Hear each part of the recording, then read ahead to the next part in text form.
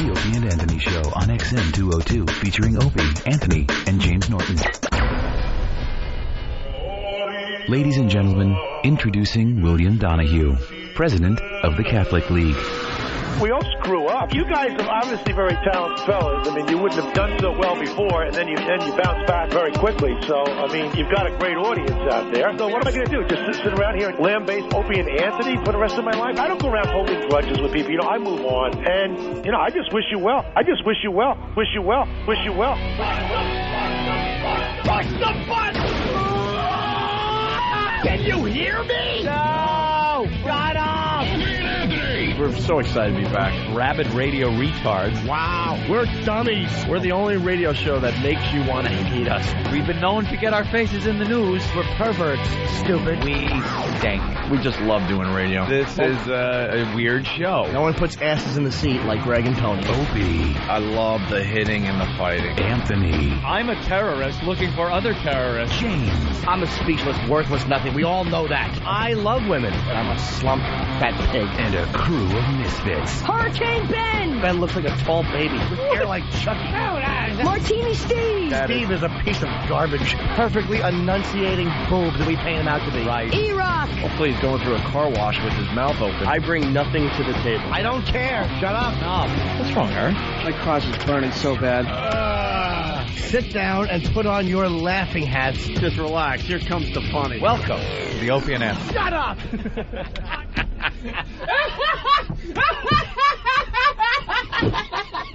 But enough of this palaver. Let's get the show on the road.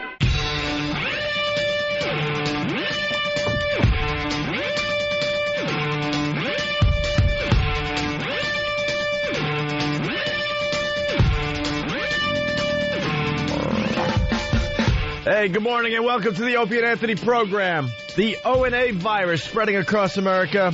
Thanks for joining us this morning. This wonderful morning. We got to be on our game because Whoopi Goldberg will be doing morning radio soon. Uh-oh. There's some trouble. Another Hollywood douche trying radio. Good luck, Whoopi. Have fun. It's easy. Everyone's found that out. A lot of celebrities that have taken to the airwaves have found out how easy it is to just get on and do a show. For, I don't know, 4 hours. Didn't that used to be the way you did radio? You just did a 4-hour shift? Yeah, right. What did we do? 6 hours yesterday? We did 6 hours Jesus. of radio yesterday. We might do 4 today. No, yeah. We might reach 4. I'm looking for 3 and change. Man, we got to talk about Big A this morning. God. This side of our show hasn't heard about Big A yet. Yeah. Oh, my God. We'll get into that a little later because we should get him on the phone and everything. Phone number 1-866-313-FREE. That's 1-866-313-FREE. Right to the phones we go. Yeah. Let's say hi to Rude Dog. Rude Dog, what's up? And, Hi, I want to sir. make a point about yesterday's show. Okay, sir. Welcome to the program, Rude Dog. Hey, thanks a lot, man. I'm just pretty pissed off about yesterday. Like, you guys had the balls to shit to Stern, which was really cool. I would buy that on pay-per-view. But Frank Vincent called Leonard Skinner, I don't listen to him. And then later on, he called Joaquin Phoenix, jocking. Yeah, you know. Well, you guys didn't have the balls to, like, hey, dude, you know, that would have been great. Dude, I can't hear a word you're saying. Dude, Sir, can I hear a word you're talking? I have no idea what he said. I think I know what he said. Wait, let's, what did he say? He was talking about Frank Vincent mispronouncing Joaquin Phoenix's name and us not calling him out on it. I heard that in the replay, but it's like, dude, the guy's an older, respected gentleman. And plus the bottom line is, he's a celebrity, sir. You don't question celebrities. The second one of us trip up, we go for the throat. That's right. I honestly didn't even notice. I didn't notice till the replay. Yeah, I didn't even notice there, Rude Okay, Dog. I understand that, dude, but it's just like, I thought that would have been great radio to confront that dude. Then go get a radio show. Nah, he right, dude. I look, hey, you're preaching to the choir. No one to say to the guy, hey, it's not Joaquin, it's Joaquin. I mean, we probably could have got an hour out of that, but we dropped the ball. We dropped the ball on that one, sir. All right, dude. Hey, We're not perfect broadcasters, sir. Let's take it easy. Awesome. All right, thank you, Rude Dog. Say that. You guys kick ass for saying that. Rude Thank Dog you is so just much. breaking my balls, and right away he's getting fresh. Fresh. Right off the Thank bat. you so much, you guys. Jawakin. Hey, Jawakin Dog. Hey, man, you guys rule. All right, Thank Rude you, Dog. my Let's friend, go to Rude Dog. Let's go to Mike in Boston. Mikey, what's up? Of course. Here comes the Boston call. Let's rock. All right. Let's rock. I'm with Mikey Go ahead. today. We'll take it. Boston. We'll take it, Mike. Go ahead.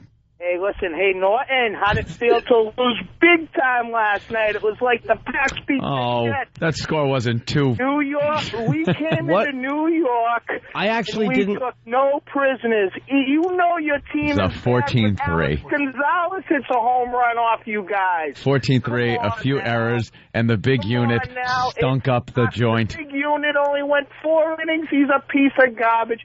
You guys, nothing. It's going to be Boston all the way, He guys. just Come stunk on. up the joint. They're all last night. Psycho Mark clones up there. I love it. I know. I They all honestly, have the guys, thought Psycho this Mark might be voice. Mark. I don't care about the Yankees. I don't like this team. I don't want a team that's built like this. Someone told me that the Yankees since 2000 have spent $1 billion in salary and have gotten nothing out of it. Yeah. Because they did so well in the 80s, getting the older gentleman throwing a baseball at age 56. Nobody wants Randy Johnson, sir. I'm rooting for David Ortiz to drive a line drive into his chest. I hope so. The next time he faces him, I really do. Unfortunately, It was awesome. he It tends was to hit the balls awesome. over everybody's head He and into certainly the does. stands. You know what, though? I mean, I don't hate Giambi anymore, but I don't want him. I wanted Nick Johnson, who was a Yankee farm system guy who had a Down syndrome face and he wore high white socks. That's who I wanted on first base. I didn't want Giambi. The Giambino! We know, John, we know. We know. All right, Boston out, guys. I think more importantly there, Mike, is the fact that they're bringing out Rivera to end the Sandman, and other people are taking his song. This is outrageous, Mikey. They shouldn't be taking a song. Obviously, everybody knows that's a song that he comes out to every time. Is in a Sandman, and then you got other pitchers that want to use the same song. That's an outrage, Mikey. Dog. Yeah, for the rest of the country, Mike and the Mad Dog, a sports show here in New York City, had a whole, hour discussion? Dude, if it was an hour, it wouldn't have been as bad. It was 2 hours. It was 2 hours? Going off about how Rivera is the only one in Major League Baseball that ought to be pulling out Ennis Sandman when he takes the field. Other pitchers, they notice. He's been doing it for years. There shouldn't be anybody else coming out there in the Sandman. They're making. Tell him, Fred. Tell him, Fred, who.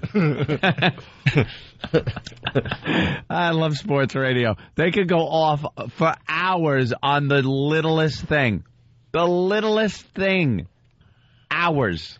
Plus, they don't ever get a chance to talk about music, so anytime they get a chance to talk about something interesting like a song, they're not going to let it go. They're not going to let it go. Yeah. Oh, and Mike had no clue what it even was. I don't know what band that is, dog. What is that, Sinatra? No, you dolt. Pick something from, the last 50 decades. I was surprised yesterday that Frank Vincent didn't know Freebird by Leonard Skinner. That didn't surprise me. He's not that old. How old is he? He's got to be. How old is? I'm punching it up. He was playing music for 25 years at one point. I will go with, Let's look. oh, maybe he is a little old. I'm going to go with, say, 65. I was going to say When like did, 62, 63. When did Goodfellas come out? 92, I believe. 92? Yeah. Frank Vincent was born on the 4th of August, 1939. So 60... I was off by a year. 67. Oh, yeah, 67. He'll be 67 this year. That's 67. It's called pushing 70. Leonard Skinner, they go back 30 years easy. I put him back. How old was he in 76? He was 40 when he did Goodfellas? I'm sorry, Raging Bull. Wow, okay. No. Yeah. No. That's What? 26 years ago. Oh, 26 years ago. Okay. We stink, man. 26 years ago is 39. He's 80. That's 80. Raging Bull. Wow. So he was 40 when he did Raging Bull. So here's what we do in the business is you find anyone who's like big beginning was older than you are now.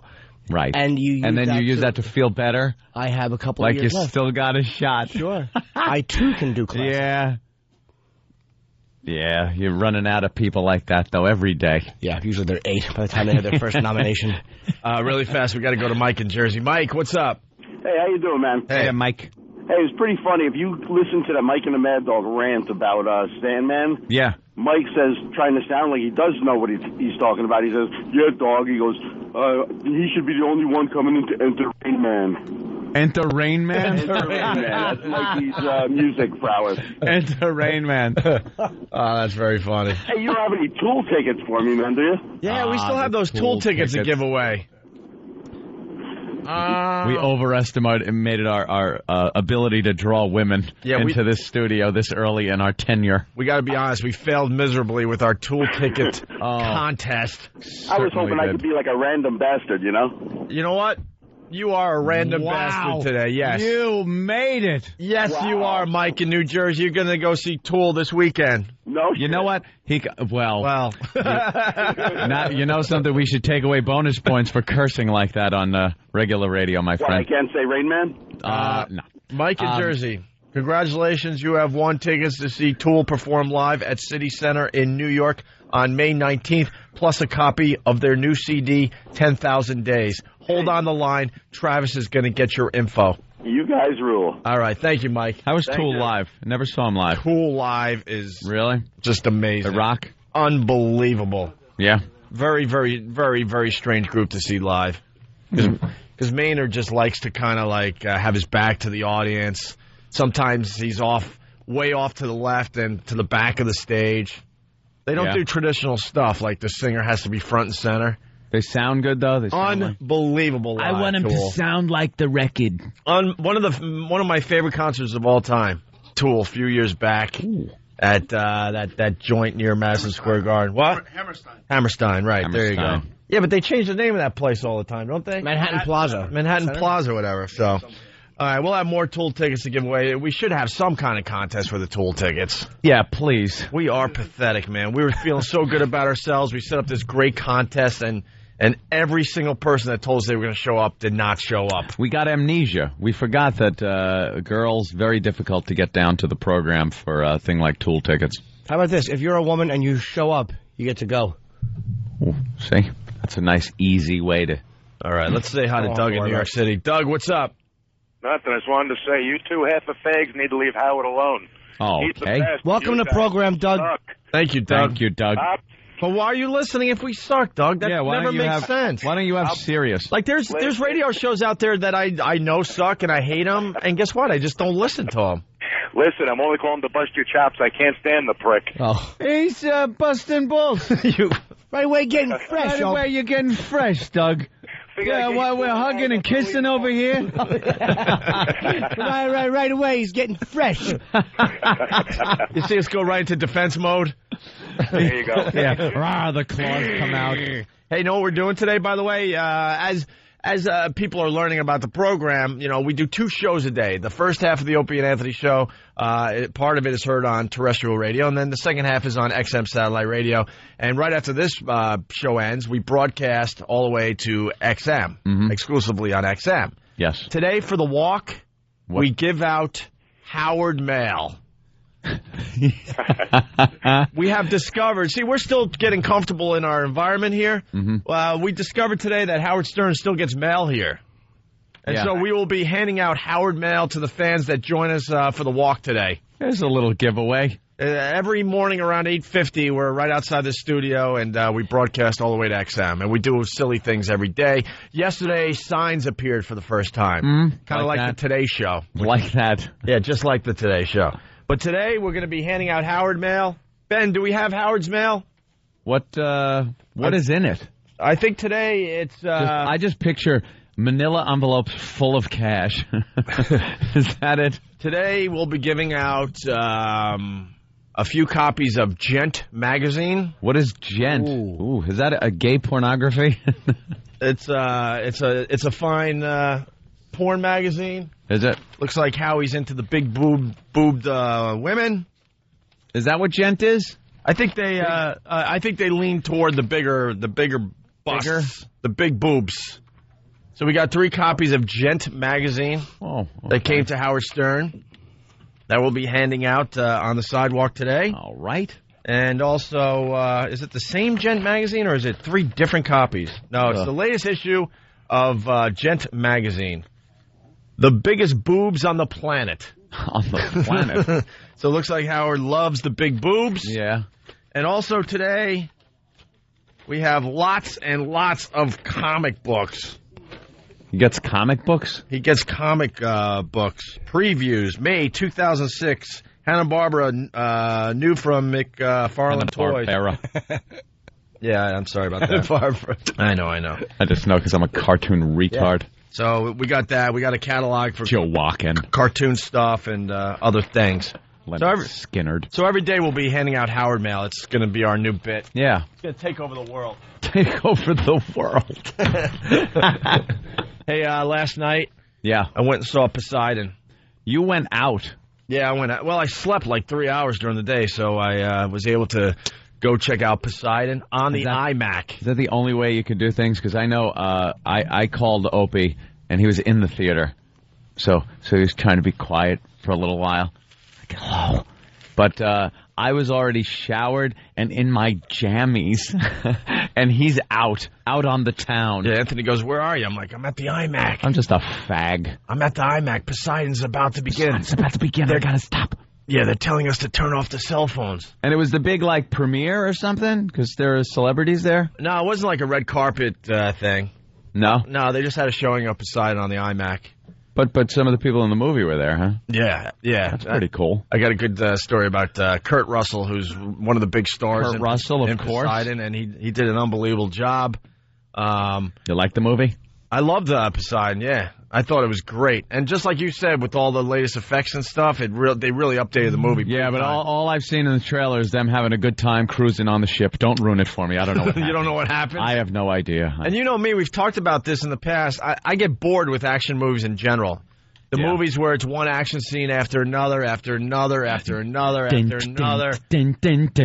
Mission Impossible 3. Car chases and car crashes. I like a little of that in my movies, but when the whole movie's like that, I can't be bothered. I get bored really easy. Tense scene. You watched some action. Mountain. I haven't seen that. There's some action yet. in there. All right. Little spitting on the hand, and then away they go. I got to tell you, Poseidon is just one action scene after another. Yeah. Like, they do the obvious setup in the beginning, and then it's one action scene after another, and I was completely into it from beginning to end. But the weird thing is, the movie started at 7:05, and I turned on my phone right after the movie to see what time it was. 8:40. I'm like, what? It was no more than an hour and a half, this movie. It felt like a little short. That's a short movie. A little short. But besides that, I really, really enjoyed it. But a quick funny story, or slightly funny story. They're about to start the movie, and Kurt Russell comes walking in. And it's iMac. And if you go to an iMac theater, you really want the seats that are way in the back so you can take in the massive screen, right? Whole screen. Feel like you're in the picture. He had to kind of sit up front because he came in late because he didn't want to be bothered by all us schmucks, regular folk, just sitting there watching the movie. So he's going down an aisle like we've all done, going to the movies. Oh, you mean Kurt Russell is going, excuse me, pardon me, pardon me? So Kurt Russell, he's with an older gentleman, and they decide to sit next to this black lady. And he starts to sit down, and the black lady actually goes, these seats are taken.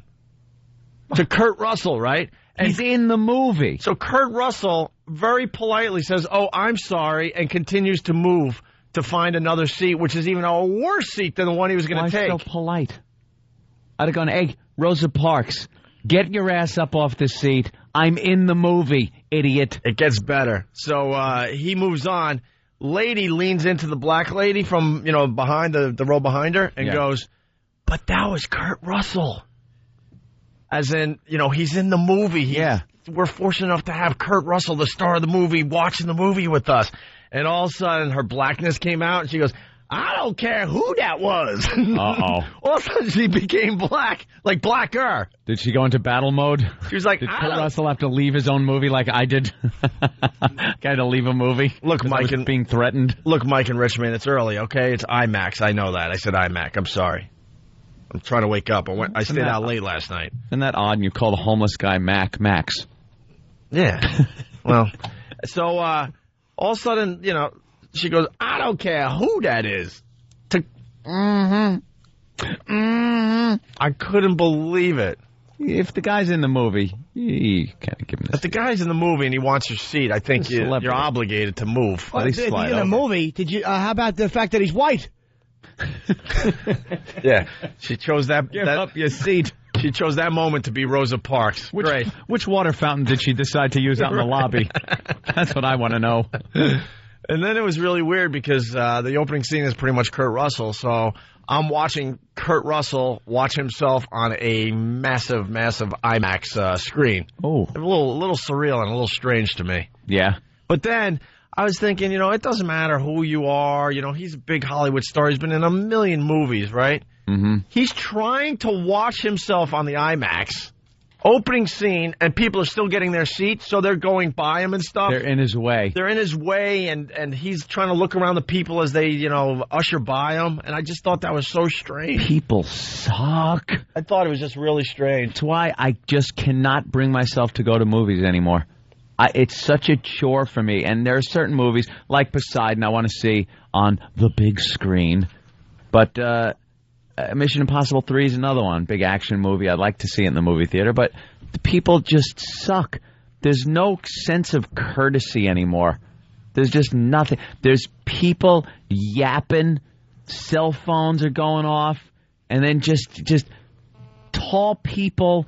I understand you're tall, and it's an issue everywhere you go, but can you just look to see if there is another seat? I understand if it's packed and there's nowhere else to go. Can you sit where there's no one behind you? Can you just look? Because there have been situations where I've been in the movie theater and someone just sits right in front of you and they're 18 feet tall and block your view. And if he just moved over one seat, you'd be fine. Right. But they just don't even think about it. They just sit down and then you go, and you got to get up and move and make a point that he knows you're moving because he got in your way. Big head. Sorry I was in your way. I have a hormone problem. It was a pituitary gland thing ever since I was a kid. Yeah, I understand. All right, Lurch. Got that big Lurch head. Excuse me, you mind if I sit here? Yeah, yes I do. Yes, I do. Yes, I do. Jaws from the Bond movies. Wasn't that Lurch, too? They're all Lurch. Richard Keel. Mr. Keel. Could you move over one seat? I apologize. My parents didn't even know I had this until I was 8 years old. And then I shut up. My seventh, here's my picture at 7. I fit in with everybody. And then I was 8 years old. And here's my class picture. I'm bigger than the teacher.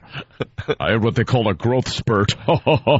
I hit 6 foot at 8 years old. 8 years old, I was 6'3". But, I still tried to do things normal kids did. I had to go to I was the only 8-year-old in the big and tall shops. Yeah, we understand the trials and tribulations of being the Lurch guy. Could you get out of my way? I'm trying to watch a movie. Too funny. I'm getting killed, by the way. Dave in Phoenix. The iMac, Opie, you effing idiot. You watched it on a computer. Can you get a goddamn word right for a change, Grandpa? Grandpa! With your iBook. I'm really tired, man. I decided it would be good for the show if I checked out Poseidon. We had a couple of the actors on recently. Yeah. Including Richard Dreyfuss. Richard Dreyfuss. How was Richard Dreyfuss's performance? He didn't talk much. No? I didn't really talk in the movie. Interesting. I don't want to give stuff away, so let's just put it at that for now, okay? All right. And then I went home because I'm trying to prepare for the radio show, and I'm really tired, and I decide, well, I got American Idol on DVR. I'll check that out as well. So I'll be well prepared for the American Idol chatter that we do every once in a while. Chatter. And we'll do that after a little break. How's that sound? Okay, Teasemeister. It doesn't matter. No, I mean, the American Idol stuff will be quick. Yeah. Also, we got some audio on David Blaine. Tyra Banks was down at the Cafe Wall last night, right next door to the cellar. And did you see her? Nah, Keith Robinson knew her dumb friend. I really wanted to go over and get a picture, but she had security, and I knew she'd probably shoo me away. And I couldn't say Opie and Anthony show, big fan. Just after we've beaten her up. Yeah. Oh, really fast. A lot of people from post offices are calling for some reason. Jeff from the post office. Yes, Jeff. About the crime you're about to commit today? Yes, the Jeff. Federal offense with tampering with the mail. Yes, Jeff. Yeah, it's up to CBS to forward Howard's mail, and if it's already opened, you might be able to get away with it, but I just check with legal before you start handing out the mail. Ben Sparks opened it. Yeah, Ben did. Ben does that a lot. He'll actually go into mailboxes and open stuff. Ben, there's a crime going on, and Ben's just pointing at last night's Red Sox Yankees clips laughing. Right. He doesn't care if he's committing a felony. Sox. 14-3. So we shouldn't hand out Howie mail? No, I wouldn't if I were you, but check with legal. You might be able to get away with it. Yeah, let's do it and see what happens. There you go. By the way, Stephen from Bayshore, thanks for kind of saving me. IMAC is the theater in Huntington right near F.H. Riley's, my brother's restaurant. Oh! That I'm part owner of and there all the time, 400 New York Avenue in Huntington Village. Come by and say hi. That's where you see dying rock stars. That's where they go. It's like the tar pit for the Mastodon. Dying rock bands end up in the IMAC or IMAX. Huh? Which one is it in Huntington? IMAC. It's an IMAC, and that's IMAC in Huntington. And I've seen that for, who knows, 25 years. It used to be the 25-cent theater where you used to go see like laser light shows and stuff like that, and then they turned it into this theater where now, like, you could go see Blue Oyster Cult play, and as they're playing, you could carry on a civil conversation in the front row with your friend, because it's just like, you know, don't fear the reaper, nor do the winter and the sun, and it's that volume. You used to see these guys rocking, and now they're in this small theater where you might as well be a dinner theater. Yeah, well, I went there for the laser light shows. Oh, those are entertaining for 5 minutes. I know, after the first... wow, Laser Floyd. Yeah. This is great, man. After the first Floyd song, you're like, are you going to do it all day? What, are they going to do that laser in the shape of a daisy again? All right. It looks just like an Etch-a-Sketch.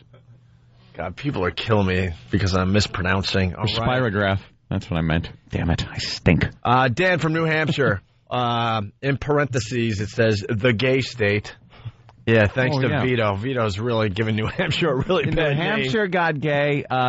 Eating Johnny cakes. You can't eat Johnny cakes. You want a tall or a short stack? I'll take the... Yeah, when the chef is pulling the back of your head toward the stack of Johnny cakes, perhaps it's time to leave. You don't eat Johnny cakes if they're served by a man wearing nothing but a leather vest. Mustachioed gentleman. You know, we got some audio of...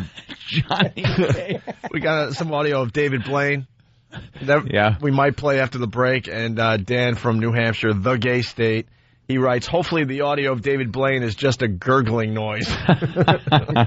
But he's claiming that his dumb stunt was a success. Complete success. Sure. All right, we're just getting warmed up. This is the Opie and Anthony Show. The O&A virus spreading across America. I love showing my boobs to introverted fat guys. Whip 'em out Wednesday. Opie and Anthony, mornings.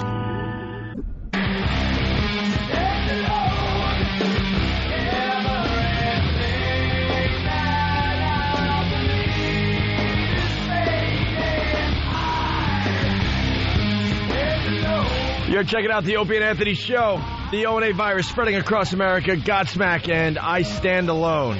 There's an article on Godsmack, and I think it's the news today. Godsmack takes flack after Navy ads enlist band song. I had no idea, first of all, they're the #1 album in the country right now. It shows you how out of touch I am. Yeah, we were talking about last week. Their fourth album sold 214,000 copies in the first week. I love these guys, and apparently a couple of their songs are being used by Navy recruiter ads.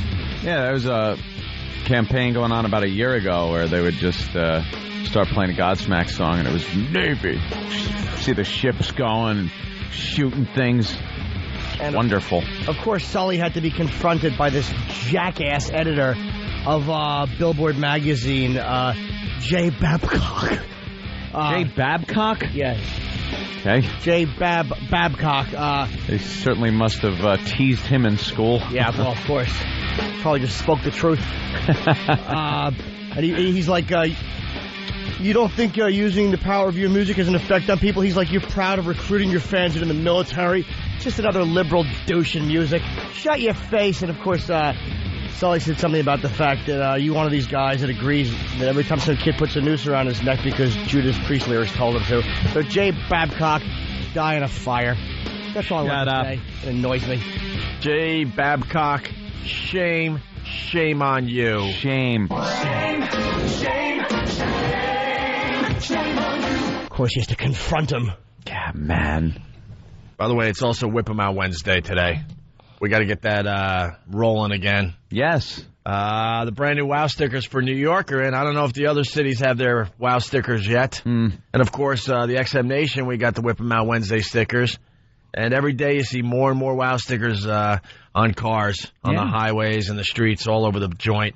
Basically, it's Whip 'em Out Wednesday. You get the WOW on the car. Especially on the walk from here to XM. Yeah, I know. They are everywhere. We're handing out the brand new WOW stickers that Free FM here in New York made on our walk every morning. So, but basically, you throw that on your car, and it supports the show. It tells everybody you like Opie and Anthony. And also, a little extra bonus, there are women out there that will flash you if they see the WOW stickers, the Whip 'em Out Wednesday stickers. Right. And if you don't have a WOW sticker yet, the homemade WOW signs work very well also, okay? Scratch it in the dirt on the back of your truck. That even works. And we have a WOW, WOW sighting hotline and all that stuff that we'll get into in coming weeks. But just know it's Whip 'em Out Wednesday, and your first job is to get a WOW sticker on your car, okay? Right. Hey, front page of the New York papers. Did you read about the model? I don't know what this is about. You were sort of telling me. I was chuckling. In the office, but it's on the front page of the Daily News, front page of the New York Post. I guess it was a slow news day because this is their headline. Yes, stupid model. Models 40 mile per hour fall from bus. And the New York Post has models potty plunge. She's really busting apart those stereotypes of models being stupid. She's on a tour bus. I guess they're doing some kind of photo shoot, and she's pretty hot and everything. She had to go. She had to go to the bathroom, and she's on the tour bus, and I guess they're rolling down the Gowanus Expressway here in New York. And she went to the bathroom. She gets out, and you either make a left or a right once you step out of the bathroom, and there's two doors, I guess, to separate the bathroom from the rest of the tour bus, just in case Jim Norton ever has to use that bus. So she opened the door and stepped out, and it was the door leaving the bus. It was the door to the highway. So she stepped out at 40 miles an hour. For anyone that lives in New York, the most miraculous part of the story is that the bus was able to do 40 on the Gowanus. You do like 5 miles an hour on that godforsaken road. Is that what happened to She this stepped dummy? out. She thought she was walking back into the bus, and she stepped onto the highway. Dummy. What a dummy. A beautiful high-fashion model apparently took a wrong turn inside her trailer's bathroom as the RV rumbled along a Brooklyn highway yesterday and opened up a door that dumped her onto the highway. Yikes. Leggy Russian head-turner, name I can't pronounce, 21, suffered a possible broken shoulder and wrist, as well as cuts and bruises when she took the terrifying tumble from the motor. Don't know what happened. I opened door. I fall out on street. Stupid. Didn't it tip you off that there were other cars and a curb in the middle of the bus aisle? Idiot. Oh, just the road rushing by and not a nice carpet. Dude, did you read the whole story? No, I was laughing. The frantic driver of the vehicle spotted the model in his side view mirror as she fell out and immediately pulled over. You don't see that every day. Imagine you're just staring at your side view to see how traffic is rolling along, and there she's just dumped. See a model rolling down the road. Just holds a paper with her pants around the ankles. The Russian model landed in the left lane, which the RV had been traveling in, and miraculously wasn't hit by another vehicle. Lucky her. She wasn't picked up and sexually assaulted. Yeah, but do you imagine driving along, and the next thing you know, there's a Russian girl falling out of a toilet? Oh, wonderful scene. Yeah. Fantastic. Well, that is a great story, man. Yeah, dopey model. Oh, wow. Let's say hi to Jessie. She's a girl from Queens. Jessie, what's up? Hello? Hey, Jessie, what are you doing? Hi. Hey, I'm getting ready for work. All right. Oh. Yeah. Another day, another dollar. And? And I wanted to get the Tool tickets in, so what's up with that? Oh. Oh, boy. See what we started. We just gave away a pair. And now... now we got a lady, and she wants a pair. You know, where were you last week when we had mousetraps? I called, and, you know, you guys were always busy, and I... What? Never got to... Well, what do you look like? Not that matters, but I'm just kind of curious. Are you serious? No, I'm curious, because there's something we're doing. That's why I'm asking you. Yeah. What do you look like, Jesse? Let's get into this a little bit. Come on. Let's start with the height. 5'3". 5'3", okay. All right. And, well, I have black hair. All right. Black hair. What color eyes? Green eyes. Ooh. And nice combination. What nationality? Indian. Indian? Yeah. What type of Indian? That's very confusing. Punjabi. Punjabi. Okay, from India. Yeah. Okay. Basically. All right. A bit. Really? All right. I thought she was American Indian. No, you said Punjabi, right? Mm-hmm. That's like... Sounds like American Indian to me. Yeah, it does. The Punjabi tribe. No. Punjabi is like... North Indian. From the country of India. Yeah. Right. Okay. You didn't know that. I did know that. Of course I did. No, you like didn't. my friend Raghu was Indian, and he was one that said Northern and Kurdans. Ragu? Yes. Some more important questions.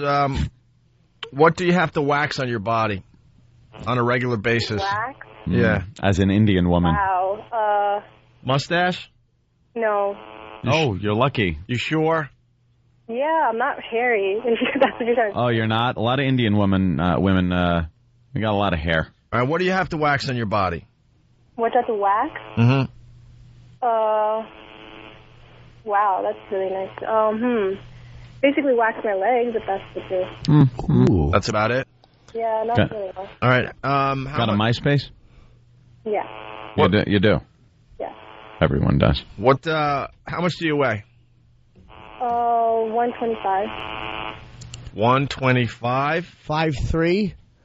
Yeah. Everyone lies by a couple of pounds. Yeah.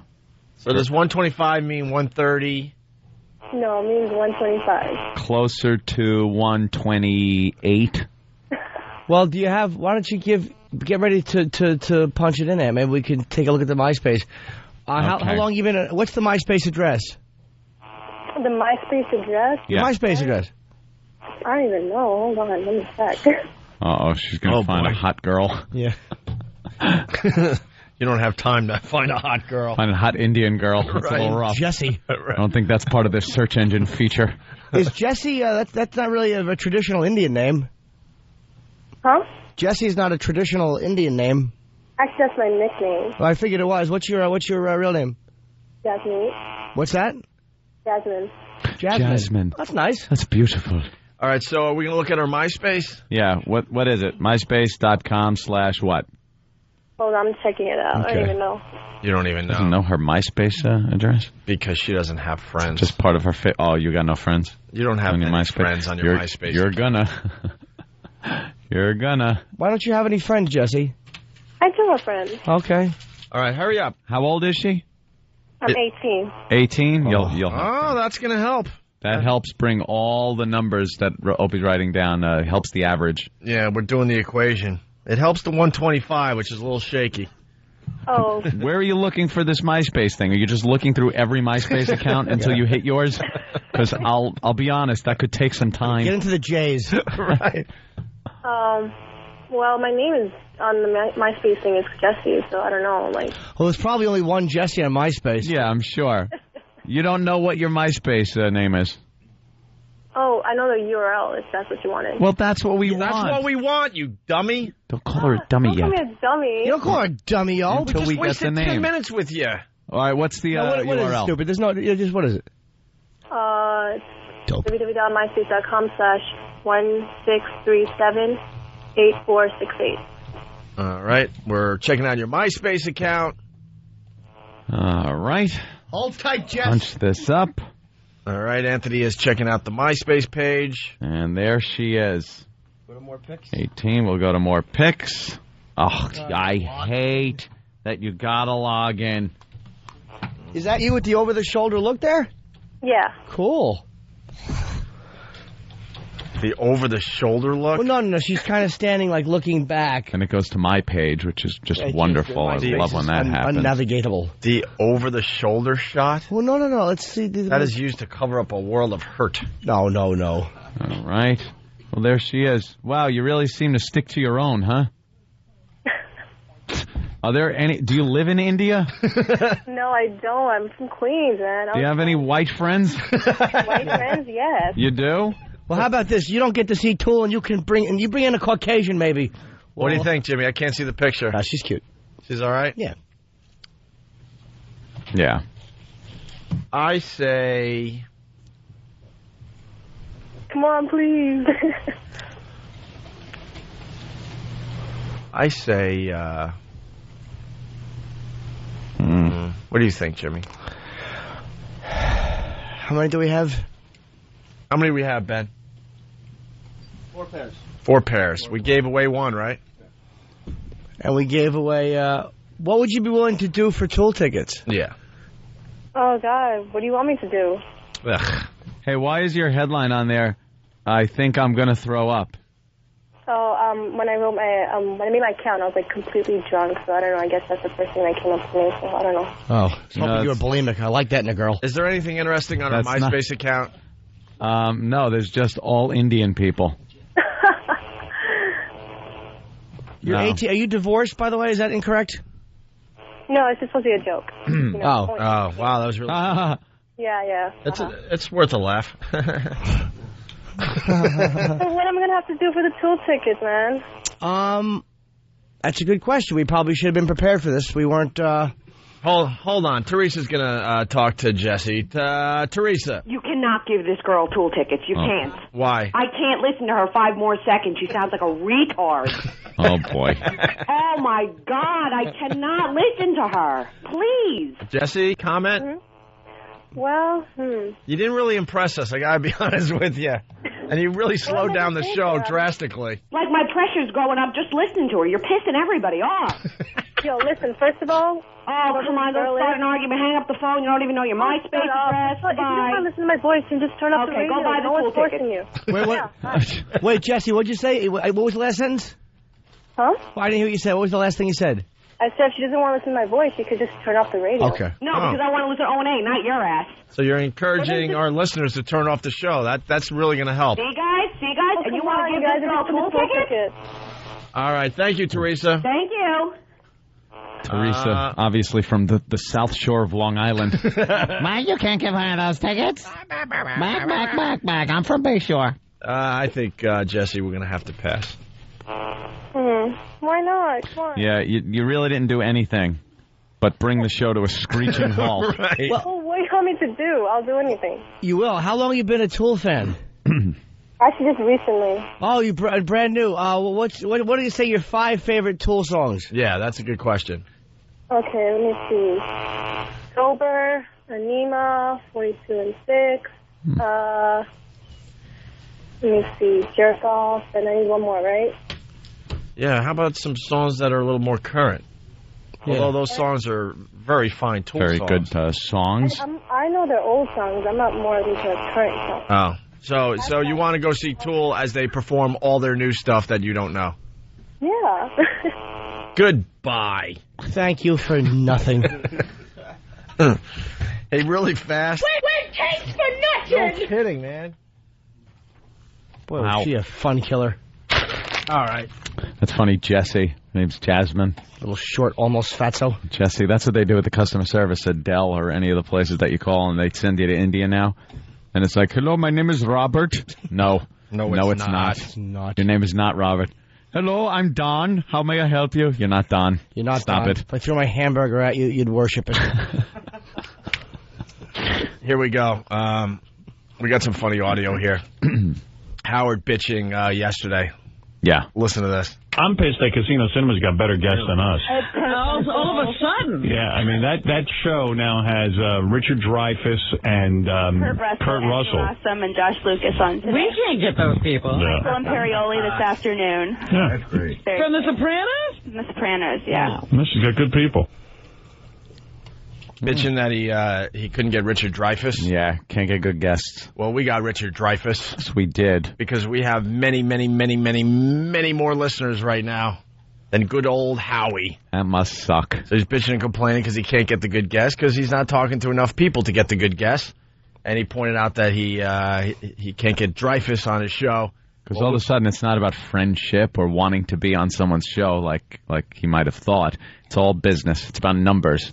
It's about how many people you have listening to you. There you go. So as we go to break, a little clip, a little taste of our interview with Richard Dreyfuss yesterday. Ooh. Well, now a couple of popular movies that you've been in, sir. Yes, just a couple I can Birth of a Nation, Gone with the Wind. Right. Debbie Does Dallas. You look very good for your age. Thank you very much. He's got the radio voice again. Oh, he's doing that radio voice. And of course, my favorite, your appearance on Bewitched, which every so often turns up. You missed the Jewish Gunsmoke that I did? Now, that I didn't see. Yes, I said the Prayer for the Dead on the Prairie. And I was Really? Yes, I was a Yiddish immigrant. How old were you in that? Because that had to be... it was about 18, 17. Really? I was doing all that stuff. Mod Squad. I was a mother killer on Mod Squad. All those old great shows. Mannix. Did you ever do a Mannix? I didn't do a Mannix. No. I played Yossarian in the TV pilot of Catch-22. Really? Yeah. That was amazing. And I also did a pre-runner to All in the Family called Peace in the Family, which was crap. Didn't quite take off like the other one. I will do you with Mount Wednesday. Opie and Anthony, weekday mornings. Yeah, you're checking out the Opie and Anthony show. 1-866-313-FREE. 1-866-313-FREE. It's Whip 'em Out Wednesday. Make sure you get your WOW stickers. We'll have some system in place for all the new listeners. Hopefully we'll have that info in the near future, okay? Yes. I know we hand out the WOW stickers here in New York every day when we walk from here to there. Hand them out, slap them on moving vehicles. Whatever works. Whatever works, right. Guerrilla tactics. We got to get the energy back in the show. Yeah, no more calls from Indian girls. Jesse, man, come on. If you call the show, you got to get right into it. This show moves by really, really fast. We only do like 3 hours of radio the first half here. Yeah. And then the second half, we do another 2.5, but we got to get right into things. No dilly-dallying. That's right. What else is going on? I guess you heard the news. Britney Spears pregnant again. Really? You got to ask why. She really wants to ravage that body. Why? She just wants to ravage it. Her relationship stinks. It's pretty obvious. Yeah, I don't think she's very happy. Disagree. That guy's good, man. I love his music. Yeah, you like his tunes? Really good. Kevin Federline, yeah. They're all talking about how it's just a horrible relationship and stuff. And if you believe half of what you read, you know, that relationship's going to end in divorce. And what does she do? She'll have a couple of kids. She F's up the moneymaker. It's all about her body. About that ace. And then she'll... Just giving Jessica Simpson the title. Yeah. Jessica Simpson, you know, she's not getting pregnant anytime soon because she knows her body is what's selling. That's what's selling her music. That's what they're coming to see. Going to the movies for her concerts. And then what's Britney going to get out there with that ass and the gut? And her lasagna belly. Stretch marks. Hit me, baby, one more time. No, thank you. No. No, I don't think so. Stretchy pants for their bunt. But she's pregnant. She's very excited about that, so good luck to good old Britney Spears. Come out and sing with that thing that holds the baby in front of her and one on her back. Papoose. Ooh, that's sexy. Kevin doing any gigs, man? I want to get some Kevin Federline tickets and check out that music. You're a liar. That guy's good. You can't be that. Ugh. I like him. And Britney thinks it's all about, you know, her voice and stuff. And, you know, she's delusional. There's a lot of people that were into Britney Spears, including men in their 30s. Ooh, scandalous. Yeah, she used to do a show because her voice stinks. So she would just pretty much do a show in some skin-colored leotard. So she'd look naked in a bathtub and then simulate sex with a black guy on a bed. It was like a big production number. Yeah. And, you know, her singing was secondary because it was pretty much all recorded. She'd have a headset mic on that probably wasn't on. And she would jump around on the stage and do sexual moves. And that was it. With a black fellow? Yeah, yeah. Good thing she didn't get pregnant. He'd like do some faux hump thing. And it was really, it was kind of hot to watch. It was on HBO a while ago. And then now, she's not going to be able to do that. She can't sing. So, good luck to you. Second luck. pregnancy in, 13 months or something crazy like that? Spade, Brittany, Godspeed. Whatever. American Idol last night, really fast. Catherine McPhee going home. Bye-bye. She's done ski. Because, I don't know, Paula Abdul just put that Elliott kid over. Elliot's got no personality. Everyone forgets he's even on the show. But he's going to go to the top 3 now. Yeah. He's going to the semifinals. Catherine McPhee effed it up last night, and looks like she's going home. And everyone loves Taylor. Taylor Hicks. What's wrong with Taylor Hicks? Oh, no. I'm pretty done with Soul him. Patrol, bro. Oh, Soul Patrol. The gimmick. It's done. It's done. Did you hear him sing In the Ghetto? Yes, I did. You didn't like it? In the Ghetto. Oh, how was it? That's a good song by Elvis. They did Elvis songs last night. Oh. All Elvis songs. Tommy Mottola helping him out at Graceland, putting the songs together. And then they came out and sang them. By the way, Tommy Mottola definitely holding a grudge. Because they introduced Tommy Mottola on American Idol last night and all the artists that he helped and made huge. Yeah. And they did not mention Mariah Carey. His hugest find. Oops. Talked about Destiny's Child and the rest of them that he discovered. But But no Mariah Carey mentioned last night. No. No, a little bit of a problem there. I think he's a little bitter. But, he helped him with the arrangements of the songs and stuff, and they went out and sang. Here's a taste of Taylor Hicks last night on American Idol. As the snow flies on a cold and gray Chicago morn, another little baby child is born in the ghetto. Not bad. That's a good version. Yeah. And his mama cried, 'cause if there's one thing that she don't need, it's another little hungry mouth to feed in the ghetto. Stop having kids. Oops.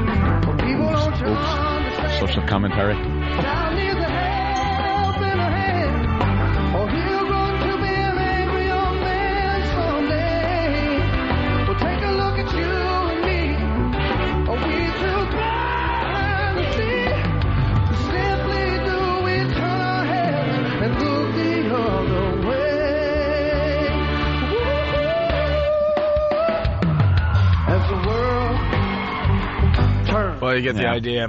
Taylor Hicks doing a great job within In the Ghetto. At least it wasn't one of his, over the top kind of wacky dancing and twitching songs. Come on, man. He makes it fun. Yeah, but the guy, you kind of underestimate his voice. He does have a very good voice when he's jumping around like that. Being a retard. What were the other Elvis songs that they sang? Chris Daughtry did Suspicious Minds. Catherine McPhee just did a horrendous job with Hound Dog. Butchered Hound Dog. Why would you do Hound Dog? You want to hear just a quick piece? All right. By the way, Captain Obvious on the phone. F-Sauce. F-Sauce, what do you got for the show? Hey, the reason Tommy Mottola didn't mention Mariah there was because it was a stipulation of their divorce. Oh, really? Yeah. Oh. I also want to say that... All right, then I apologize, because I thought you were just going to say he didn't mention Mariah Carey because he divorced her. But if it was a stipulation in the divorce, then that would be... That's totally different. That would be some info that we did not know. Hey, Jimmy, what time are you going on Friday night? I want to get a picture in the men's room with you. I think it's an 8 o'clock show. Friday night in Boston, right? At the Orpheum. Yeah, the Orpheum. With David Tell, and now Keith Robinson is part of that show. That's a great show. Multicultural. Oh, so what time are you going on, Jim? I want a picture in the men's room. I know. We got it. 8 o'clock show, sir. That's why I was saying that probably I'm going on second on that show, third actually, and then... Right. All right. Yeah, hey, what time in the men's room, Jim? Well, I'm not sure what you mean. The picture in the men's room. I want a picture before you go on stage. We get it. What, the show's at 8 o'clock. Where should we take the picture? Oh, out. Thank you. The listeners get one more chance today. One more chance. One more chance. They really have They blown it. stink today. Elliot looks like a monkey, someone is saying on the instant feedback. Not nice. And then someone writes, why is Britt pregnant again? Because K-Fed is a genius. Find a bitch with $125 million and lock that pussy up. Jesus. Can you say that? I don't even know. I don't think so. K-Fed. K-Fed is a genius. K-Fed. You find a bitch with $125 million and then, Wait, is and that then, what and then wreck that what. did he call himself K-Fed? Yes. Yeah, he made up his own little name. No, I don't believe that. Yes, he did. Yeah, and he's Yes, got he music did. on everything. He's Well, got Papa Zola. That's kind of catchy. He's got to be. Yeah, it he is. needs street cred, so you come up with those names. Who says K-Fed? He does, and he tells everyone that's his name. How about this? K-Fed, another man his junk. I'm going to call you J-Nor. Well, no, J-Rock is my nickname. But what about E-Rock? I don't care. He's like he's a wannabe.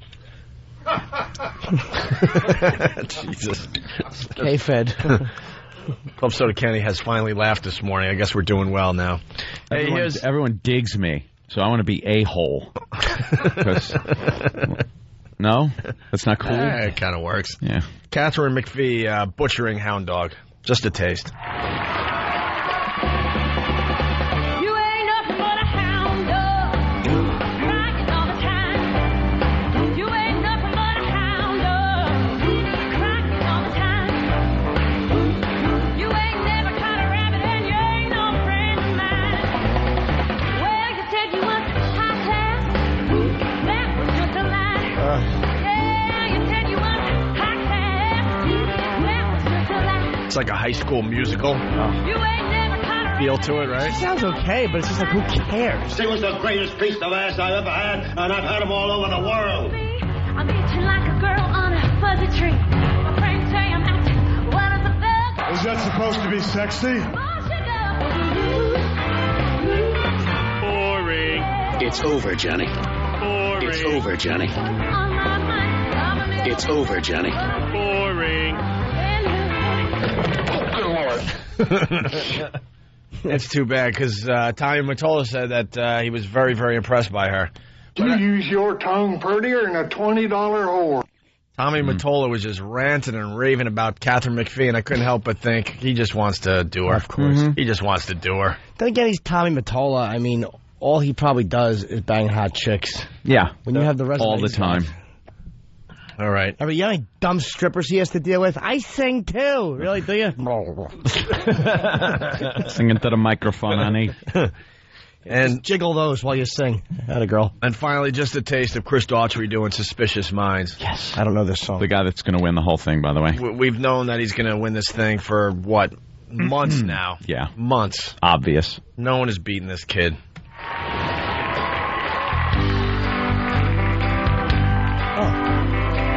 It's a great song. Caught in a trap. I can't walk out because I love you too much, baby. Why can't you see what you're doing to me? Well, you don't believe a word I say. Bring it on home. We can't go on together with suspicious minds. And we can't build our dreams with suspicious minds. Oh, let our love survive, or dry the tears from your eyes. Let's don't let good things die.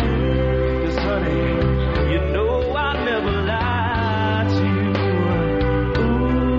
you. Well, you got the feel for it. No, not his best performance on American Idol. No. But, He's got great range, good control. You think- Got personality. You think Elvis wrote Suspicious Minds after he realized there was a third-degree black belt leaving a map of Hawaii in Priscilla's hair?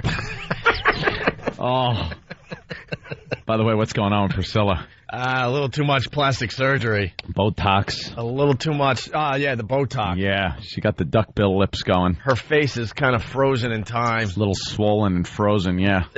She was really, really creepy. Oof. You know, it worked for many, many years. I mean, because Elvis has been dead, 30 years now? Yeah, she's no kid. And I know she was young when they were going out, but how old is she's got to be what now? In her 60s? Early 60s? Really, that old? I don't know. You gotta think. 55 at least. Was she still in her 20s when Elvis died? Oh, I forgot. When did they get married? In the 60s? I don't know. We don't know our Elvis. None of us know anything. Born in 1945. 45, so she 61. 61. Yeah. 61, looking like she's, I don't know, 30, 35 with a frozen face. Yeah. It was all like big and bloated. Yeah. And her lips were, she had these duckbill lips going. No, was she at American Idol? At Graceland. They all went to Graceland to practice their songs. And that whole collagen thing in the lips, girls, ladies, women, cougars, whatever you want to use, it's not working. Doesn't look natural. Just face it, your lips are getting thinner. I like it, though. Do you really? Compared to thin old lady lips, yeah. Well, there's a middle ground there somewhere. Probably right. I'll take collagen over that stupid what genetics and then time does to your face. Oh, so the lipstick wicks up in little lines. I like the fact that after they get all that Botox, you can't see any expressions. It's exactly what I want. Just a blank, dumb look on your face. I got to communicate from Club Soda Kenny. I'm turning on the mic. Uh-oh. He has a lot of confidence in this. Yes, Club Soda Kenny. Her lips are good soup coolers. How's that?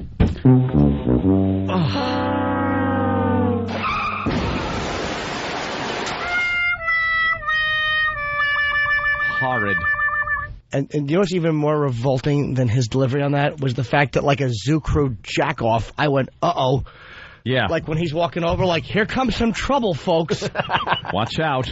Uh-oh. Like, you know how on zoo crews always has to be that little noise and snappy patter? Oh, no. Here he comes again, thinking he's going to be funny. Uh-oh. That was what I just did. Instead of just shutting my mouth until he got there. Oh, man. Fill that silence. Uh-oh. Pull over, folks. Here it comes. Can't be any dead air. This is the trouble brewing section. Ugh. Really fast, before we take another break, we got to talk about the bear in Jersey. There's a bear loose in Jersey. Have we found the bear yet? No, they have aerial shots of him, and I don't know. I saw some cops out with guns. Apparently, they're going to shoot him. Well, that's what you got to do. Because he's entered the no bear zone. Right. Like he's supposed to know. Right. That he's not supposed to be there. What at this point, bears have an area of a couple acres to live in. A couple acres of woods. And if they wander out of that couple of acres, shot. It's his fault and he has to die. Mm-hmm. I just love the mentality. And I'm not one of these animal rights activists by any means, but I always find it ridiculous that a bear wanders into someone's backyard and 9 out of 10 times they got to shoot the bear. Yeah. Sometimes they tranquilize the little fella. Drag him off somewhere. And let him loose somewhere else. But in general, they got to kill the animal. Yellowstone. I love the animals that get killed because they're in a zoo. Yeah. Behind bars. Uh-huh. And then some stupid person will reach through the bars or get too close with their coat. Remember the famous one with the polar bear, I think it was, that grabbed the lady's coat and she couldn't move. Hung on to her. Right. So then, finally the bear lets loose most of the time, and then they have to kill the animal. Mm-hmm. It doesn't make any sense to me whatsoever. So sad. They're just doing what they're supposed to do. Yeah. Well, they make nice drugs. Anyway, tasty meat. Some interesting audio from the news last night. Right now, police are on the lookout for this guy, this bear that paid a visit to the backyards of some New Jersey homes today. Hello. The black bear managed to escape into the woods, and that has some families in Livingston very nervous. Eyewitness News reporter Jeff Pagage is in Livingston now with the latest on the search. Jeff, any luck? Did they find him? Well, they still haven't found that backyard bear, as you call him. He was last seen, we're told by police here in Livingston, in this neighborhood. We're in the Bel Air section, and so this morning, after hearing reports of this bear being in this area, police police animal control officials descended on this neighborhood with their tranquilizer guns, but through the day, this backyard bear proved to be elusive, and officials were never able to get close enough to subdue the animal. Uh-oh. That could be a problem. They should just let the bear live amongst the people. Well, I'm sure they don't like to shoot the animal, but in fairness to them, I mean, it's not like the bear understands reason. It's not like they could say, hey, get out of the yard, and he'll go, oh, all right. Don't come back, you. All he does is roar. But we just keep building closer to their habitat, and then these people decide they want to live, in these areas, but then the bear wanders into their yard and now they want it taken care of. No. Do you see Grizzly Man? They don't exactly show a lot of gratitude for conservationist efforts. Yeah, for people being kind to them. No matter how nice you are to them, they'll still eat you if there's no berries. I am concerned. I have a young child, and he had to go to school, and I saw the helicopters above, so I actually drove him to school this morning. Adrian Bowling woke up this morning to the news that there was a 200-pound bear roaming her Livingston neighborhood.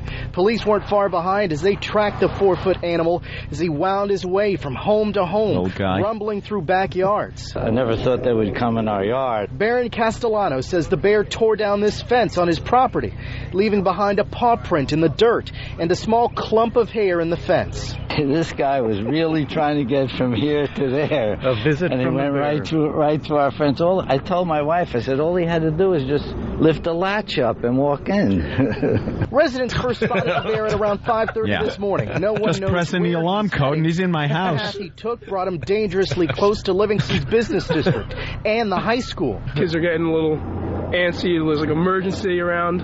It's kind of the feeling. Shut up. 200-pound bears that have AIDS? Oh, my, that's an awful bear. Smack it in the face and send it home. He's a little guy. Bill in Waterford, backyard bear. I thought Steve was a backdoor bear. Pat from Menaki. They kill bears and wonder why the space aliens don't reveal themselves. And finally, Mike from OAvirus.com. The bear has actually voyaged to New Hampshire eating Johnny Cakes. A gay bear, yes. This is the clip, the old lady. Listen to this old lady. Police tell us they were concerned about residents of this retirement community, but not everyone here is terribly worried. 94-year-old Charlie Garofalo said... Like a bear's going to chomp down on an old person. An old lady or gentleman. Charlie Garofalo. Chomp down on an old person, they would spit it out.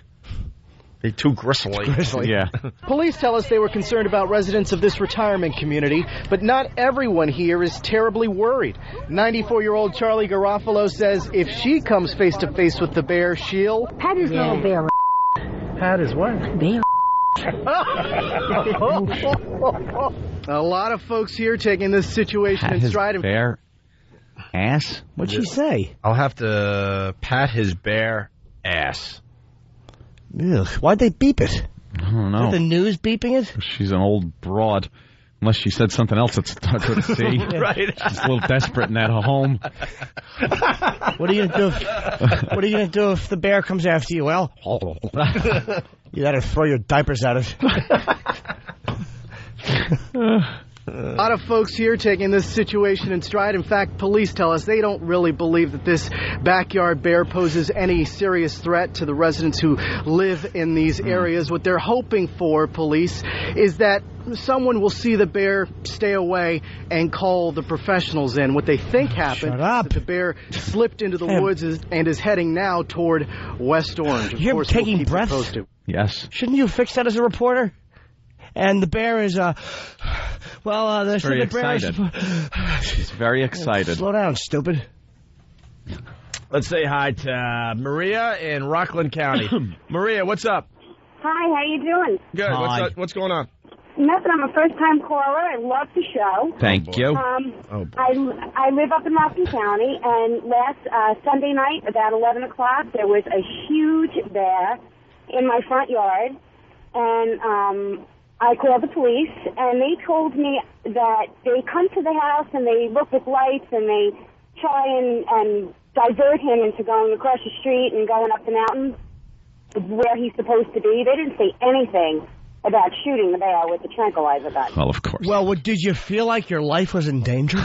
Well, ma'am. I have to tell you that my husband was going to take the dog out. He's the one who saw it, and he came and he woke me up, and he said this thing was on all fours, and I swear to God, it was the size of a car, like a little car. A car. It's a grizzly bear. It was huge.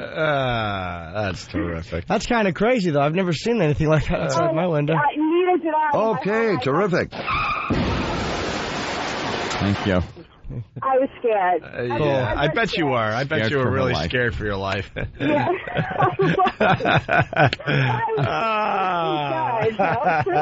Yeah. You don't want that thing getting a hold of you. Hope it chews through your phone cord next time. Oh, what would you have done if the bear was chasing you? I don't know. Oh, my word. Gosh. Oh, my gosh.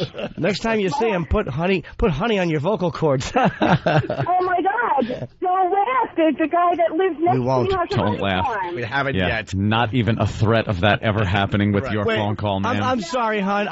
You said don't laugh. We didn't hear what you said. What'd you say, hon?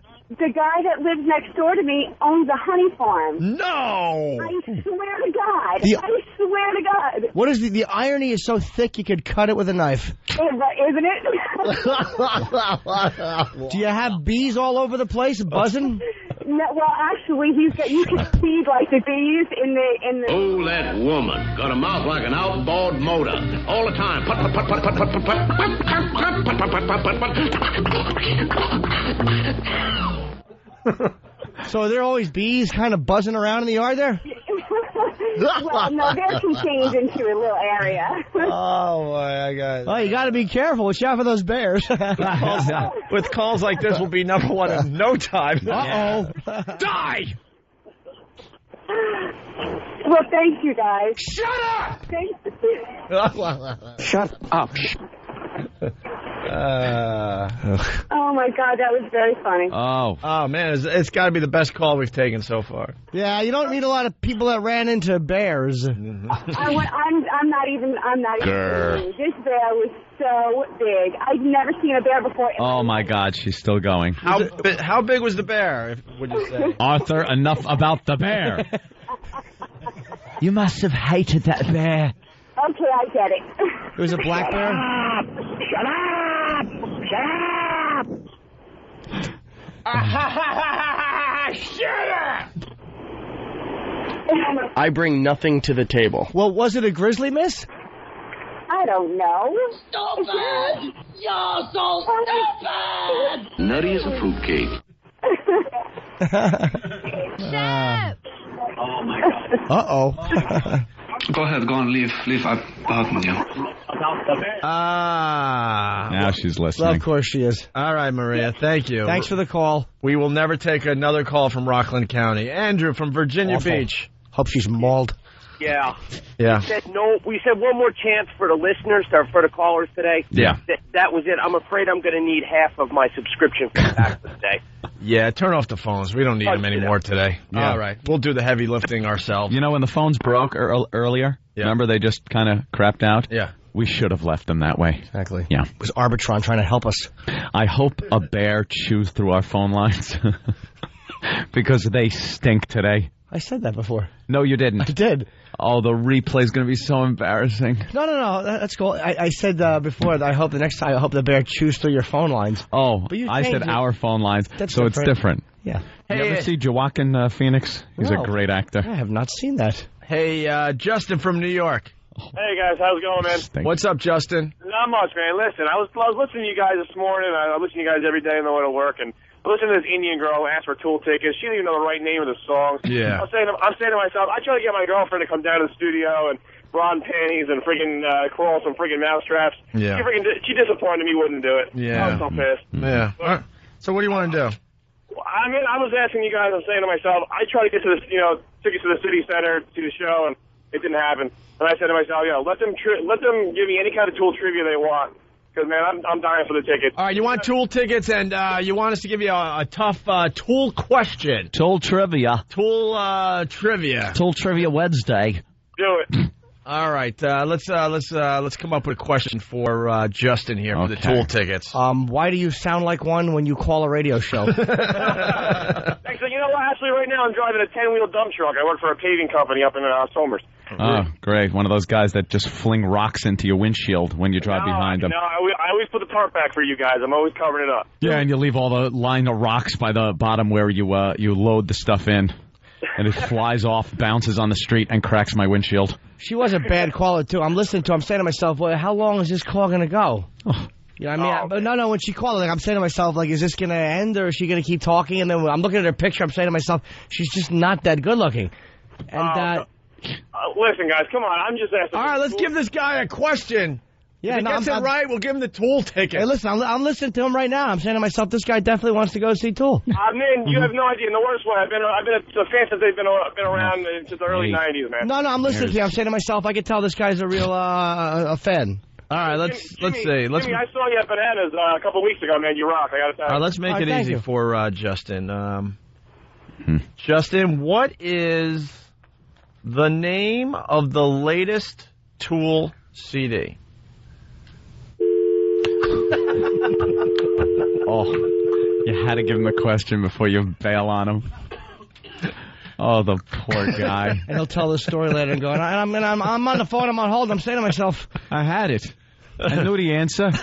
Hey, it's Whip 'em Out Wednesday. I hope the bear eats through his phone line. There you go. Yeah, me too. It's a funny joke. I just made it up. Uh-oh. Every time someone walks to the mic, here it comes, folks. Oh. Pass out the laughing hats. We got to take a quick break. It is Whip 'em Out Wednesday. Wow stickers. They're being printed. We got them here in New York. I think the other cities are starting to get theirs as well. Get that wow on your car if you want to see boobies on Wednesdays. And it also supports the Opie and Anthony program. Whip 'em Out Wednesday, yes, is alive and well on the Opie and Anthony show.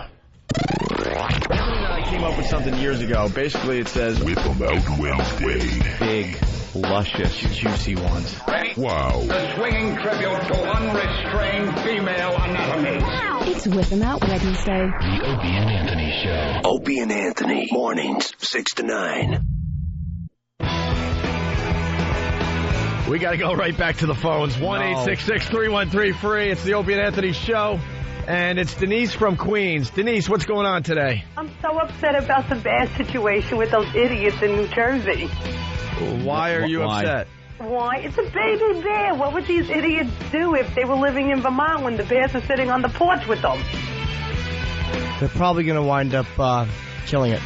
Yeah. Yeah, there was the news report that they're closing in on the bear, and they've decided they just got to kill it. Oh, man. They're actually, there's live coverage. You can see him scampering through a backyard. And it's kind of weird because it looks like he's crying for his mama. His mommy. Well, they did say he is a cub. He's a baby. Yeah, but the footage I'm seeing, it doesn't look good for the bear. There's a close-up on his face. You could just see his eyes are all watery. There's 3 or 4 really fat guys with big beer bellies and guns. They got uniforms on, so they got to be official. Yeah. And they're chasing the little bear into a backyard as we speak. And, this is sad. And the reporter's saying that the bear is crying or sounding like it's crying. So why don't they just bring it to a refuge? They think it's going to cost too much money, so they think the cheapest way to do it is just to shoot it. Yeah, they don't have time because I guess they're building a lot of new homes in that area. So they build new homes in New York? Oh, my God. Oh, God, they're cornering it right now. And it looks like he's injured already. Yeah, he's limping. His left. He's limping. What, Ben? Yeah. Are you kidding? I guess the bear got caught in like a bear trap that they set down. And, yes, it's true, Anthony. The left back leg is very injured. So now the bear is kind of... Looks like he chewed it off to get out of the trap. Kind of limping along with the guys following with the shotguns. That's sad. Oh, that's really sad. Isn't it? I'm telling you, I mean, I go to Vermont a lot, and we see 6-foot bears sitting on the porches with people. Johnny These Cakes. bears walk into people's houses. Oh, my God! There it is. There it is. There it is. Money shot. Oh, God, I'm going to puke. Oh, that isn't right. they should do that to the illegal immigrants. That isn't right. That's no good. That's sad. Yeah, it is. He's laying there. He's been shot. The bear's been shot. He's trying to get up. That's sad. He's struggling to his... Oh, the second shot. It's Holy crap! Wow. You ever see a head come apart like that? Yeah. That's kind of cruel. Yeah, it is kind of cruel. Oh, my God. Denise. What? They shot the bear once. The bear was limping along, right? They shot it once, and it went down, and then it was trying to struggle to his feet. Struggle to his feet like he's struggling. All he wanted to do was live. He just wanted to live. And then the headshot. Yeah. Aww. That pretty much ended it. But why are they so afraid of a baby bear? It's not being afraid of it. No, it's not being afraid of it. It's just the bottom line is to bring it back where it had to be. There was like a whole bunch of charges that they would have to incur, and it's just cheaper to kill it. Yeah. Cheaper to kill it, but you know what? I mean, now the mother bear's going to come looking, and... Well, they're dragging it out of the backyard. Yeah, it's not a Sicilian vendetta. They're dragging it out. They're just dragging it out of the backyard now with some chains or something, it looks like. By its feet. So, all right, well...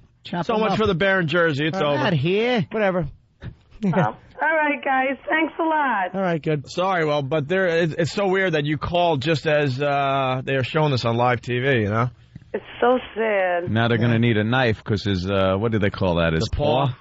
Hoof is caught in the grill. It's a sin. Oh, well, I just want to say I listen to you guys all the time, and you're funny anyway. Thank you. What do you like about the show, Denise? What do I like? Dolt. In other news. Is that true, by the way? What? Our own Master Poe was eagerly looking for the TV coverage. Are you kidding me? No, he wasn't. Are you kidding me? Yeah. Let's see if he found it. Yeah. You're kidding, right? No. Well, no, maybe he found it. Another person, you dicks. You had me scanning TV channels. Master Poe. What channel? Did you find it? Yeah, what channel was it on? No, I didn't find it. I don't know how to use that television. Yeah. You didn't see what we just saw? No, I didn't. Wow. It was disgusting. I know they're not going to replay it because it was too graphic. I'm glad I didn't see it. It was awful, dude. I love animals, so I'm glad I didn't see it. I'm not like a vegetarian, but I like them too. It really annoyed me. Well, they went to commercial. What channel could he watch the rest of the coverage? They'll never replay that. It was too graphic. No? Yeah. It's a stupid animal. They don't do it on replay. Usually there's a delay. As they were going to commercial, they were dragging it out of the backyard. Oh, God. With some kind of apparatus that looked like chains. Chains, yeah. Originally he was caught in some kind of a stupid trap. And then there was kind of cornered. They could have done something. They could have darted it, but they just shot it, which was unnecessary. Yeah. So, first shot didn't really hit the mark. It kind of suffered a little, and then the money shot right in the head. It's a cub. It was so stupid. Pretty How much? It's apparently expensive to bring it somewhere. I don't understand it, but that's what they did. What was sick is when they injured it and the damn thing was trying to stand up. Yeah, and all it wanted was its mommy. It's mommy. All you got to do there is dart it. You don't have to kill it. Just wanted shot mommy. Shot in the side and then the face, which is completely unnecessary. So close to Mother's Day. All right. Just wanted its mommy. You're right, Master Poe? I'm good. All right. Thanks, guys. All right. There it goes. All right. Master Poe, everybody. Hey, back in a flash. My dear sweet Jesus. Oh, my dear sweet Jesus. Oh, man. I'm amazed on a daily basis. Back in a flash, Anthony, from the New York Post today. The subway flasher who harassed a teenage girl in March has been caught with his pants down again. Ooh. And his second victim, like the first, exposed the perv by snapping a picture of him with her cell phone camera. Everyone's got the camera phones. You can't get away with this anymore, guys. people. You can't be flashing your junk out there. Believe me. It's tough. This is technology used for a good thing, like perverted justice, the computer, where they're getting these pedophiles and these creeps. This is what you should use technology. I call them Budinskis, if I may use the term. Bunch of goody two-shoes. Killjoy. Can't even wave your hog at a stranger. Why? What's wrong with being friendly? But then again, women have backed me up on this point. I think it's just silly. Yeah. I don't think women are actually, and some think I'm crazy, but others did come to my defense. When a guy flashes you like on a subway and he obviously isn't threatening and he's not going after you. Yeah. Like how many would lead to an actual sexual assault? Right. A lot of women have called and said, yes, it just looks ridiculous and silly. Silly. I know this is something that it's kind of touchy as far as women goes. I understand that, but, a guy whips out his hog on the subway and he's just doing what he's doing. Yeah. Most women say they just kind of laugh at him. They laugh. A lot of women, especially in New York City here in the subways, it's daily, weekly event. Unless you're alone, it's probably creepy. If you're alone, yeah, then it's scary. By the way, David Blaine is on Good Morning America, and he's trying to show that his hands are all damaged, but they're not damaged. The report goes that he was in the hospital for like maybe an hour after that dumb stunt. He got waterlogged. Look, now they're fine. And now they're completely fine. A miracle cure. He has those big fingernails, too. It's called being out of the water for a couple of hours. It's a new cure. It's called a towel. The ratings were awful for the show, so hopefully that's the end of David Blaine and his dumb ideas. Were they bad? No one watched it? It was... because the payoff wasn't that good. It's like one of those Geraldo things he used to do. The Al Capone's Vault. That's what he did. He did an Al Capone's Vault kind of thing where now everybody, for any future thing, is going to be like... Right. Was it ABC? Yeah. They stink. Yeah, ABC. Stephen in New Jersey. Stephen? Hey. What do you say, Steve? I was wondering if we could dedicate Stephen Lynch's special ed to Master Poe today. Things to fit him. All right, thank you. Brian in Brooklyn. Brian. Should have set him free. Hey, how you doing now, Winnie? Hey. I worked in the precinct that covered Prospect Park down in 1988 when the police had to shoot a polar bear at the Prospect Park Zoo. And they must have received thousands of death threats to the officers who wound up having to kill that polar bear. I can only imagine what's going to go on in New Jersey. Well. Why? Because they just killed that bear?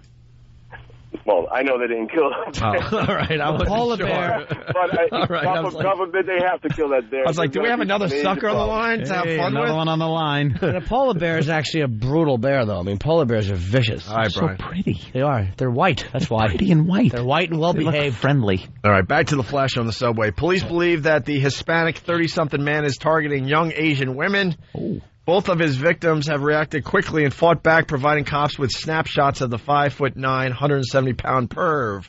I was shocked, and then I got disgusted. The first victim, 15, told the Post in March. Now there's a problem. Now there's a problem. Yeah. Now my theory is out the window. Too young to have a cell phone. If you're going to expose yourself, keep the girls of age. The latest victim, a 22-year-old woman, was traveling on the number 7 train at 9:45 p.m. Friday with her mom and a friend when the sicko struck at the Junction Boulevard station. My mother suggested I take a picture of him, the victim said, adding that as she held up the phone camera, she confronted the perv. I said, "Sir, your penis is out." Is that a direct quote? Yes. Wow. And I continue to say that louder and louder. I think he knew. I wanted everyone on the train to hear. I told him I was sending the picture to cops and the media. You know how many times we have to yell that at Jimmy every day here in the studio? Sir. In the bathroom, everywhere. It's horrible. How embarrassing, though. You're just trying to show your hog to somebody with their mother, and all of a sudden they got to call you out loudly. He's probably putting it away going, no, it's not anymore. It's not no, hey, it's not your mom. It looks like your sister. To compliment everybody and make everything better. Well, there's the latest. Nice ball haircut, all three of you have. There's the latest subway perv. And finally... Got to watch with the cell phones. Yeah. Everything that happens now is on camera. Don't think you could do anything out there and there won't be a camera showing it. Hey, this is a story in the New York Post.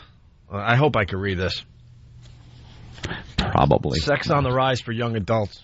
Ooh. Yeah, this is a survey that's come out. Every so often they survey women between various ages and determine how much sexual activity is going on, whether it's increased or decreased, different types of sexual activities, whether it's increased or decreased. And apparently there's been an increase in a certain type of sex. And some fine sexual acts. There has been an increase. In the past decade, there has been a significant increase. Significant increase. Increase. In the proportion of teens and young adults having oral and... Well, there's only one other one that isn't just the normal type of sex. That's right. Figure it out. Is it See, it doesn't have But to it's be. in the Post, so Doesn't we're matter. able to read it from Of word course for you word. can. This is a news story. I don't think you can. You can. Let's try. Paper. Let's try. Give it a try. I'm reading word for word here from the New York Post. In the past decade, there has been a significant increase in the proportion of teens and young adults having oral and anal sex. Researchers said. Researchers said, right. Yeah. And it rose from 3% to 5.5%. When it gets to 10, sell. That's a significant increase. Well, that's because what's happening is it's probably a way to avoid pregnancy, and the church said, look. Probably, Jimmy. It's what we do. You know anything about biology? It's probably. I'm going out on a limb here, but I think that method, I don't think a girl could get pregnant that way. You'd be surprised. No. You'd be surprised. Well, maybe certain, position afterwards. Yeah, exactly. And then some type of... Yeah. Okay, well... Don't do a headstand yet. Right. Don't roll around on the bed. No, stop. How many people have gotten pregnant that way? One. Because of some dope. type of migration that is being made by the vital seed around the corner. I'll see you guys later. I'm just headed around the corner. I'm going to go this way. The egg runs. It's all dirty. Get out of here. Yeah, that's like a bum showing up. It's the Mac of seed. Hey, man, what's up? Oh, no. Where have you been? Are you Get that out of your mouth. You don't know where it's been. Please tell me you were just tanning. That is horrible. But what a great stat. And I guess, that's gone up. That was always such a taboo when I was growing up, when I was going to high school. That was like both of those activities were, you would get regular sex before you ever dreamt of getting those two activities. That's for sure. Right, Jimmy? I got nothing. You don't know? No. Yeah, you're kind of a sick pervert anyway. I was more the normal kind of get the girlfriend guy thing like that, have some type of relationship going. Very rare that there was those one night stand things. But usually if you were, you're a teen, you're going to high school, you'd go to the parents' house, pick up the girl, things like that. You could get some regular action. But anything like that was going to take some Bacardi 151 or something. I just had no It was very desire for rare. it. But now, girls apparently giving it away. By the way, Chris from Queens. Nope, the effers dumped. Oh, did they? Yeah, They dumped. I thought they would. Why? They dumped. It's just the way of the world these days. You're reading the effing newspaper. If it's okay for the goddamn Post, that S-rag, how can it be okay for you? Because that's the news. They are allowed a certain liberties. I think people that know we what are we're not. talking about. They know what we're talking about. Where else? All right. The ear. Before we go to break. Between the toes. Yeah, we're talking about the asshole. No, Jimmy. Oh, my God. Well, yeah. You know what? Well, yes, we are, Jimmy. I shake when I think how alert Al Dukes has to be. My God, man. Yes, that's what we were talking about, Jimmy. Yes, we were, Jimmy. And you're that as well. Oh, my goodness. Can we just hold on to this gig for a week or two or three? Just a little while longer. All right, let's move on to something slightly safer. David Blaine, before we put this dumb thing to rest or to bed or whatever. What does David Blaine prefer? They think it was a success. Well, they're calling it a success, yes. Although it ended in a blackout, a loss of motor control, and us performing a rescue on him, I'd still say it was a success. David Blaine's week-long adventure in that larger-than-life fishbowl was captivating, it was also taxing. He experienced liver and kidney damage. He was dehydrated. He was rescued from the tank and whisked off to St. Luke's Roosevelt Hospital. After being given an IV, David checked himself out of the hospital at about 3 this morning and is now home. He's still weak, but he's able to tolerate food, and he's eating, and is in a stable condition. And his skin, which had looked like this, nearly back to normal now. He was playing with cards today, a good sign that the magic is back. Can we remind everybody also that on the same day he did this, miners were rescued after 14 days caught under rocks, under like 300 yards of rock. They lived through that and were brought up and rescued. Where's their hyped up special? Yeah, where's their special? Where's their hyped up special? David Blaine caught in a mine. No. He'll probably try that next. But, by the way, all that stuff they said happened to him, he didn't have any irreversible damage. Of course not. You know, his liver numbers and all that went down. Dehydration you could cure. The pruny hands, just stay out of the water for a few hours. Today's show sucks. Good Morning America sucks. The miners, that's an interesting story. 14 days, not 14 days under rock. How does that like, even though you're getting supplies, because they did tunnel a little hole that they could put food through and water. So they knew they were going to have the essentials, and it was just a matter of time before they were able to tunnel in and get them. But the claustrophobia you must feel in a cage. I saw a computer graphic of the dimensions of what they were in. They were in a cage that was crushed by falling rock. They happened to be in this cage. Very small. They had to be crouched down in this thing. 14 days like that. Oof. Now that's a survival instinct kicking in. That's not a trick or some gag. Those guys, that's some set. Yeah, that's the real deal. Not just lose your mind down there and come out just going, cuckoo, cuckoo. Just totally lose it. Here's every conversation. How you doing? Cramped. How? Just need to stretch. How could I be doing? You asked me that 3 minutes ago. Yeah. Today's news conference was held at the New York Public Library for Performing Arts, which features a mini exhibit of David, also known as Baby Houdini. David is also the spokesperson for the library's summer reading program for kids. Perhaps he'll take a little time off to read and rest. But don't hold your breath. The medical community has plans for David. What we are planning to do, if he recovers completely, is to bring him to a controlled scientific environment. And that may involve holding his breath, but without trying to pull off an escape. Those shackles may have been what held David back from his goal of a 9-minute breath hold, but he still managed more than 7 minutes, a feat on its own. What you saw yesterday, I would characterize as a great success. No, it wasn't. And finally, the newscasters improvised. It's a short clip. And in case you're wondering whether David, after spending all that time underwater, if he's bathed, well, he has. No word on whether or when he will be doing his next big endurance stunt. Or what it's going to be, right? Or what it will be. How do you top that? And everything else he's done. Who knows? I don't know. Maybe a vacation for now. Thank you, Lord. It stinks, and I don't like it. All water. How about this? Shut up, you hens. Read. Just stick to the reading. David Blaine. Water. Hands.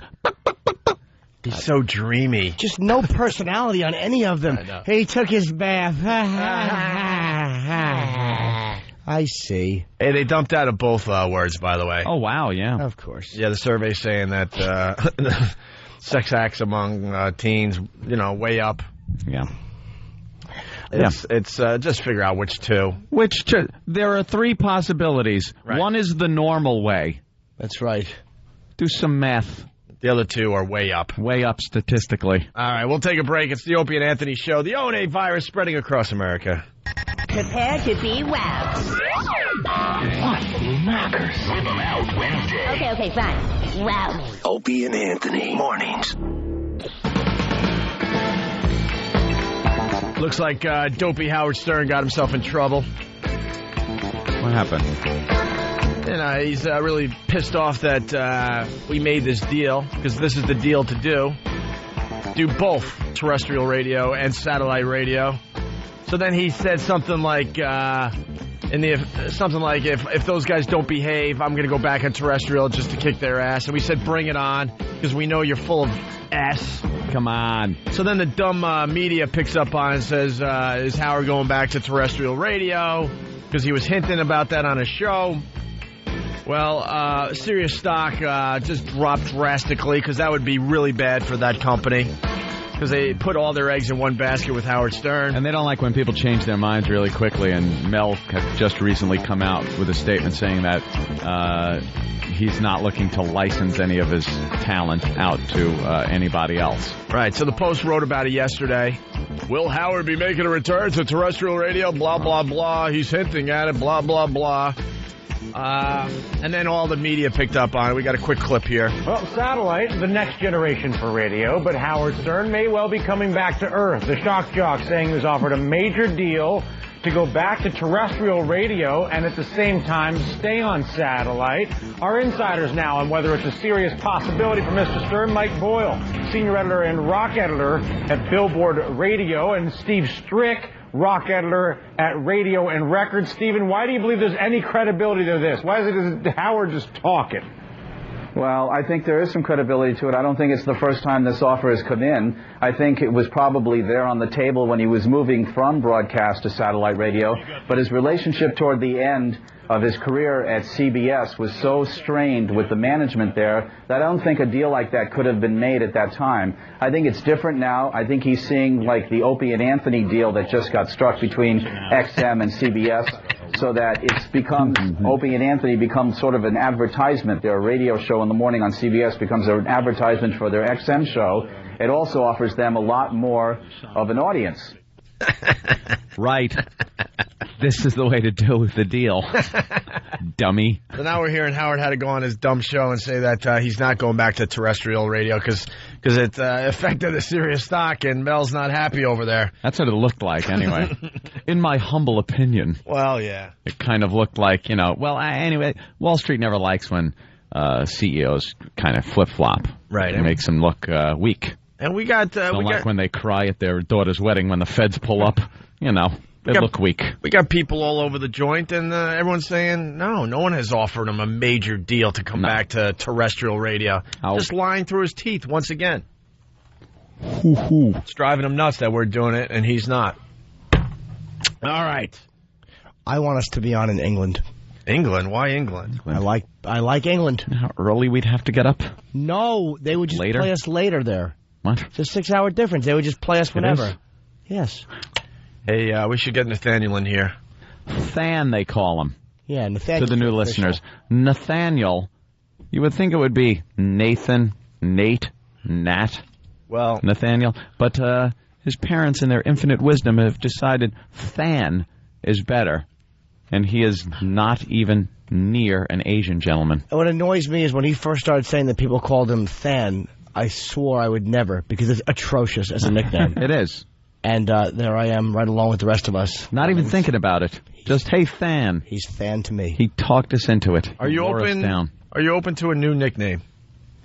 What for this? Say no. It's safer. Yeah, it's not going to be a good one. Yeah, it's not going to be better than Than. It's either Than or Hey Queer. That's Steve's already. Don't give out my nickname. Stop it. It's mine. I'm going to love it. Last night, Than decided to watch the ABC bird flu movie. Ooh. Fatal Contact. Bird flu in America. You work hard for this show because I couldn't sit through that crap. It was as good as you'd think it would be. TV movie, obviously. Yep. Who were the stars? The biggest one, I believe, was Stacy Keach. Stacy Keach. Good old Stacy. Twinkle, twinkle, Killer Kane. Right. Old Joaquin Phoenix lip. Yeah. Does the bird flu give you first symptom? Hair lip. He got bitten by a pelican on his lip when he was a baby. The bird flew off with his lip. He played the Secretary of State. Yeah. I bet you that was very believable. Well, yeah. Also, he represented the government. They clearly didn't want to get too much. They didn't want to get up higher and have the president involved? Yeah, he makes references to last night's president's news conference. But then, but he actually does all the speaking. I like when they don't want to commit. Yeah. Disaster films are coming back. Yeah. Poseidon in movie theaters, the bird flu movie on TV. Going to be seeing a lot of tributes to Irwin Allen. Towering Inferno, Earthquake. They'll start remaking those. You think? Yeah. Yeah. With all the new special effects, you would think that would be a no-brainer. Towering Inferno they won't do. That's a little too close to home, yeah. Right. But all right. Earthquake movies, yeah. So the bird flu movie, thumbs up, thumbs down? Thumbs way down, Ope. Dan, give it. How many times did you curse the Opie and Anthony show during this? Oh, you mean like at 11 when I was finishing up editing and had to be awake at 4? Oh. Yeah, well, here's several. I love way down. I love fans writing melodramatic intro. Okay. The H5N1 flu virus is currently infecting wild birds and poultry in 48 countries in Asia, Europe, the Middle East, and Africa. Human cases have been very limited and have resulted in approximately 125 deaths. According to experts, the avian flu cannot be contracted by eating properly cooked poultry. So far, there has not been a known transmission of the disease in the form which could fuel a pandemic. However, scientists continue to debate the potential for this or another influenza virus to mutate and then be easily passed among human beings. This film is a fictional examination of the question, what if? Why do they start with that? Yeah, why would you talk like that? It's almost a disclaimer. Yep. It's almost a disclaimer. It's very tricky. They said that the avian flu hasn't been passed. They try to make it sound like it could be passed human to human. Or they don't avoid it in that statement. He didn't say it's never been passed human to human. They say it's never been passed in such a way that might start a pandemic. Oh, that's human to human. Yeah. But if they say that, it sounds less threatening than if they just say in a certain way. It will never be a pandemic. And these scientists have got to come out and say that. Enough with the fear. We have enough fear in our lives. You got a kook over there in Iran.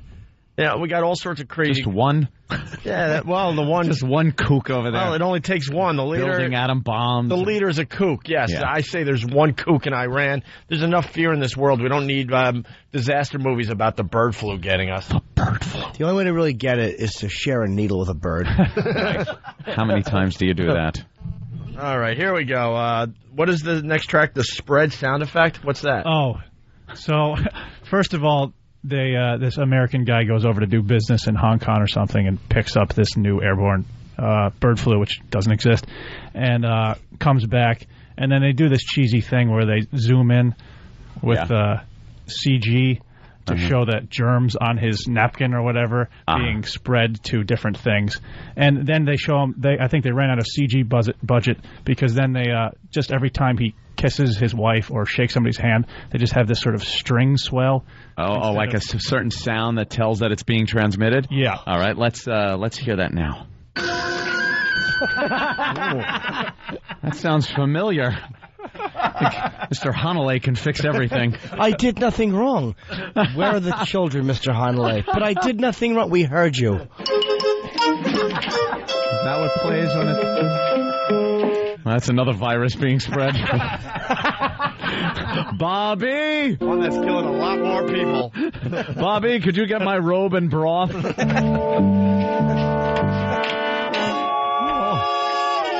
is Mrs. Brady getting? Oops. Hey, good. What the hell's going on? Hey, Dan told me you got the promotion. Oh, okay. Sorry. This is where Marcia walked in right at the moment of passion with Mr. and Mrs. Brady, and inadvertently something bad happened. Hey, you guys. Yeah. Caught it right in the nose. So without further ado, here's the spread sound effect from the bird flu movie, Fatal Contact. Go, Tony! Good job, son. Hey, Ed, how's it going? Hey, good. Hey, Dan told me... There it is. There it is. We know what happened. They're lucky to have you. What, did they shake hands? Yeah. They shook hands, that's it? And they do They shook hands with birds. Every time he high-fives a stork, dramatic music plays. All right, here's the next clip. Are you okay? Mr. Poe? You're coming down with something. No way. Connollys don't get sick, right? I think I'll turn the straw on just in case. Oh, ye a little faith.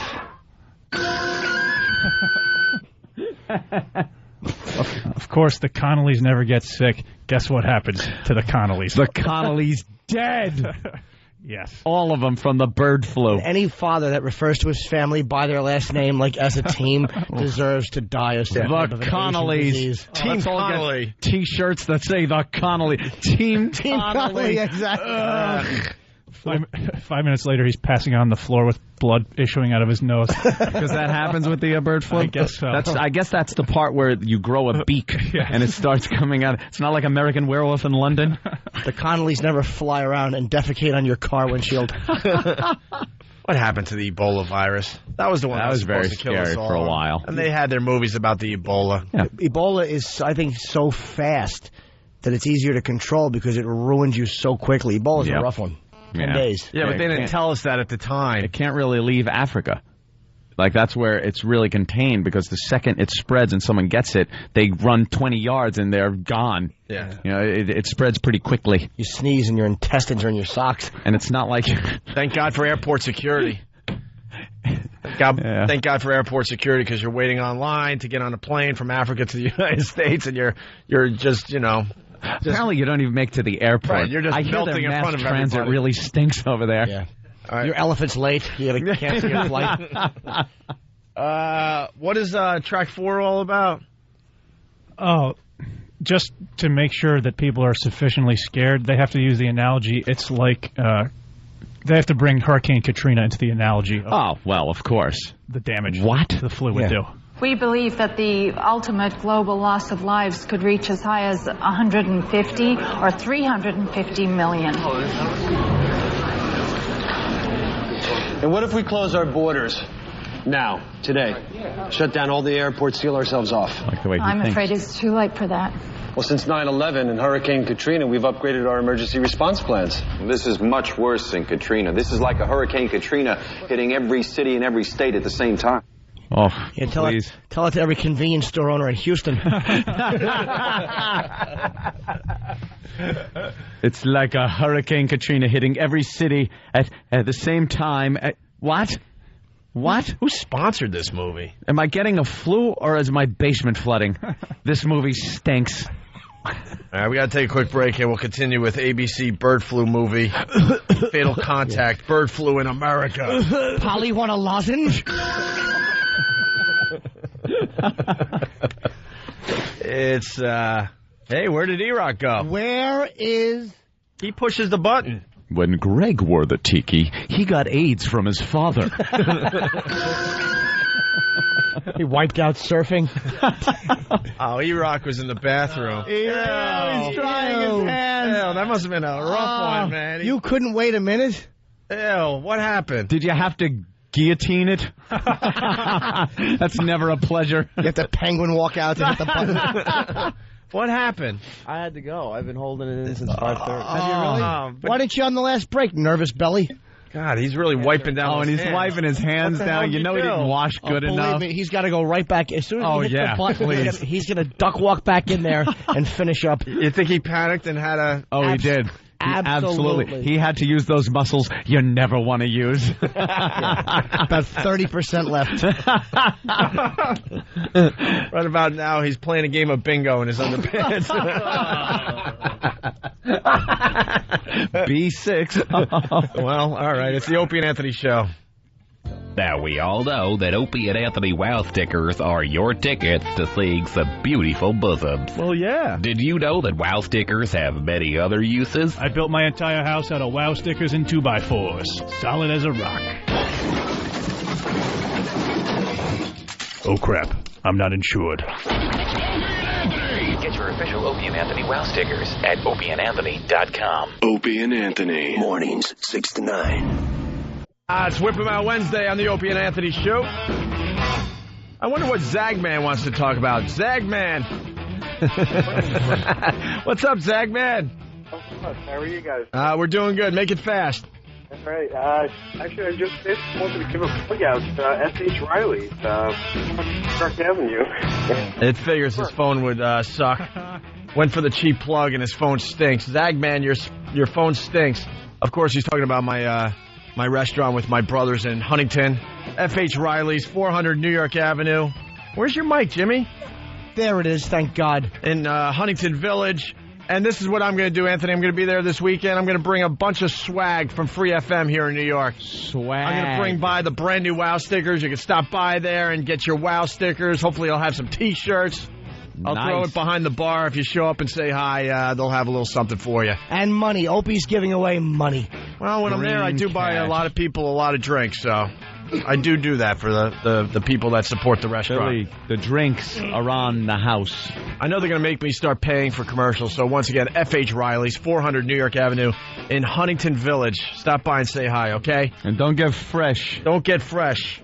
Why, breaking your balls, all of a sudden you're getting fresh. Right away you're getting fresh. Right I don't away. 1 minute we're hugging and kissing.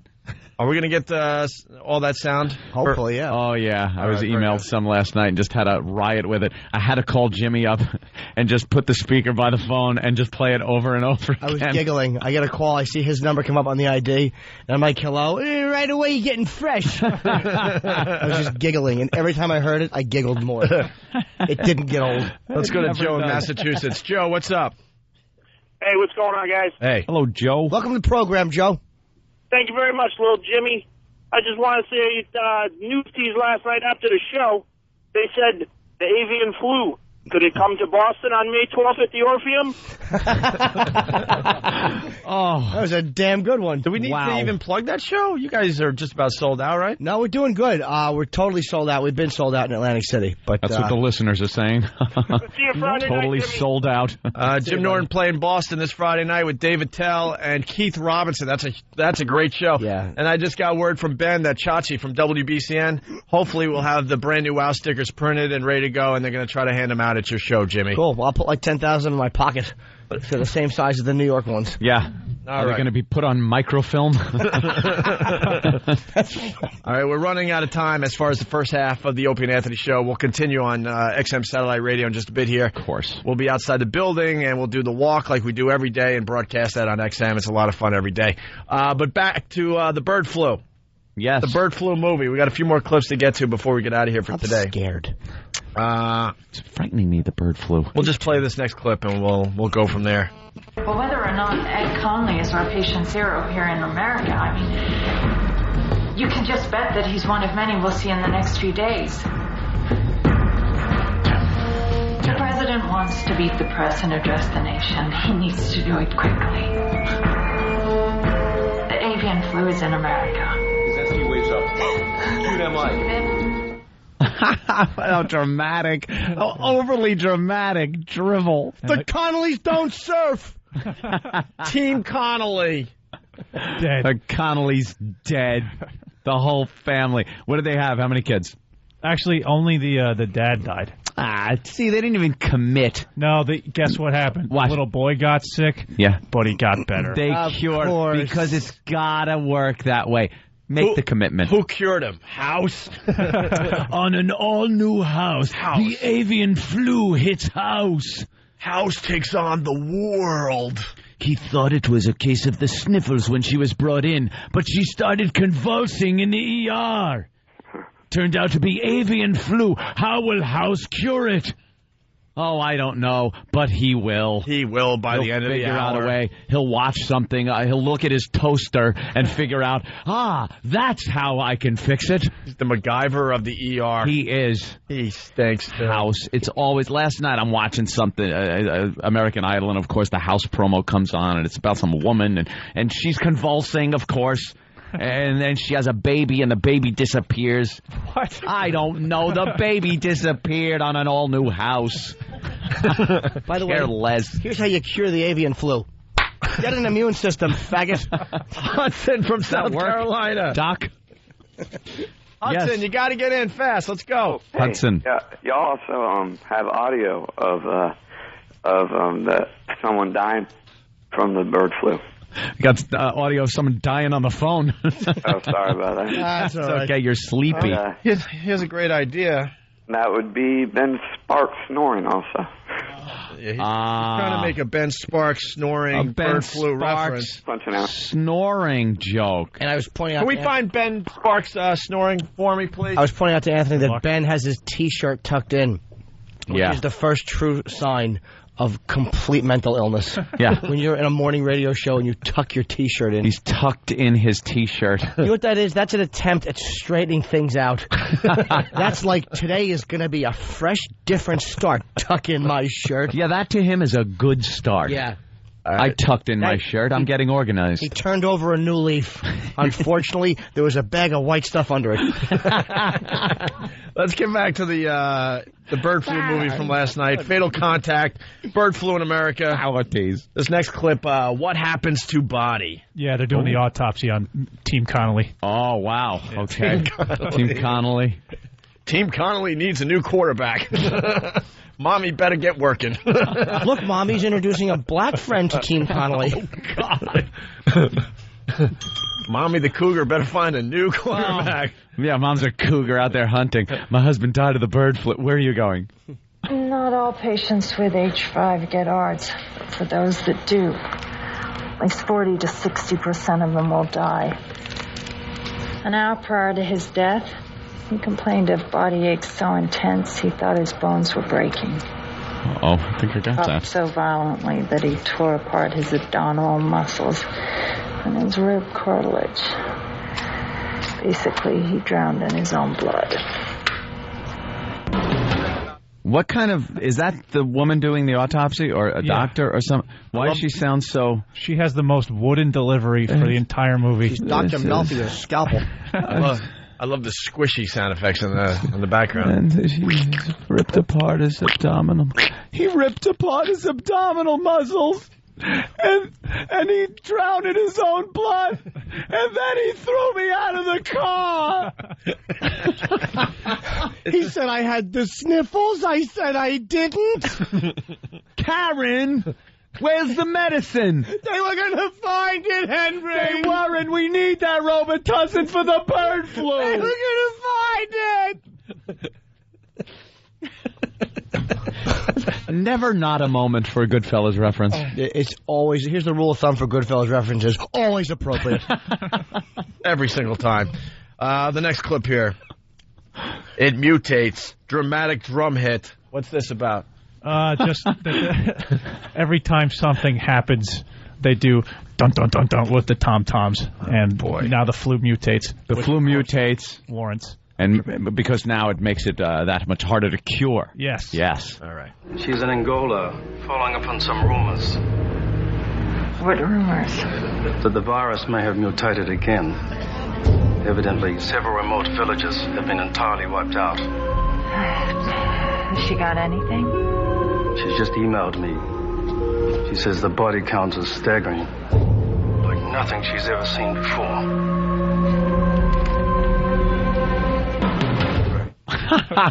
This is some of the worst acting ever. Yeah, it stinks.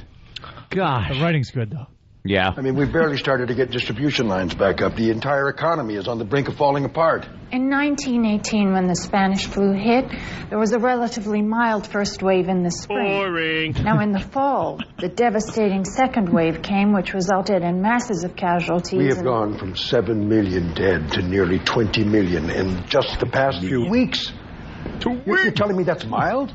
Compared to 300 million, it's the tip of the iceberg. Oh, awful. Not a crutch at all. Horrible. Now I wish I saw this. Wait, was that Stacy Keach? Yeah. Yeah. Poor Stacy Keach. All right, we got to... When he said the body count, most people would have been horrified. I have to admit, it kind of turned me on. What type of people are these sneezing and coughing with pelicans? This, yeah. This last one is the end where the governor that made some wrong decisions meets up with the lady of the family that died, and they have a moment. Is it a Jaws moment? How many Jaws moments have you seen with the Kittner mom in every movie? The slap in the face? There was one on TV recently where a mom was in a graveyard and had to slap somebody in the face. You knew and you did nothing. Smack the face. Blah, blah, blah. We've seen it. Kittner boy's mom. And now that person has to try harder. I was very impressed to hear about the work you and your community were doing, helping each other out. Mrs. Connolly, I'd like to ask you a favor of you and your family. We've started a fund to help the families of the flu victims, survivors like you. With your permission, of course, we'd like to name it the Edward Connolly Relief Fund. We'd be honored. That's terrific. That moment. That's terrific. We can move on, but we won't ever forget. Look, fellas, let's be reasonable.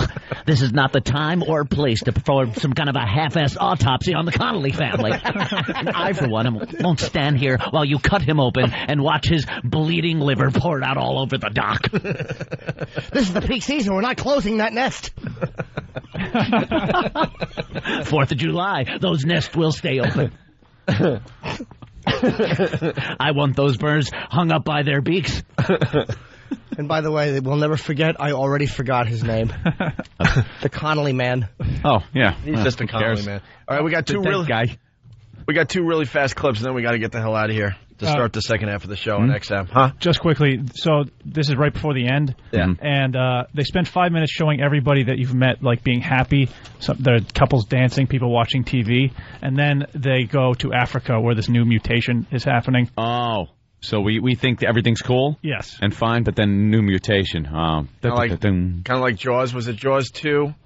Where they killed Jaws again, and then at the last second they show like a baby shark. Yeah. You're like, oh no. Well, wait a minute. They didn't kill it. Don't you know that there's a problem? Back again. Because of the length of time. It's a 9 to 11 movie, and if all of a sudden they're showing celebrating at like 10:06, yeah, you're like, wow, 54 more minutes of cheering, or something else is going to happen. God, you make a great point. You know what show does that?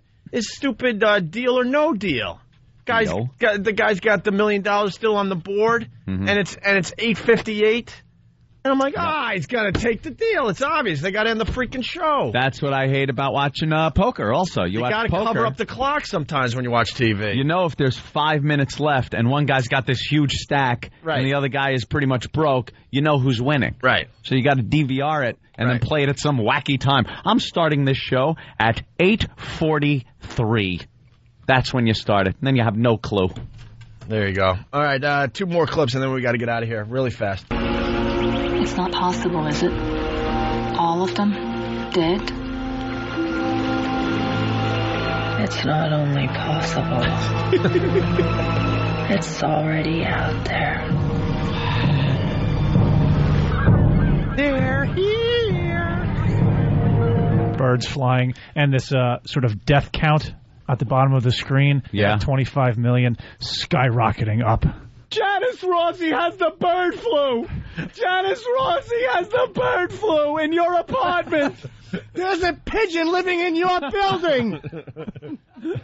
Get your own Connolly!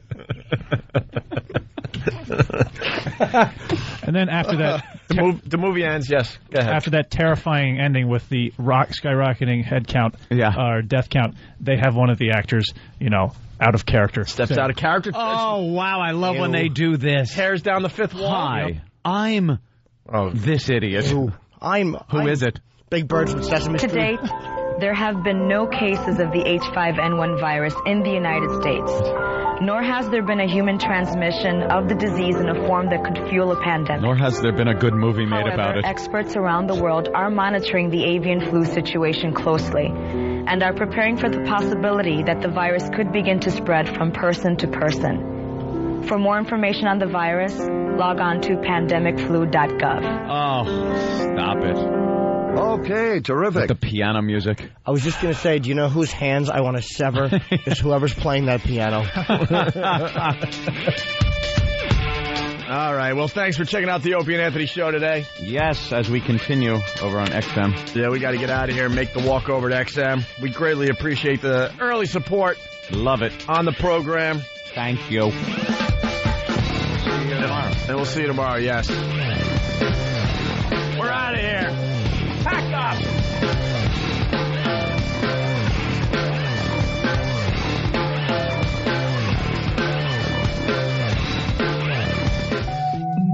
So I was in the grocery store, and there was this stock boy stacking melons.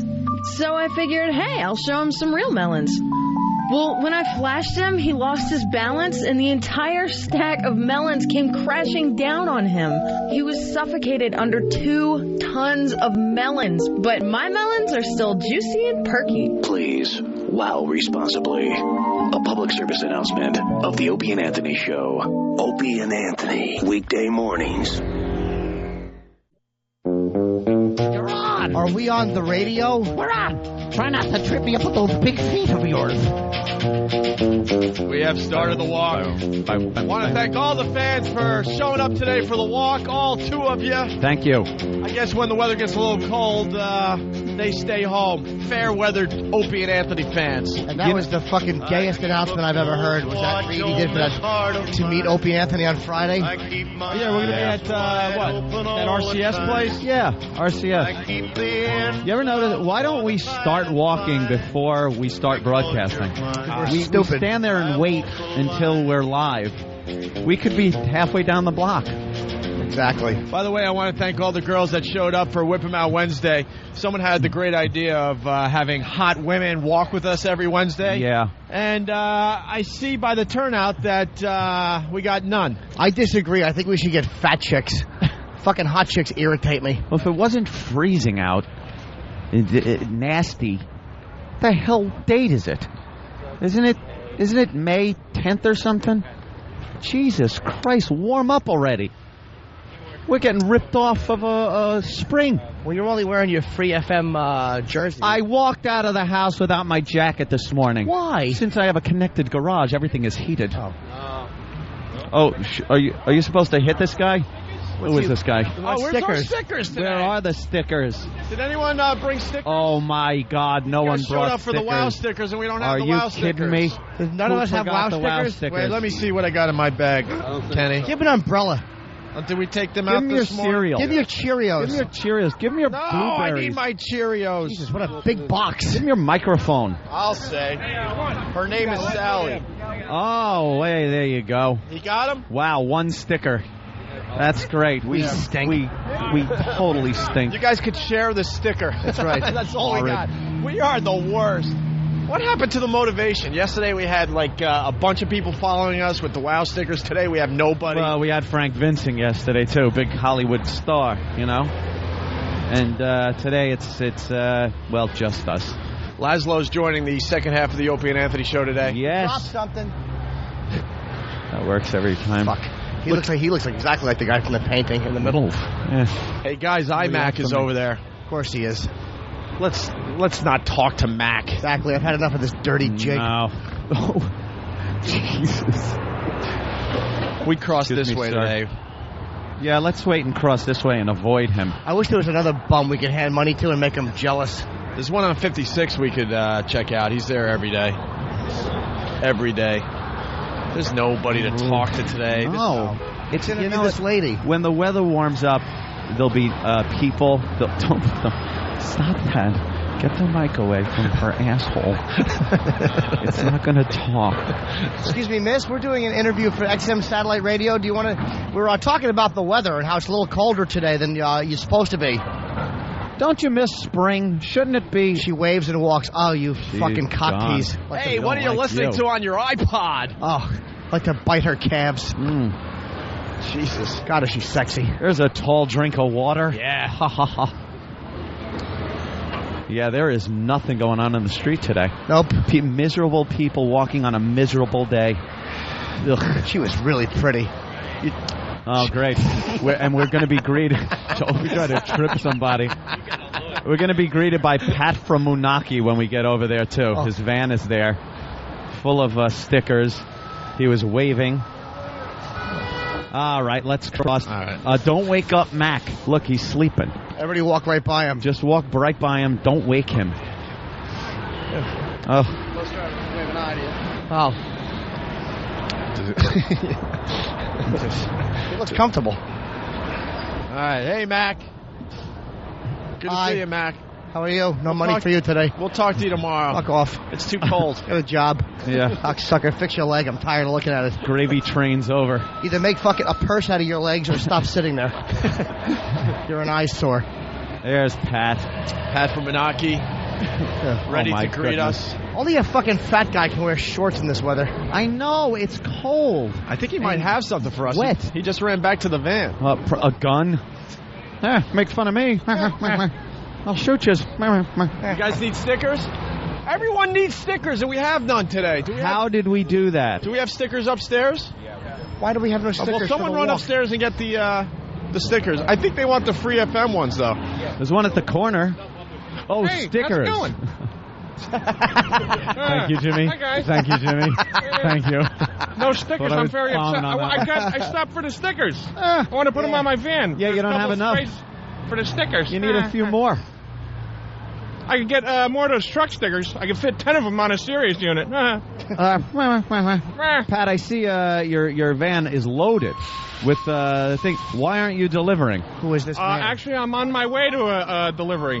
Shouldn't they be there as promptly as possible? Yeah. Hello, sir. Probably. Yeah. Pat, you have nothing. We want to talk to this fine gentleman. Jimmy, why don't you talk to this fine gentleman? Sir, are you out here for the what are you out here for?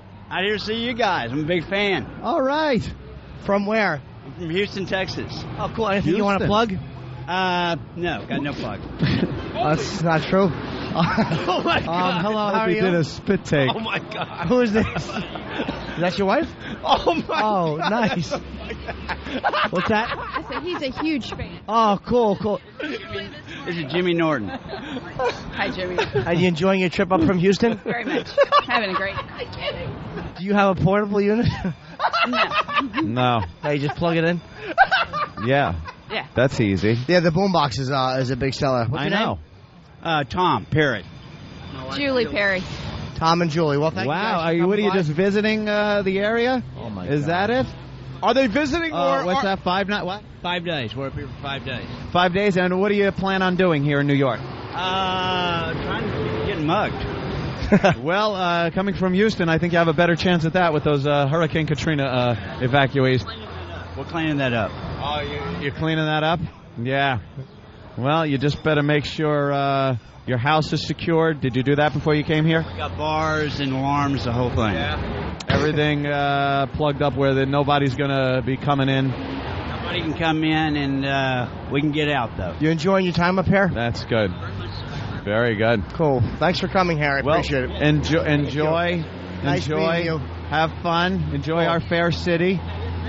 Sure. You got a staple on your collar. There we go. There you go. Getting a picture, a little photo op. There's a photo op for you. All there right, it thanks is. a lot, man. Thank you, sir. Wow. Oh my God. Dude, you have something with the hair plug joke. That was one of the funniest Holy things. We'll explain Jesus. upstairs, I guess. I had a transplant joke because they were from Houston. Oh, that's good. Yeah, that would have You worked. guys jumped on me when we found out they were just Are visiting. you enjoying being hair? Jeez, Jimmy. Weaving in and out of traffic. Anybody else out here to exploit before we go upstairs? How about the lady? Hey, miss, with the mullet. Jesus. Nothing? I don't think she knows she has one. Of course she doesn't. Fucking All right. muppet head. Hi. Oh, cool. Just in the nick of time. Hand them out, stupid. There you Yeah, go. Hand out great. the WOW stickers. As we're going upstairs, the stickers make their appearance. All right. Mind your business. There's a man looking Move at us. along. Nothing to see here. That's right. Or here.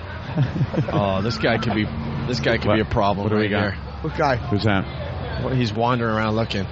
Well, this whole. Oh, yeah, please. go up to him. Sir? Excuse me, sir. Is that a members only jacket? Let's talk to him. What's he wearing? Sir, what seems to be the trouble? Sir, you all right? All right. You look like a Chuck doddering Yeager. fool. Oh, How you doing there, Chuck Yeager? He's great. He has no idea where he's going. Huh? What's that? What Oh, Ben, nice. Ben's got something. Yeah, I got a couple Free CDs. CDs. The Great. latest Snow Patrol CD and the Goo Goo So Dolls. clear the door. Clear the door. What radio show do you two do? No? I just Nothing. assume when I see two guys together, either a radio show or faggots. That's right. Hi, sir. How are you? Whenever I see two guys, it's either a radio show or they're picking out a final resting place for one. All right, I guess there's nothing else going on. No, being stared at by 10 Oh, look, rapists. somebody's going to back into Pat's van. This will be exciting. Yeah.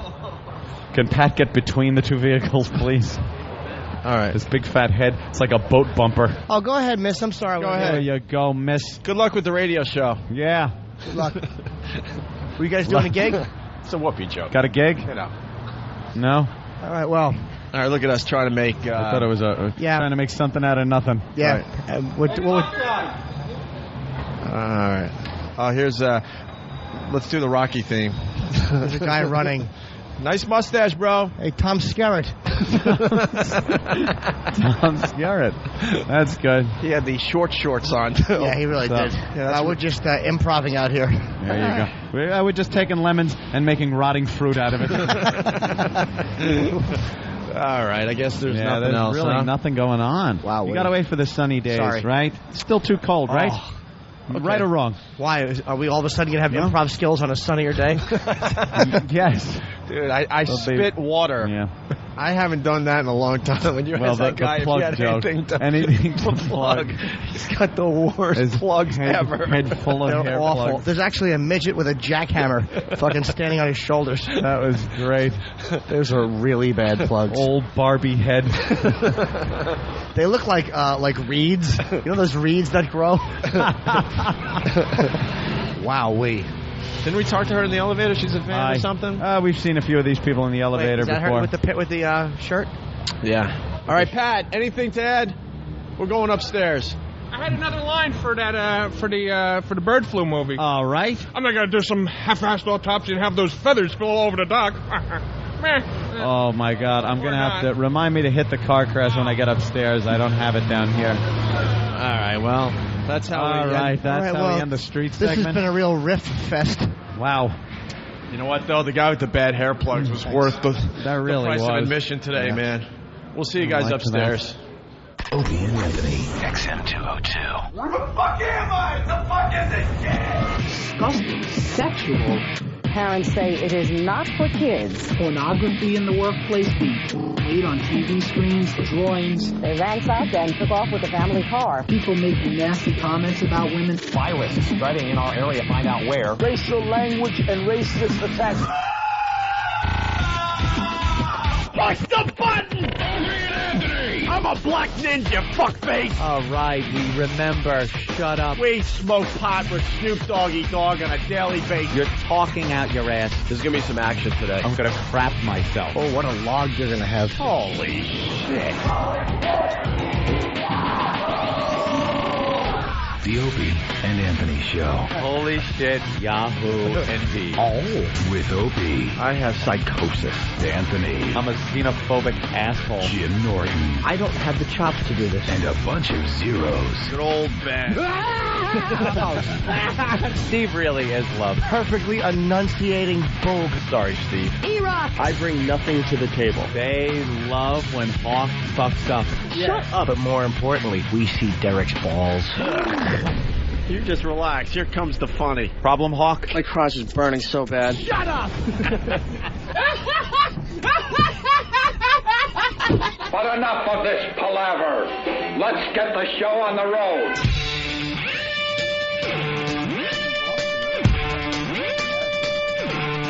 Intro the show.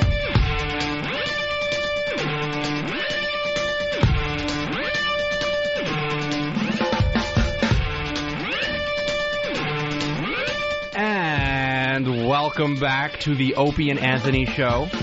Second day in a row, we do not have Opie, nor Anthony, nor Lil Jimmy. But we do have Fan and E-Rock. Hello. Uh-oh.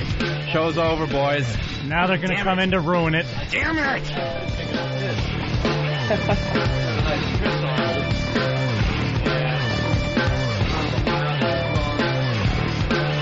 music you boys listen to is so loud.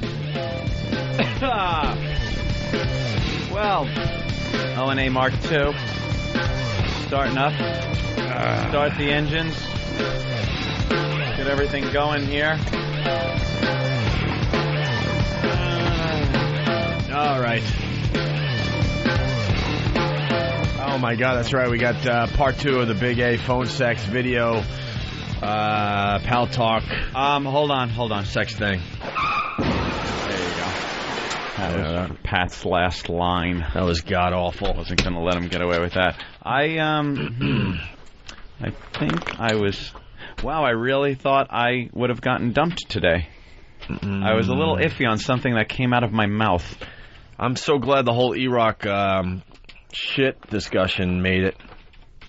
It made it.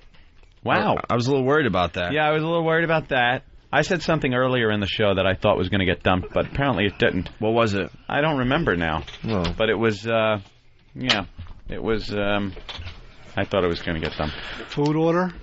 I just want my cereal. All right, I have to get milk because there's only lactate in the refrigerator. I hate lactate. Nothing for me today. Or lactate. Another club soda would be Kenny? fine. Kenny, club soda. Thank you. Little Jimmy? What, sweetie? Food order? I don't know what I should get. Yeah, please excuse us. We're setting up camp. Yeah, we're... Don't bitch. What time are we going back on? I want to get something. It's time for today's dump report. The dump report. That's right, starring Eric Nagel. Get it? Because he was taking a no? Yeah. All right. You want the sweeper? Huh? The dump sweeper? Yeah, let's play the dump sweeper. Like pretzel nuggets? We have a dump sweeper? Live from the Opie and Anthony Show studios, the Daily Dump Report. Thank you, Steve. Thank you. Yes, the first half of the Opie and Anthony Show is over, and it's time to see what they dumped out of on regular radio. I think we have a record here for the day, not as far as number of dumps, but how quickly something was dumped. Yeah. 1 minute into the show. 6:01, a caller. Talk shit to Stern. That's what he said. Right. And then at 6:08, we also have a caller violating our program with the phrase, no shit. 7:10 a.m. Well, this is Opie talking about K-Fed and Britney Spears. Yeah, of course, we learned that she's pregnant with her second child. Opie actually said, find a bitch worth $125 million and lock that pussy up. Yeah, I didn't think that was going to make it when you said it. That's also number 1 on the R&B charts. It's one of K-Fed's tunes. Yeah. 7:53. Teens having oral and anal sex. Opie talking about teen sex survey. That one's not fair because that's how it was printed in the paper this morning. There are no rules that state you can just say things because they're in the paper. That's not the way it works. But the paper is given certain latitude that we are not given. And that is one of them. You can't say teens having oral and anal sex till you get here. Then you could say teens getting cocks rammed up their assholes, and no one really cares. That's why you have the XM people. That's why. 7:57 a.m. Here it is. We're talking about the asshole. That's Norton talking about teen sex survey and wondering what type of sex they were talking about. Well, that's basically a gray area. Yeah, it's double entendre. We were trying to get around the touchy situation, and Jimmy out of Jimmy nowhere just blurts out, "We're talking about the asshole." And 8:26 a.m. at opieandanthony.com during Wow Bumper. We will edit it out on our end so we don't have to dump out of it. That shit has to be fixed with the website mentioned. That has to be fixed. Being worked on. All right. It's a slow process. Why can't you mention your website? Because there are certain links on our website that they are uncomfortable with having 3 clicks. Being 3 clicks away from smut seems to be a problem. But, I could go from Disney to smut in 3 clicks. You can type any word into a search engine, and one of the first hits will be porn. Porn. Yeah. You can type in Christian prayer, and you will get Christian prayer porn. Yeah. You don't even have to click off of the site. It's like right there on the Christian porn site. Lad is kneeling. Christian. Right. Yeah, well, all right. That's the Here dump we are, report for folks. today. That's your dump report. That is what they missed over Why don't there. you do a sanitized version of your website? You know, like you can't advertise poker in the United States, so you have like, oh, we'll train you to do poker. Oh, we should have opieandanthony.net, and That's then people true. make the mistake and go to .com. And go to dot- That old okay, gag. go to .com, We'll yeah. figure it out. We'll figure it out. People are figuring it out. Yeah. So we got Laszlo in the studio to talk some tech stuff today. Also, Big A phone sex. Oh, God. You want to get right to the Big A stuff? Because we did tease that at the end of the show where we left off yesterday. Big A on Pal Talk. Everyone knows what Pal Talk is now, right? It's a little camera video conferencing thing that people get on. And as they're chatting, in the old days you just used to chat with text. Now you got a camera, and you can do that video conferencing with people. I don't see any cams up, man. Any girls in the room? And then if you hook up, well, I just got here. Oh, okay. If you hook up, then you go private. You could take your conversation to a private room and get a little sexy, a little dirty, saucy. Get a little saucy. Saucy. And apparently, Big A got a little saucy on himself. From what I hear. Can I interrupt for a second? You certainly can. E-Rock decided to put in the phrase Christian prayer into Google. Yeah. And then see what website would come up. I'm glad he's working. The first one is free info about porn and sexual addictions. What'd I tell you? Wow, the first one. Yeah, there it is. See? So what's this whole thing about That's like break. And then number 2 is help for Christian spouses of sex addicts. Oh my God, it's all about the sex. And it's porn strongly appeals to our natural ... whatever. So there are people complaining to the FCC now because when you're stuck in traffic and you've got one of these MiFis that has the FM transmitter in it, and you're listening to Opie and Anthony, well, the cars next to you that are listening to like a Christian station or NPR, they're usually at the weird end of the spectrum. Yeah, it's like 88.1, 88.5 or whatever. If a car is in the proximity, then somebody listening to Opie and Anthony, it's going to override that Christian station, and these knuckleheads... Give them good radio? Right. Are actually writing complaint letters to the FCC. Because they think their Christian stations have gone like guy talk. Oh, they turn in their own station? Yeah, they're That's like, nice. I can't believe they switched. And some of the complaints are like, I can't believe you guys switched to hip-hop. Hip-hop? Yeah, because somebody's listening to hip-hop on their iPod. All right, so we go right back into the Big A thing. Where were you, Anthony? I'm sorry about that. Well, Big A was on Pal Talk. He's been on there for a while now. A lot of people have been doing it, O&A fans here for months. And he hooked up with some girl from Australia. Blaze Angel. Blaze Angel. That's her MySpace. Blaze Angel, one word, BLAIZE, Angel. Blaze Angel. And he hooked up. They went into this private room and started getting a little saucy with each other. And Big A, he pulled it out and started jacking. Exactly. I'm gonna.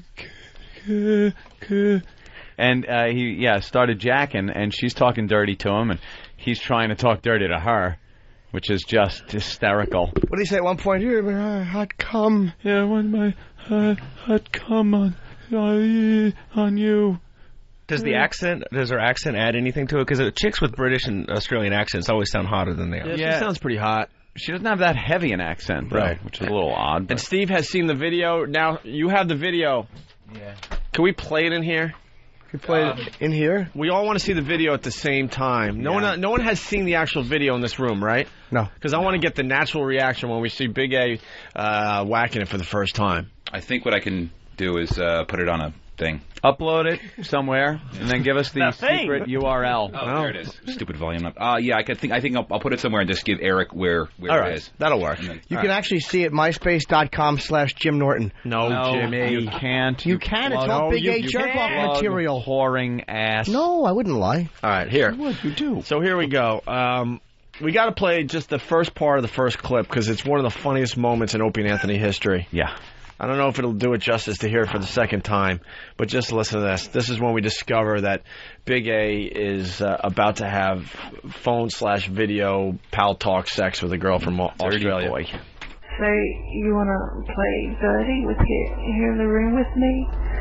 You want to stroke your big cock for me so that I can moan for you and make you come? Is that it? Is that what you want?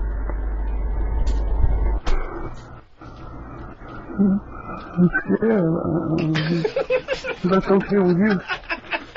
Yeah, sounds like fun to me. Why don't you come up and show me what you've got?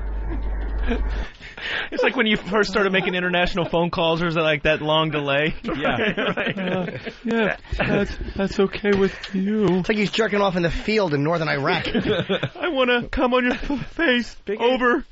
Big A's the only one that can pull off an international phone call because the delay doesn't affect the delay. We're here in Baghdad. Auto delay. It's great. So we played a bunch of these clips. Back to you, Wolf. On yesterday's show. We stopped yesterday just at the point where, let's see, she... All right, heats up more, she laughs once, and then it then says going in for round 4. All right, we played that yesterday. So what we got for today, Big A, at this point, she's watching him jerk off, telling him to go faster, and she's laughing her ass off. Yeah. He's not catching on. Of course not. He's hoping. This is the second half of the Big A phone sex tape. Would you like to see your cum rolling off my nipples? Would that make you hot? Oh, yeah. It would just drive me crazy. Stroke it faster. Rub your thumb back and forth. Does it for me. Oh, yeah. That's what I need. I like that. Oh, yeah. Faster, baby, faster. I'm so close. I'm so close to coming. Oh, God.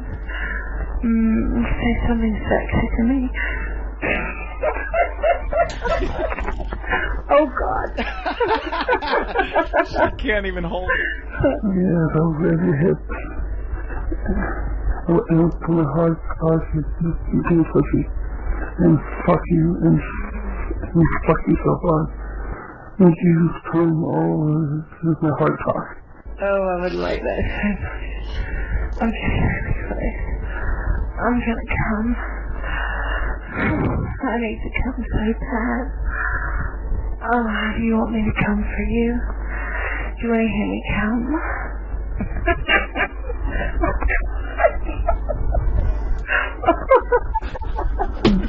Yeah, baby, you told me on your mind. He's cooking baby. Yes. You will be molested. I wish it was a little clearer, the audio. He's like he's overmodulating the mic. He's all on top of it. His big double chin flapping around. And that's nothing but pure and simple old-fashioned communism. Happens every time one of those dancers start poontanging around with those showfolk fags. Here's a word of advice. If you're ever cammed up and jerking off for someone who you can't see, and they're laughing like they're watching a Marx Brothers marathon, they're not about to come. Yeah, he didn't even acknowledge the fact that she busted out laughing. He just kept on going. Like the thought that it was not real and that he would have to, tuck it away in shame and disgrace could not cross his mind. He had to finish. He thought she was 5. Here we go. She gets him to admit he's called Big A on Opie and Anthony. And what's your name? What name would you like me to moan? Would you like me to moan your real name? Or the name that you use on Opie and Anthony?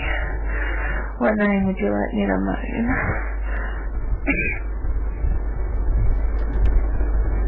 Tell me.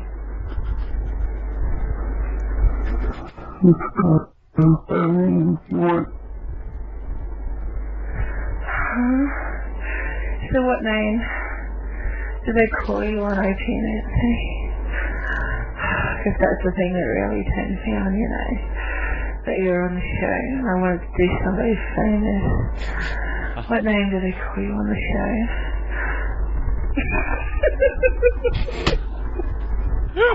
Oh God, I hope you guys are liking this. Big A. Big A. Just in case no one figured it out by now. The jig's up. Where does he have the camera pointing? Is it on his John Cena? Oh, yeah. I've heard. I haven't seen it yet. We're all going to watch together. For the first time today. I've heard it is square on his cock. It's horrific. And, it couldn't be worse. So does he blow his load and then 10 seconds later he goes, oh, yeah. I gotta go. Well, that's the grand finale. But first, she has a screaming orgasm and laughs again. Big A, I like that. Big, like big with your cock. Oh, I'm gonna come. Oh, Big A, I'm gonna come. Oh, God.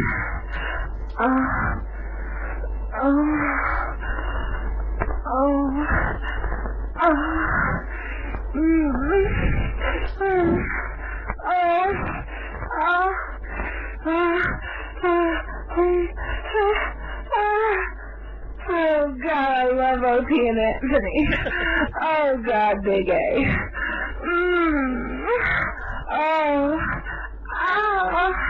Can you come on the mic for me, please?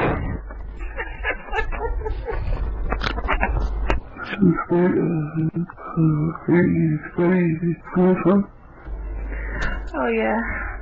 I'm ready for you to come to me, baby.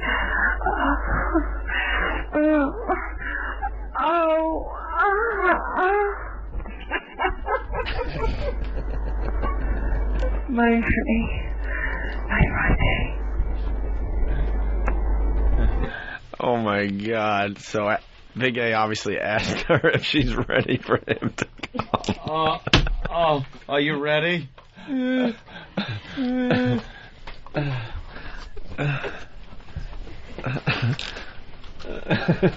Are the new ones on here, Than? No, not yet. No, not yet? Not yet. We'll have them tomorrow, Anthony. The ones from... yeah, we'll have them tomorrow. Yeah, the Goodfellas ones. That'll be tomorrow. It's okay. It'll be okay. No, I didn't know. I was just asking. I wasn't reprimanding. Why aren't they on here? I was just curious. All right, here we go. It's just curious. The grand finale of Big A having phone sex with this girl in Australia. Are you guys ready for this? How long does this go on? The whole thing? We just got edited version. I know, but I heard it went for about 40 minutes. Yeah, 40 minutes or so. 40 minutes. 40 minutes. Okay.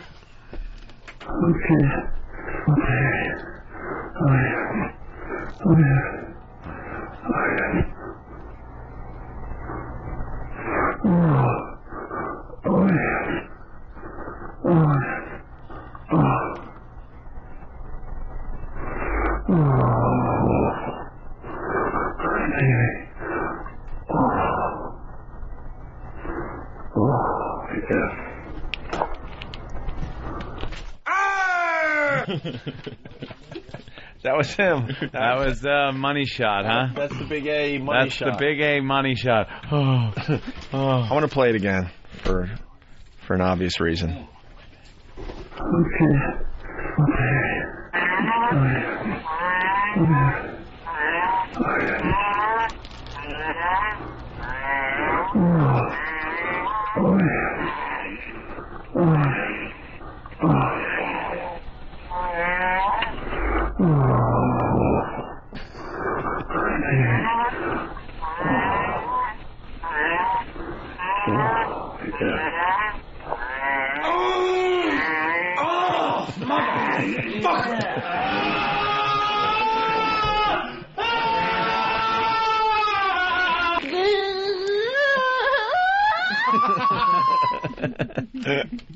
Don't just stare at it. Eat it.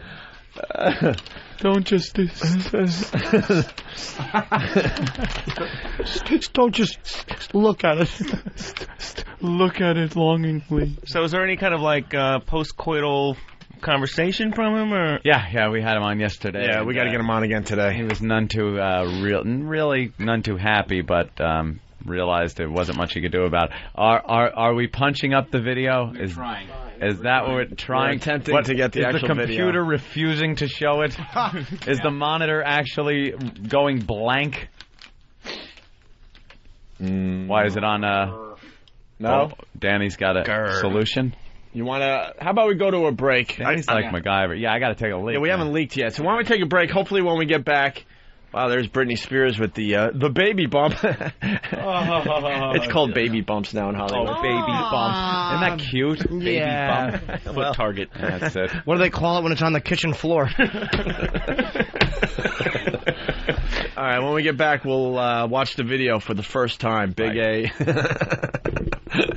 Jackin'.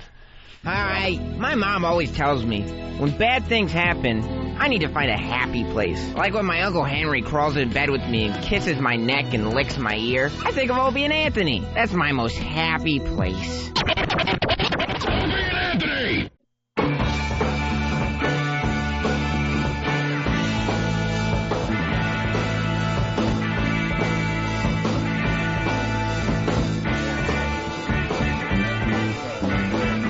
Hey, it's the Opie and Anthony program on this fine Whip 'em Out Wednesday. Are the girls wowing on Pal Talk today, Anthony? Yes, they are. All righty. The wonderful thing. Laszlo in studio. The video is ready to go.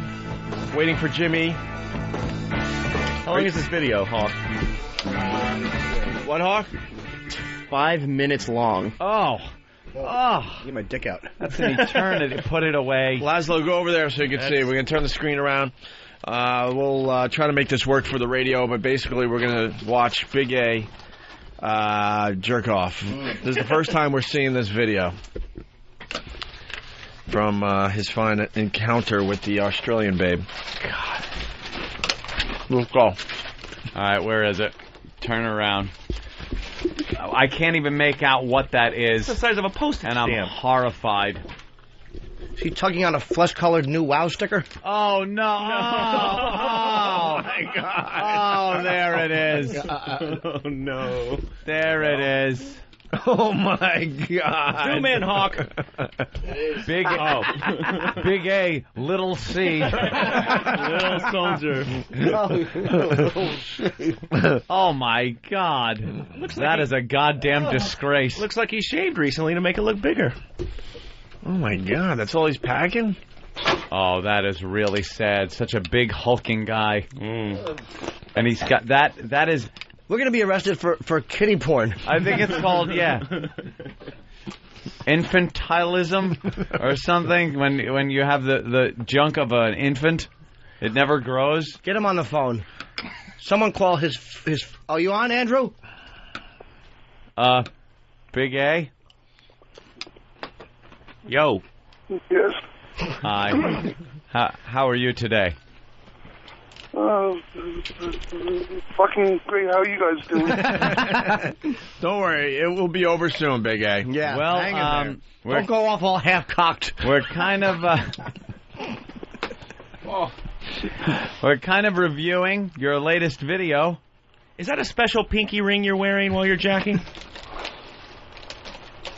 Or is it a cock ring? And well, I don't know what to say. I'm.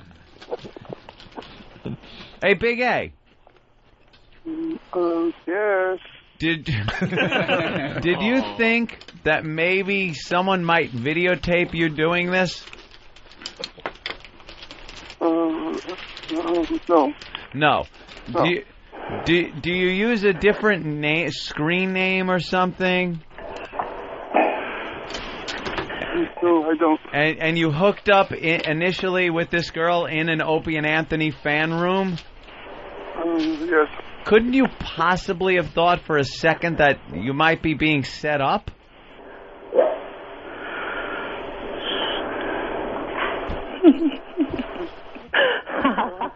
Well, I thought about it, but Plus, you hope it doesn't happen.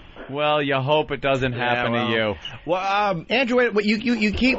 Here's what Andrew's doing. He's whacking his bag. He kind of cups it with the two fingers, the way you hold a teacup. And then you jerk it, but then you stop, and your penis just kind of flexes on its own. Why do you stop and let it flex on its own? He's letting it work out. He sounds like when Dateline comes in. Yeah. And then, what were you doing talking to this 12-year-old? Big A. Oh, jeez. Big A, what do you think of this girl for setting you up like this? She's a fucking cunt. Oh, wow. Okay. You do realize you can cover your entire penis with one of our new bumper stickers.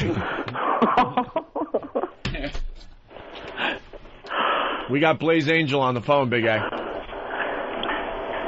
She's on the phone here. She's on the phone with you, Big A. What do you want to say to her? I just think she's a little fucking cunt. And I was just using her voice. I actually saw her face and body. I would never have cammed up. Ooh. Yeah, he never would have cammed up. Wow. Well, if she's a little cunt, you two make a perfect pair.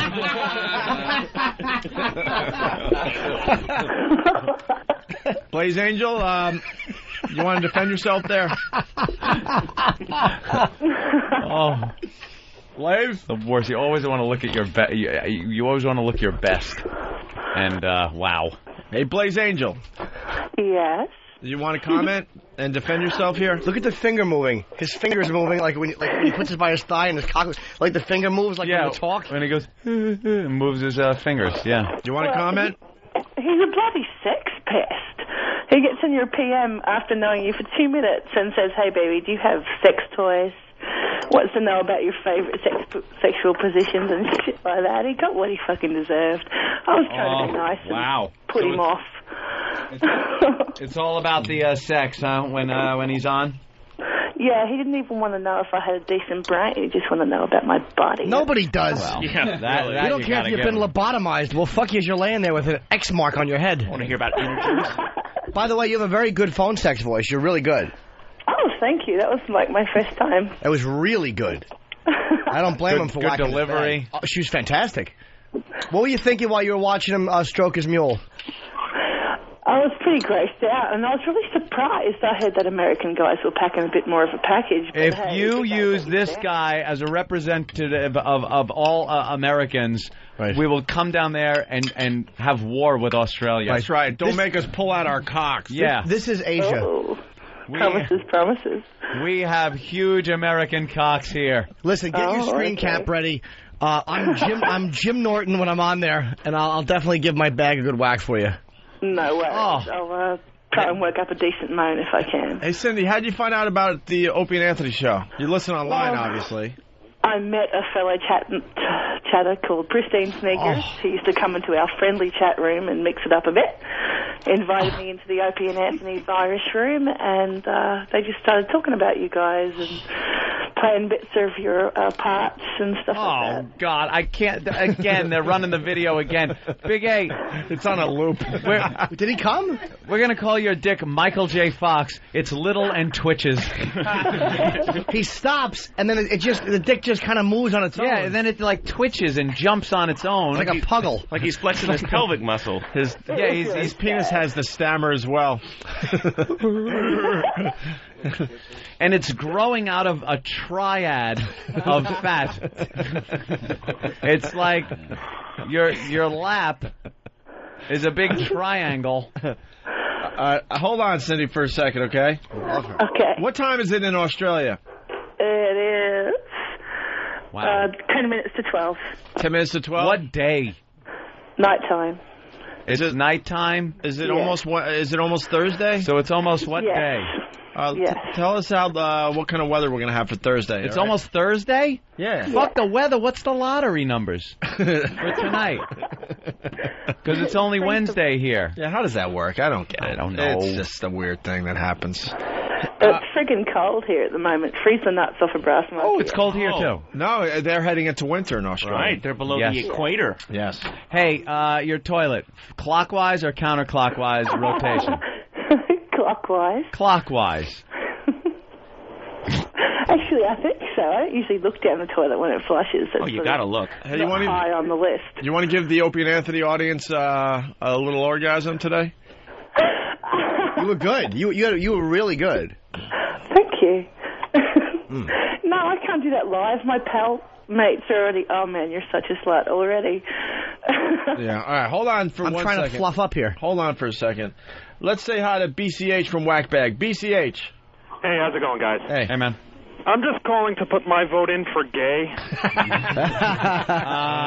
Yeah, well. Yeah, this Five not guys much humor. sitting around watching another guy jerk off. That's no homo. That doesn't look good on paper. No Right, homo. no homo. No homo. No homo. Brian in Michigan. Jim's Brian. saying nothing. I was disappointed not to hear Big A say I'm stroking it. Punching out, fellas. All right, let's say hi to Jeffrey in Birmingham, Alabama. Yeah, I was wondering if BA comes like he talks. Dribbles half of it out before he shoots. Holy crap. Punching out. Let's go to Sally in Chicago. She's a faithful listener of the Opie and Anthony Show. What's up, Sally? Hi, I'm just thinking this could have been his big break. He could have been another Tommy Lee if his hog had been big enough. Unfortunately, Pam had a bigger cock than he does. Instead of Tommy Lee, he's hung like Bruce Lee. Big A, you He's hanging in another there? Pat Morita. Big A, how you feeling? I'm here. How you feeling? Hey, guys. How did it feel to know that your cock would have looked great in the Yates tub? Jesus. Fucking great. All right. Oh, God. All right, I think we've seen enough of this video. We really. have not. Yeah. We certainly have, Jimmy. It's just been looping. I could only watch it once myself. Yeah. All right, Big A, this is going to be the last time you talk to this fine lady that set you up. What do you have to say?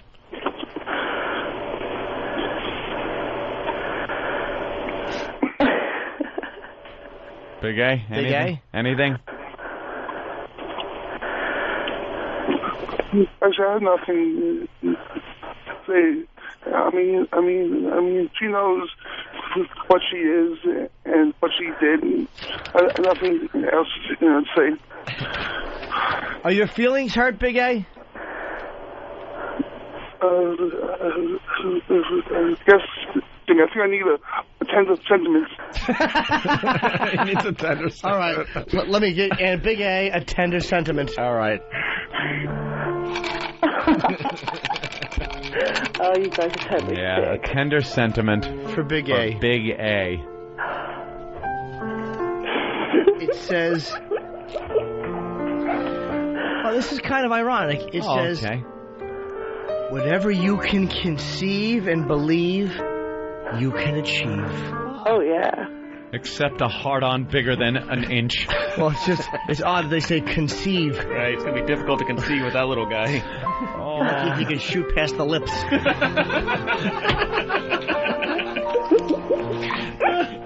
All right, Big A.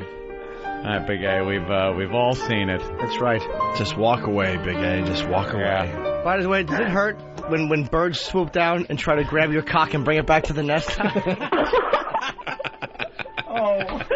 Oh, you evil motherfucker. Seriously. You started this. Yeah.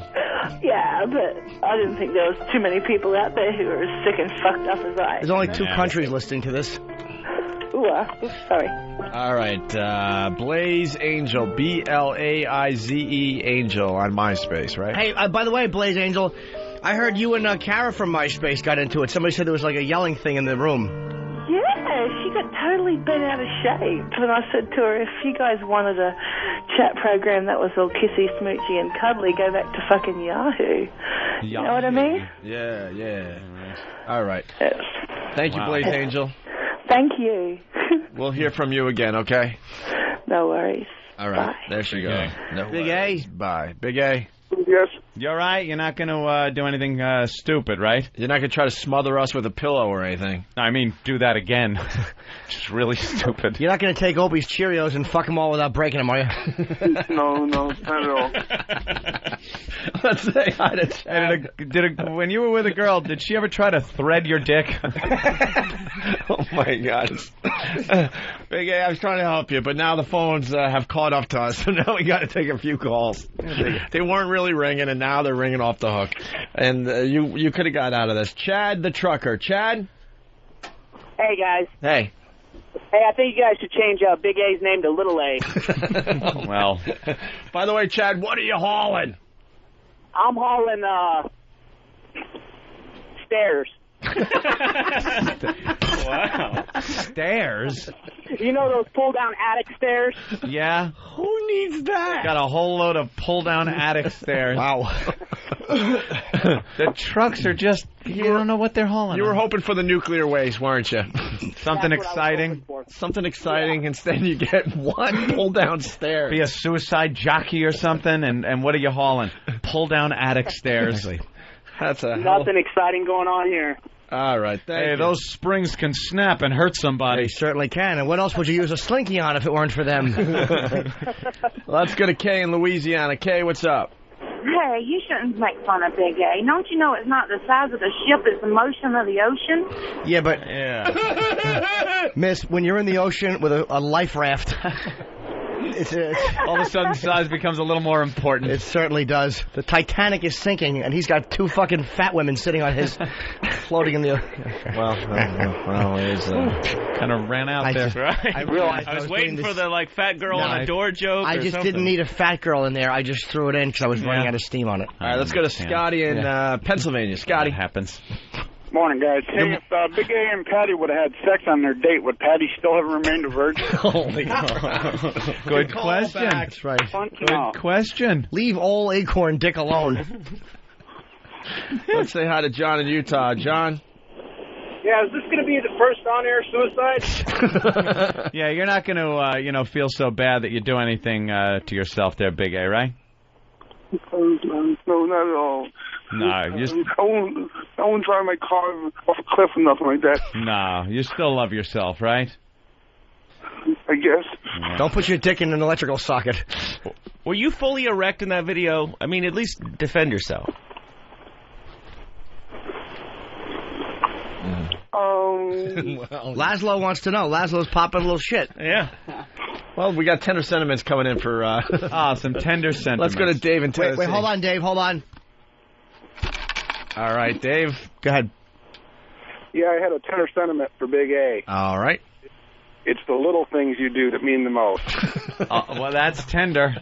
And a sentiment. Wow. That is rough. You ever seen a grown man naked? Apparently not. All right, Big A.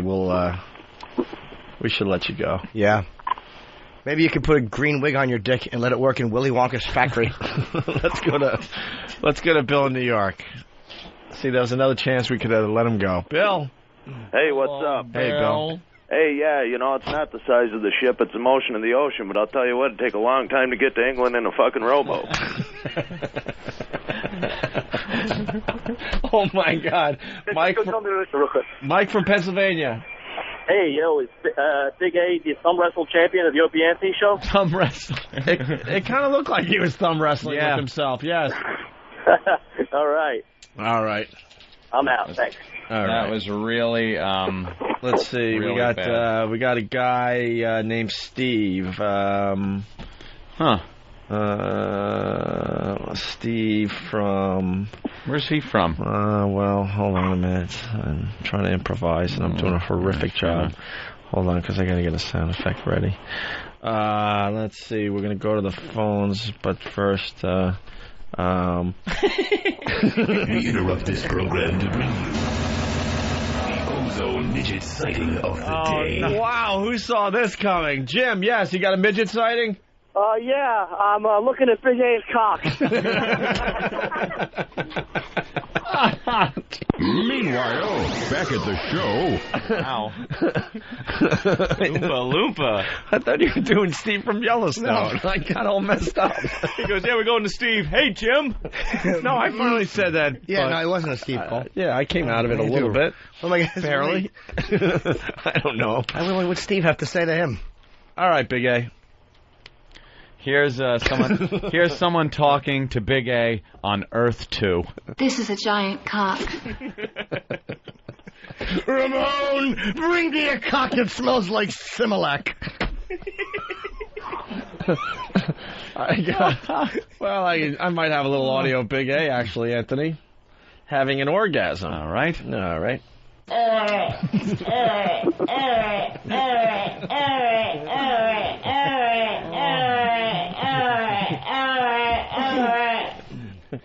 Where is Thumpkin? Where is Thumpkin? In your pants. In your pants. Hey, Tony from... The itsy bitsy penis. Tony from Long Island. Dribbled like a broken spout. How you doing? Why, knowing you have that, would you ever take it out? All right, we got Tony from Long Island. What's up, guys? Why don't you guys cut him a little slack?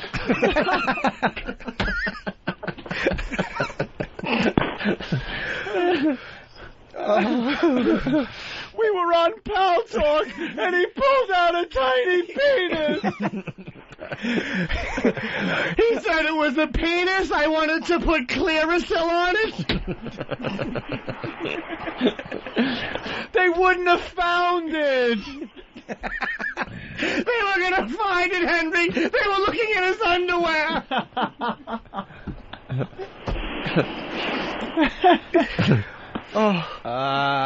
Pat from Woonaki. Hey. Hey, Pat. First I'd like to say I don't like that lady for decepting Big A. Yeah. And I wanted to know, does this penis look like a fetus clutching a cherry? Yeah. Wow. I have an idea how we can help these two out, though. Maybe we could cut Big A's cock off, and Pat could use it as his 10th toe.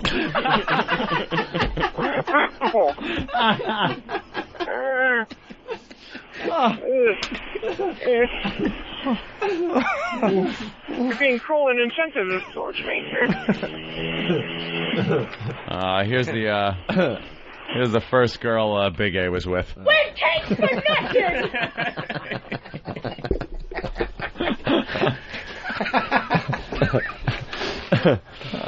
Big A, you still there? Yes, gentlemen, I am. We have All right. we have audio of Blaze Angel when she saw Big A's penis for the first time. Yeah. Just walk away. Oh, mother. Wow. I thought you'd been taking some hormone therapy there. Hey, that one worked, though, but... Just walk away. It's not the one I wanted. I don't know what happened there. I've never heard that one before in my life. All right. Big A, you got any final thoughts, things you might want to say to wrap the whole thing up? Yeah. He was banging cocktail straws 2 at a time.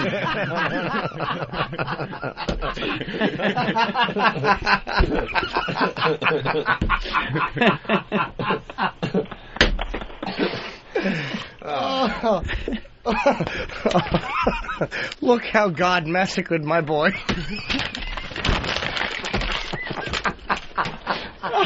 Can we get rid of this? All right.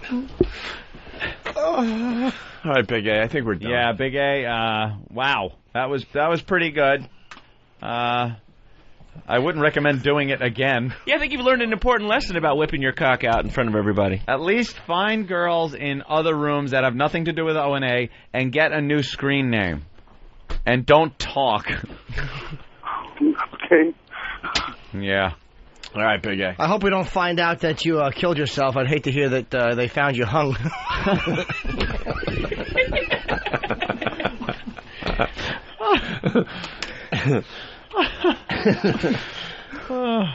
Here's the sound that was going on during his conception.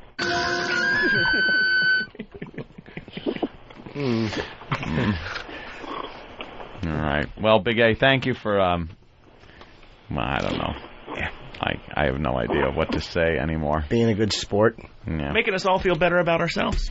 That's Exactly. true. All right. We should take a break because we got James Carville. James Carville. That's right. Right. Got a bone of contention to pick with James Carville. You do? Yes. Goes back 4 years. James. Mr. How are you, sir? Mr. Carville? How are you, sir? I'm great. James has a show on XM, 6020 Sports. Yes, sir. On XM Live, XM 202. 200, XM 200. 200. We're on 202. 200. We're on 202. I'm plugging I think myself. They're going to change all of that in June or July or something. Is that what they're going to do? I don't know. That was a rumor that XM headquarters at the corner of New York and Florida, the center of the world. Yeah, down there in D.C. Now, Yeah, this is you and a younger guy talking sports and other things. It's that might Tim pop Russell's up. son, right? That's correct. Yeah, That's correct. And they do a sports show. Kind of a generation gap thing. Right. And how's that working out? I never had more fun doing anything. I envy you. I mean, that you guys get. I mean, it's an hour a week, which is fine because it works my schedule really good. Mm-hmm. But what's better work than sitting around shooting the bull about sports? Yeah. I mean, it's so much better than politics, so much more fun, so much more interesting. It just the sports world just keeps reloading on you. I mean, you never. I mean, you're never out of stuff.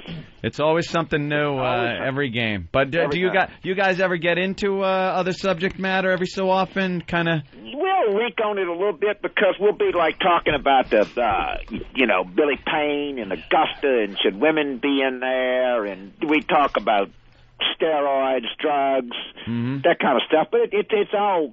It all has a sports origin to it. Like if you're talking about baseball, will you ever say something like, the Rangers lost tonight, and speaking of Texas, Bush is an imperialist pig. Back to you, Bill.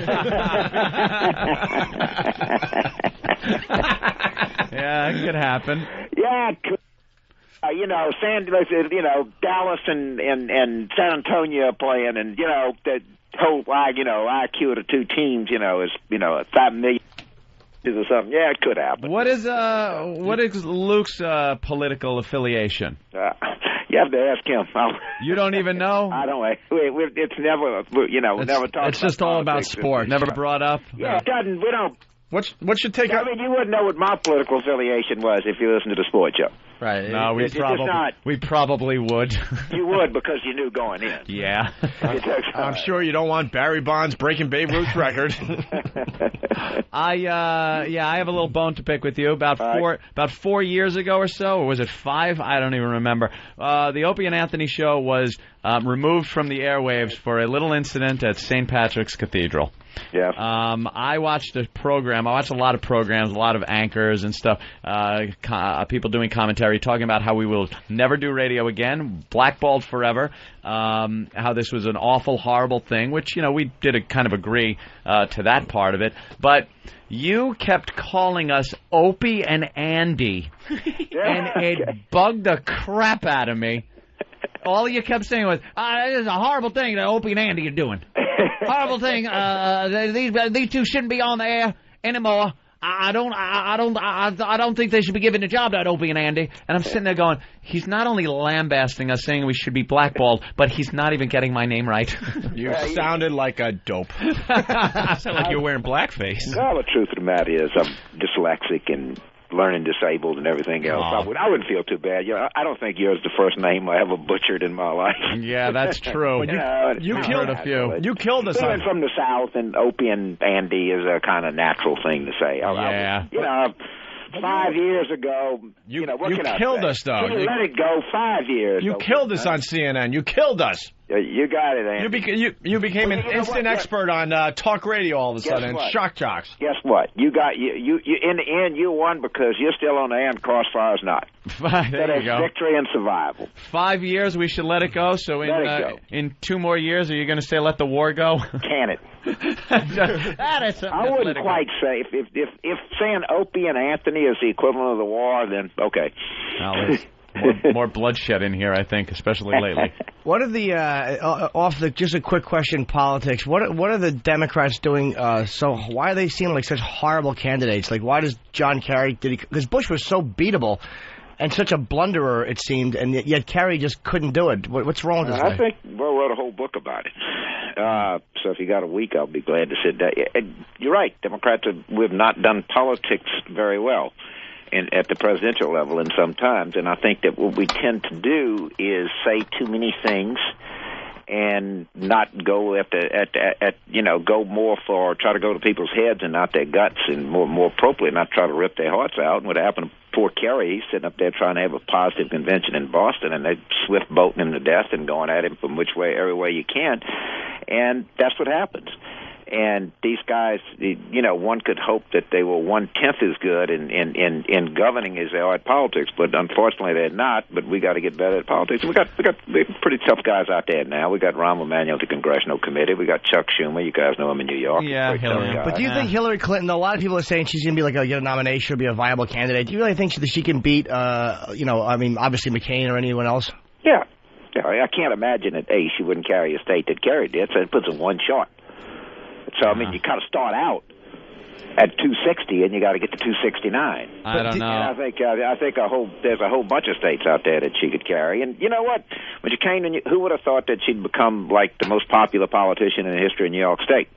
I don't know if she's that popular. Well, she's well known. I don't know if she's well liked everywhere in New York. A lot of go home Hillary stickers. I'd say Ed Koch was better liked than her, and Rudy kind of got. Let's see what. You know what? Yeah. Have me on after the November election. Well, I know that's what I wanted to ask you about also. We'll see. I think at this point, if the Democrats can't just run away with the midterm elections here, then you guys are really in trouble because you guys are pretty much getting it handed to you. I think what the Democrats have to do, though, is focus a little more. The Republicans always seem to have their core. And they have extremists at both ends of their core, but at least it's a core. You guys are all over the place. Really? It's like trying to satisfy everybody. Oh, I see. Yeah. Yeah. Let's see what their core is. You think that you ought to ban birth control pills? That's their core? It's wrong. Well, of course not. Well, no, that's what they I'm not saying it's right. What I'm saying, here's a problem. The problem is everybody has got. Again, I wrote a book. I think that it is legit. The problem with the Democrats is they act like a group of interest groups. So they get up there and they say something to please the teachers or the trial lawyers or the unions or whatever. I think that's absolutely valid observation. However, having said all of that, I think that they're getting a little better, and there's nothing that could be worse than what we're watching right now. Well, that's if the Democrats are so bad, why does 2/3 of the country say the country was better off? I'm not saying it's so bad. I'm just saying they're so bad at getting elected, especially when. I agree with you. Again, what can I do? I wrote a whole book criticizing the way that we run campaigns. I'm in your corner on this one. You need what was it that Clinton had, and at what time that really put him over the top?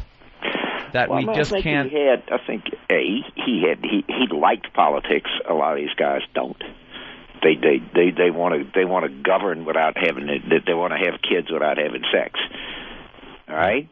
He liked the campaign, and he didn't let if he made a mistake, he only made it once. And you can't let this stuff fester around on you. And I think what would happen here with Kerry is that they left the floodgates open, and Bush people came in on them from every side.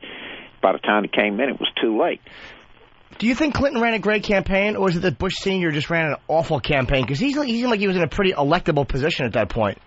Yeah, I think that the reality is that the primaries were sort of tougher than the general election.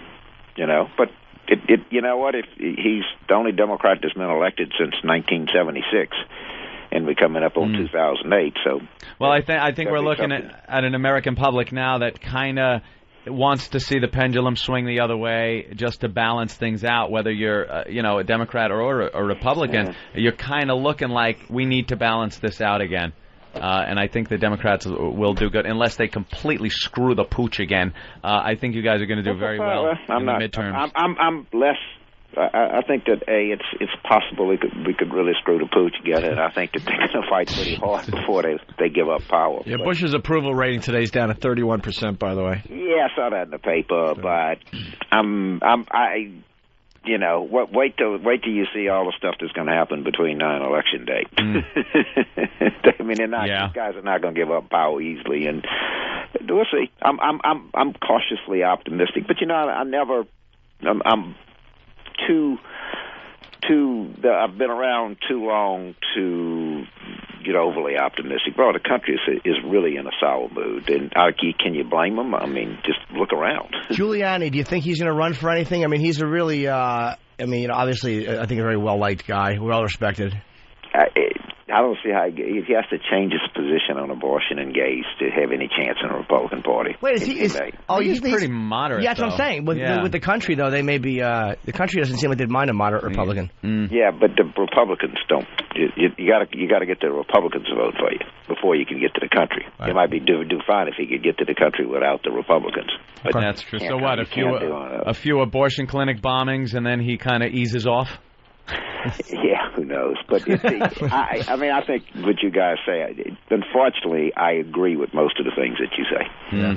I think the Democrats are doing some evidence that they're getting better and they get better people in there. We'll see. They come off as very, and I'm not saying they are, but my impression of them is like a lot of times they come off as rather condescending and smug. And maybe, look, the conservatives come off that way to a lot of people too. But that to me is my main problem with the Democrats. It's not even a lot of policy.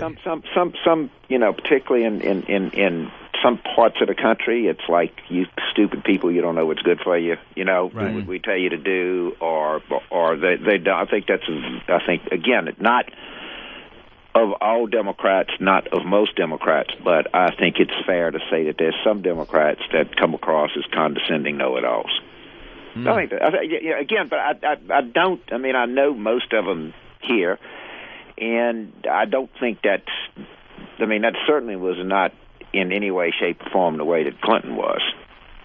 Quite to the contrary. He came off kind of conservative for a Democrat, as far as he didn't come off like a bleeding heart. He didn't come off like he was against the. I mean, he's for the death penalty, right? He was.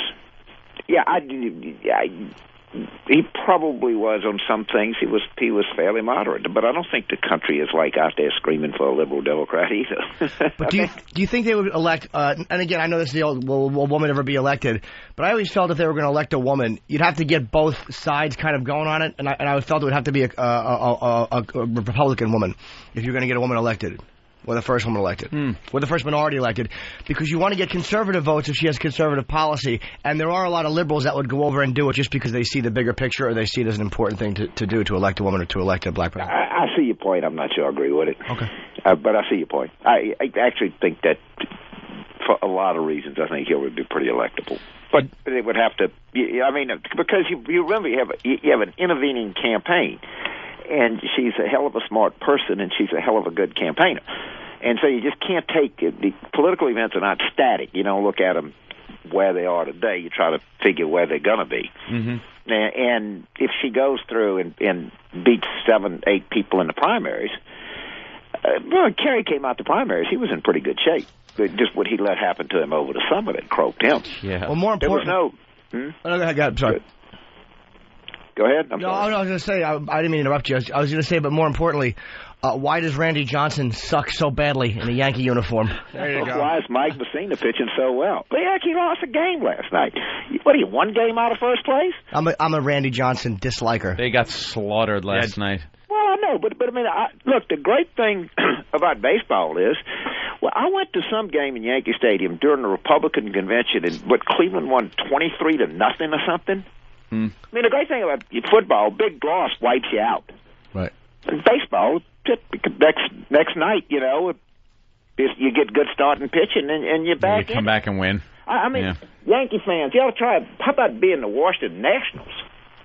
And then having the Orioles as your second team. I mean, you guys are, y'all can complain about everything in the world. Randy Johnson, try having, the pitching. We don't even have a left-hander.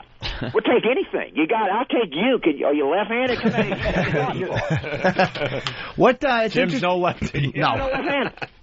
What made you go? It's odd. You're known as obviously a brilliant political guy. What made you go? How did it come about that you're doing a sports radio show? It's a very odd switch.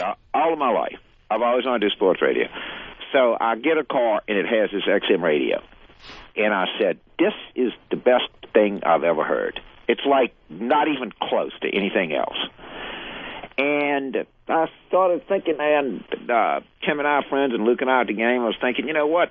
We would like have all of these big discussions. And so I'm 61, and so I kind of made some calls, called some friends I had, called XM people, went by to see them and said, look, I got this idea. And they said, let's do it. That's and pretty it's cool. Just what, it's like 1 hour a day. I have no desire to do anything else. We're actually going to, we tape the show, it runs, and we run Friday morning, Saturday morning, and it just is to be up to always want. And I was a kid, I like practice, like calling the baseball games, being a color guy in the box, and you know what I mean, that kind of stuff. It was just always something I've always wanted to do. And I said, well, shit, let's try to do it and get it done. And it's worked out and turned out to be more fun than anything that I've done. And it's so much more fun than dealing with politics on a daily basis. And like I say, and the good thing about sports is if you're into sports commentary or whatever you call it is, they just keep giving you stuff. Right. Yeah. Something. I mean, there's always a score, and there's always a steroid, there's always a DUI, and there's always a trade. You just name it. Well, it seems the Bush administration keeps giving you something new every day, also. Yeah, so. but I just get tired of. I mean, it's just dead bodies and deficits and flooded houses and it's too much work. People being indicted. It's too much work. People retiring to be with their family. Yeah, exactly. This is like, people running into walls, Randy Johnson getting sued by, you know what I mean, the kid or something like that. That's more fun. What's your take on Barry Bonds? He's a horrible guy. I mean, he didn't sign the autograph for the soldier. Yeah. But we haven't even talked about that yet. Which homer was it? 712 was 713 it? 713. 713. Yeah, and what a jerk. I mean, it's not like Barry Bonds didn't have a pretty good hand dealt to him in life. Yeah.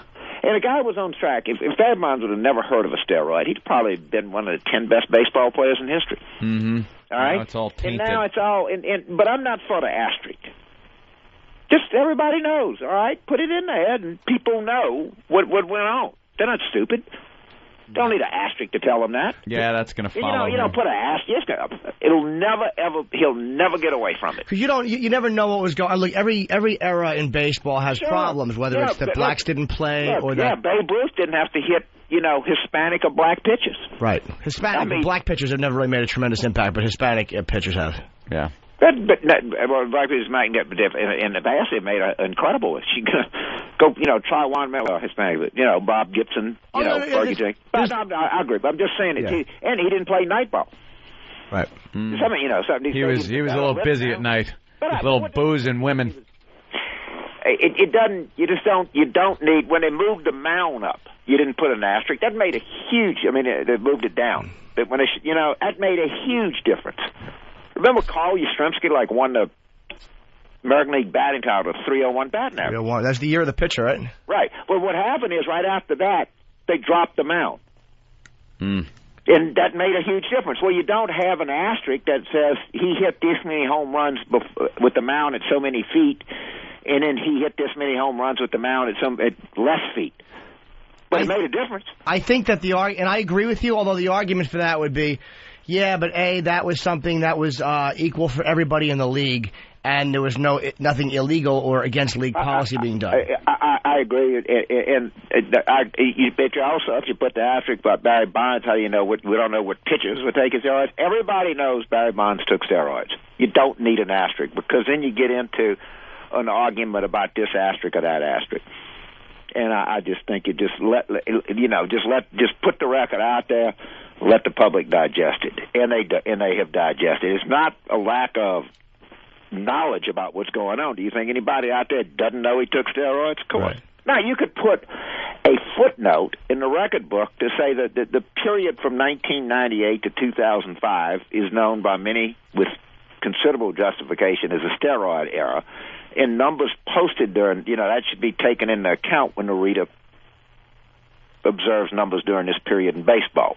Okay, I could go with that. There you go. We've also discussed, too, there's a lot stronger pitching now at one, because, again, these guys, Babe Ruth, as much as I wanted him to have the record, or at least over Bonds, he didn't have to face lefty specialists in the 7th or 8th or 9th inning. You know, he had one guy pitching a doubleheader. I agree, but when you look at Babe, I mean, the only thing that you can do about these things is look at him compared to the rest of the league. Yeah.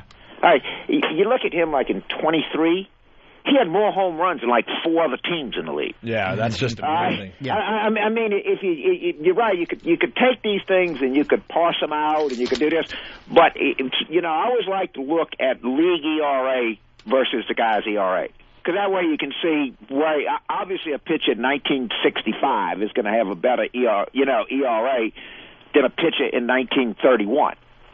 Right. But go look at like a guy like Lefty Grove and look what his ERA was and stack it up with everything. If you look at what Babe Ruth did in his time and compared it to what other baseball players did in the comparable time, it's unbelievable.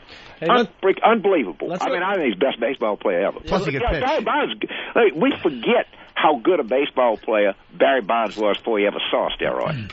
Let's go to Mark in Baton Rouge. Mark, you got a question? Baton Rouge, Mark. That's it. Yeah. Hi, James. Hey, what's going on? Pretty good.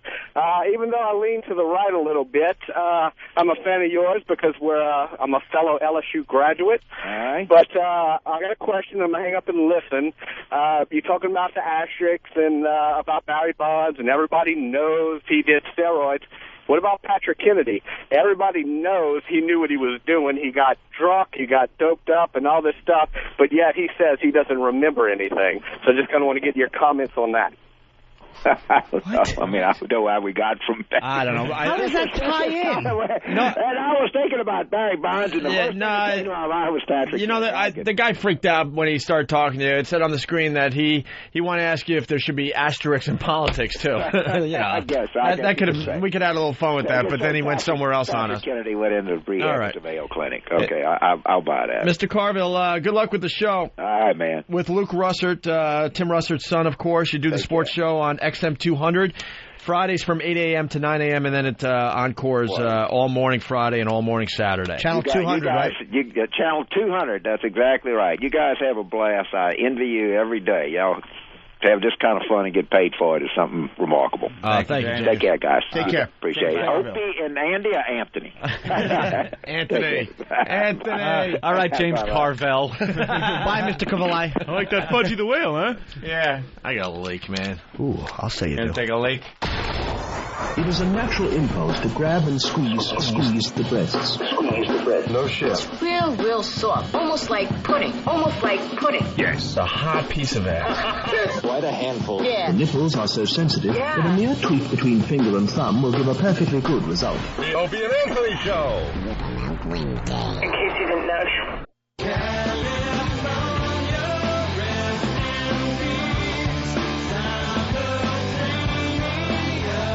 That's right, Anthony. That's right. You're checking out the Opie and Anthony program on this fine Whip 'em Out Wednesday.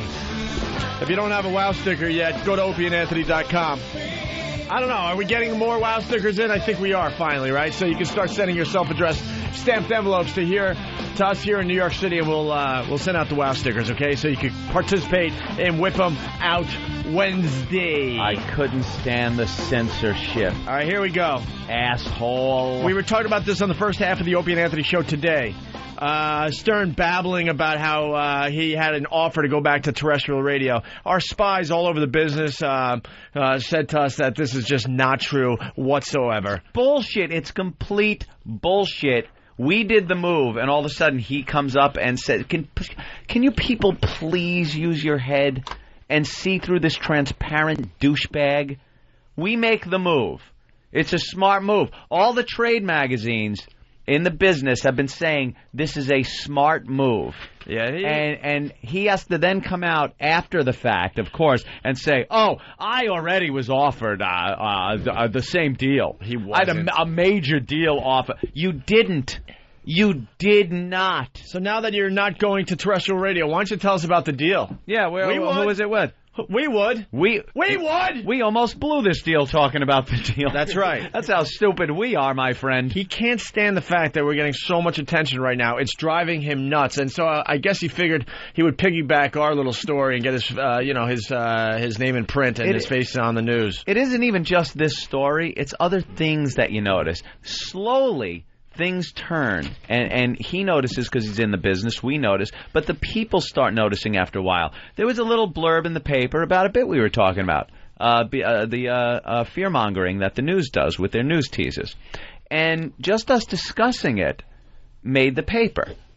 Now, even though we've been doing that same bit for 18 months on XM. We've been doing it. It's just a fact of life. We love XM. We love the freedom we get here. But right now, at this point, there aren't as many listeners on satellite as there are on free terrestrial radio. It's just the way it is. It's a fact of life.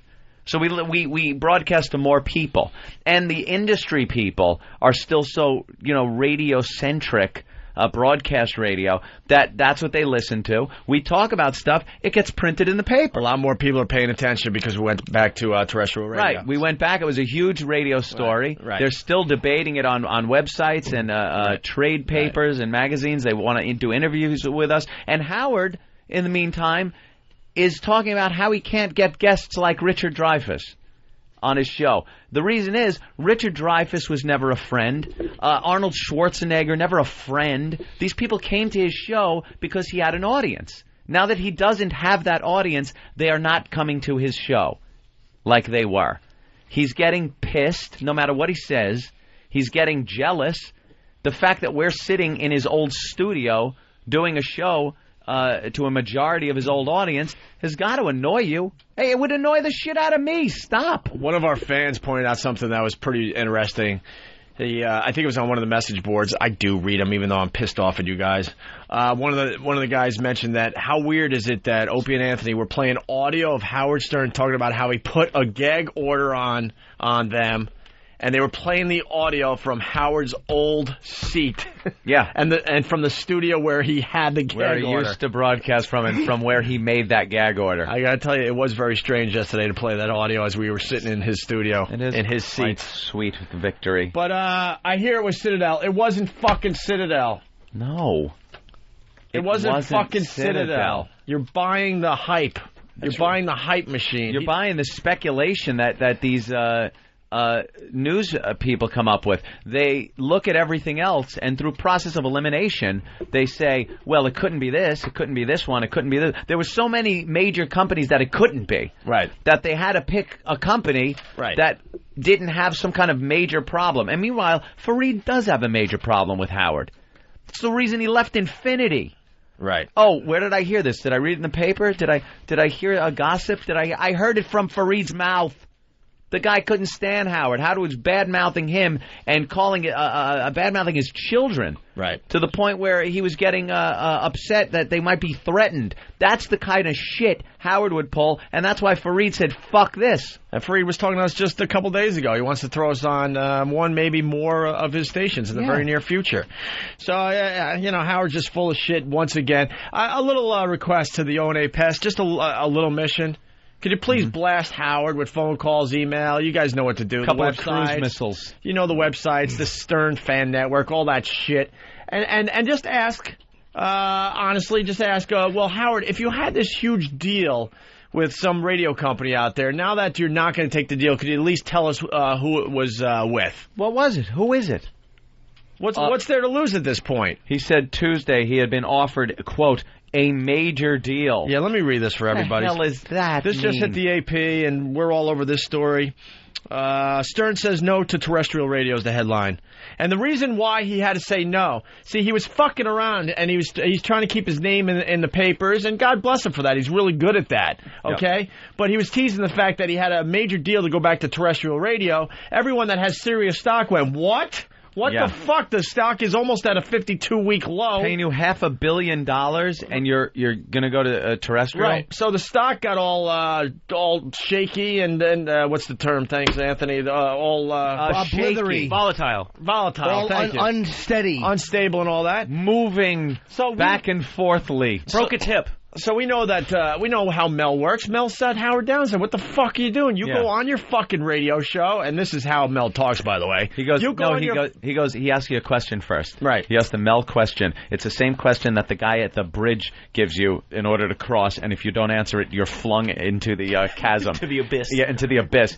He says, Howard, how is it good for the stockholders to have a rumor out there that you're leaving? Well, Mel, Opie and Anthony. Well, Mel, if I could talk to you calmly about this, it's I can't be looking like a fool, like an idiot. That's right, Mel. He can't look like an idiot. That's right. Robin agrees. Robin agrees to everything. Right, Fred? Robin, shoot yourself. Okay, Howard. Yeah. So, but yeah, Mel sat him down and said, "What the fuck are you doing? Get on your fucking show and tell them you're not going to terrestrial radio so the stock stabilizes a little bit here. Yeah. You're fucking around here, and I can't have this right now. I'm paying you $500 million. And the rumor that he was considering it or going, if you look at the original line that he said, it's he would like to go back and kick our ass. Like, oh, wouldn't it be nice to go back to terrestrial radio and kick our ass? Not that he had a deal or something was on the table. He was just fantasizing about coming back and kicking CBS's ass and making it hard for Joel and Les and us and everybody else that screwed him over. Oh, yeah. Nice bank account. Screwed him over. That's where it started. It didn't start with a deal. And then all of a sudden, out of nowhere, he comes out with, oh, I had a major deal that I turned down. No, you didn't. The station in Poughkeepsie. Yeah, there it is. He didn't have any deal. No deal. Deal or no deal? No deal. No deal. You know, no deal. The fact is, it's driving him nuts that we're doing both, and we love it. He wasn't smart enough. He wasn't smart enough to think this through.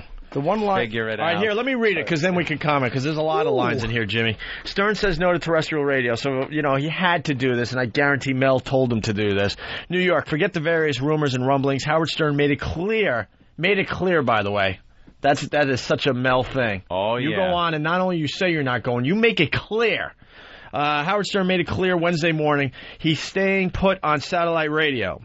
A Howard quote, "I'm very flattered terrestrial radio can't let go of me," Stern said on his morning radio show, "but I would throw up if I had to go back. I'm never going back." The self-proclaimed king of all media said that 3 companies have made overtures through his agent, but there was no interest from his end. He did not name the companies, and he will not name the companies, because there are no companies. Stern is just 5 months into a 5-year, $500 million satellite radio contract. "I've never been happier," Stern said. "We're flying high and doing great." You'll look at every day. Every photo you see of Stern, he looks so happy. Oof. That's all that Botox in his face. Looks miserable. He looks miserable. Stern told the New York Post in a story published Tuesday that he had been offered a major deal to return to regular radio. What paper would cover it like that heavily? The Post is so biased. He must have photos of those guys just blowing each other while reading the Daily News. Any way to get an email? I'd certainly love a copy. Let's see. It moves on. The Post identified one of the prospective bidders as Citadel Broadcasting, whose chief executive, Fareed Suleiman, worked with Stern for several years at Infinity Broadcasting until his departure for Citadel in March 2002. Calls to Citadel for comment were not immediately returned, and they're not going to be returned because, Citadel's enjoying the news. It'll help their stock for a little while. Press. Stern made his comments during an on-air interview Wednesday with the AP. The eternally audacious shock jock insisted on speaking with the AP about the reports that he might consider a simulcasting deal where he split time between Sirius satellite radio and a traditional outlet. Hence the Opie and Anthony deal. Yep. It will be known for now on as the Opie and Anthony deal. That's right. And in the record books. And he insisted on talking to the AP because Mel Karmazin said, "You make it perfectly clear today, Howard." Stern competitors Greg Opie Hughes and Anthony Cumia recently made such an agreement with CBS Radio. Stern worked for CBS before making his move to satellite in January. Stern said, "This is great," that Opie and Anthony's return to traditional radio signified their failure on satellite. That's it. We are failing so badly here on satellite that CBS decided to put us on 7 stations right now. You know, that's how badly we're doing. I've already been called one of the top 10 stations on the platform. Right. We're doing huge. The phones are constantly lit. We go out and do appearances, and there's loads of people. Like, everything we're doing here on XM signifies we're doing well.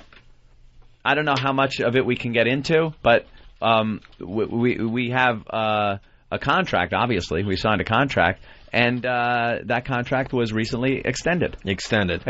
So Bubba and everybody the ones that were saying that we were going to be fired, he promised by October that we would be or something fired like that? by XM by October. Yeah. Why would they then sign us to an extension on the deal if we were going to be fired?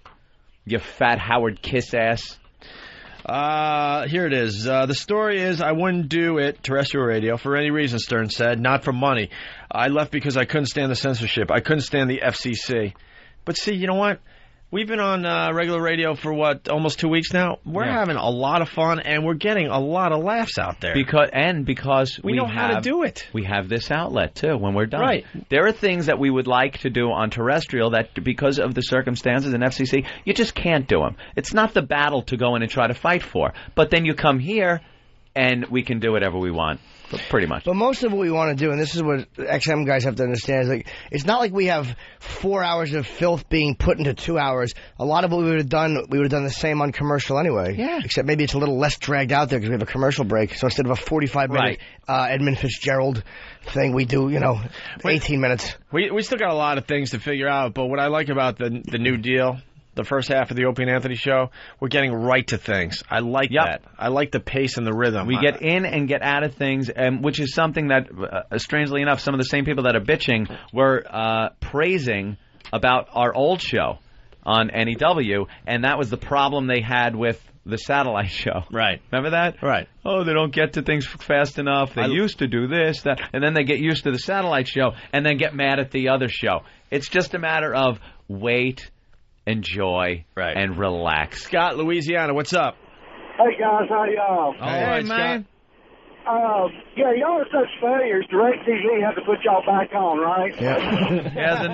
There's another one of our long list of failures We're a bunch that of we've had. Hey, little Jimmy, when you coming south to Louisiana, man? I want to get down to New Orleans, man. I've never done the gig. We were on there before. So that's a goal for me, is to get down there to New Orleans. All right. I will drive 4 hours to go see you if you come to New Orleans. All right, thank you. Thank you, Scott. He really had to put out a statement here saying that he is got in not trouble. entertaining this. He got in trouble with the stockholders and now lost his mind behind closed doors. I really hope people, because we're kind of on the inside, can understand what this means, reading between the lines. I love how you pointed that out. Howard Stern made it clear Wednesday morning. That is something that is a press release type statement. That's something you don't want to say. He said or he commented that. Made it clear is your boss saying, you make it clear. I hate to tear down the third wall, but... Wait a minute. There's 2 left. You tear a lot of walls down. Is it a corner or front and back and you can run right through the middle? There's going to be a teepee because they're going to tip into each other.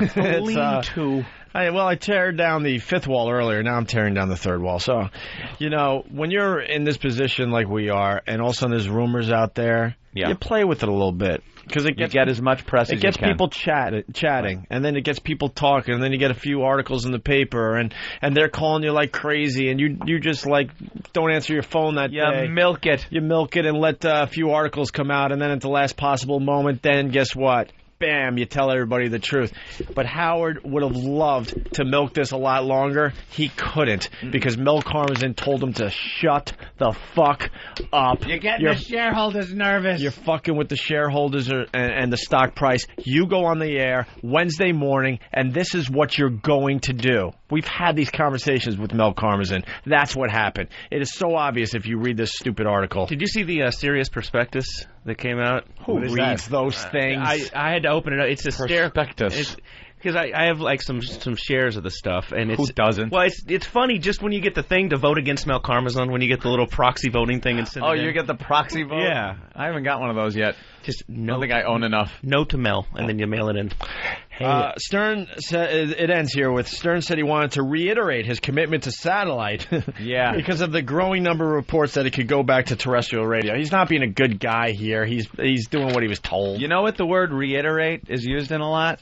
When brokerage firms reiterate their position on a stock. You've heard that before. They're reiterating a buy rating. That's what they do. So there's words in this statement that just reek of, hey, idiot making $500 million. Get out there and push the company that's paying you. I guess tomorrow on the CBS part of the show, the first half of the show, we get to have fun with Howard's old listeners. Yeah. We'll do this exact same break tomorrow morning. Why not? I have an idea. I want to start a rumor. Ooh, what? That we're doing a TV show. The TV show deal has been signed. Lifetime. The Lifetime Network. I'm breaking the 11th wall. The Lifetime Network. It doesn't go up. Jimmy Norton. Trading. What? My wall thing doesn't go past 9. I have a lot of walls. Jimmy Norton Sure plays do. the perfect and a lot of closets. but he's got a deep dark secret. I'm not in it though. When I go in to get a jacket, I'll just hang out there for a little while. That closet's barely standing. Who are you kidding? No. It's on one lousy hinge it's at not. this point. It's not just me holding a door. Just kick the door off. I mean, I don't want to. God, you look good. All right, I'll tell you this. Wait, pause I just that for a spoke second. to some guy from. I like pussy. Good. All right. No. All right. I'll tell you this because I just spoke to some guy from the newspaper. AP. AP or one of them. I just spoke with the Philly Inquirer. Well, there you go. Howard, guess what? What? You're. I'm just printing it out now, but it's already over the AP wire. Your story's already out. Oh, good. Okay, so let me tell Booker this. I've been offered by 3 different broadcast companies to come back to terrestrial radio, and I told my audience that here on satellite radio on Sirius.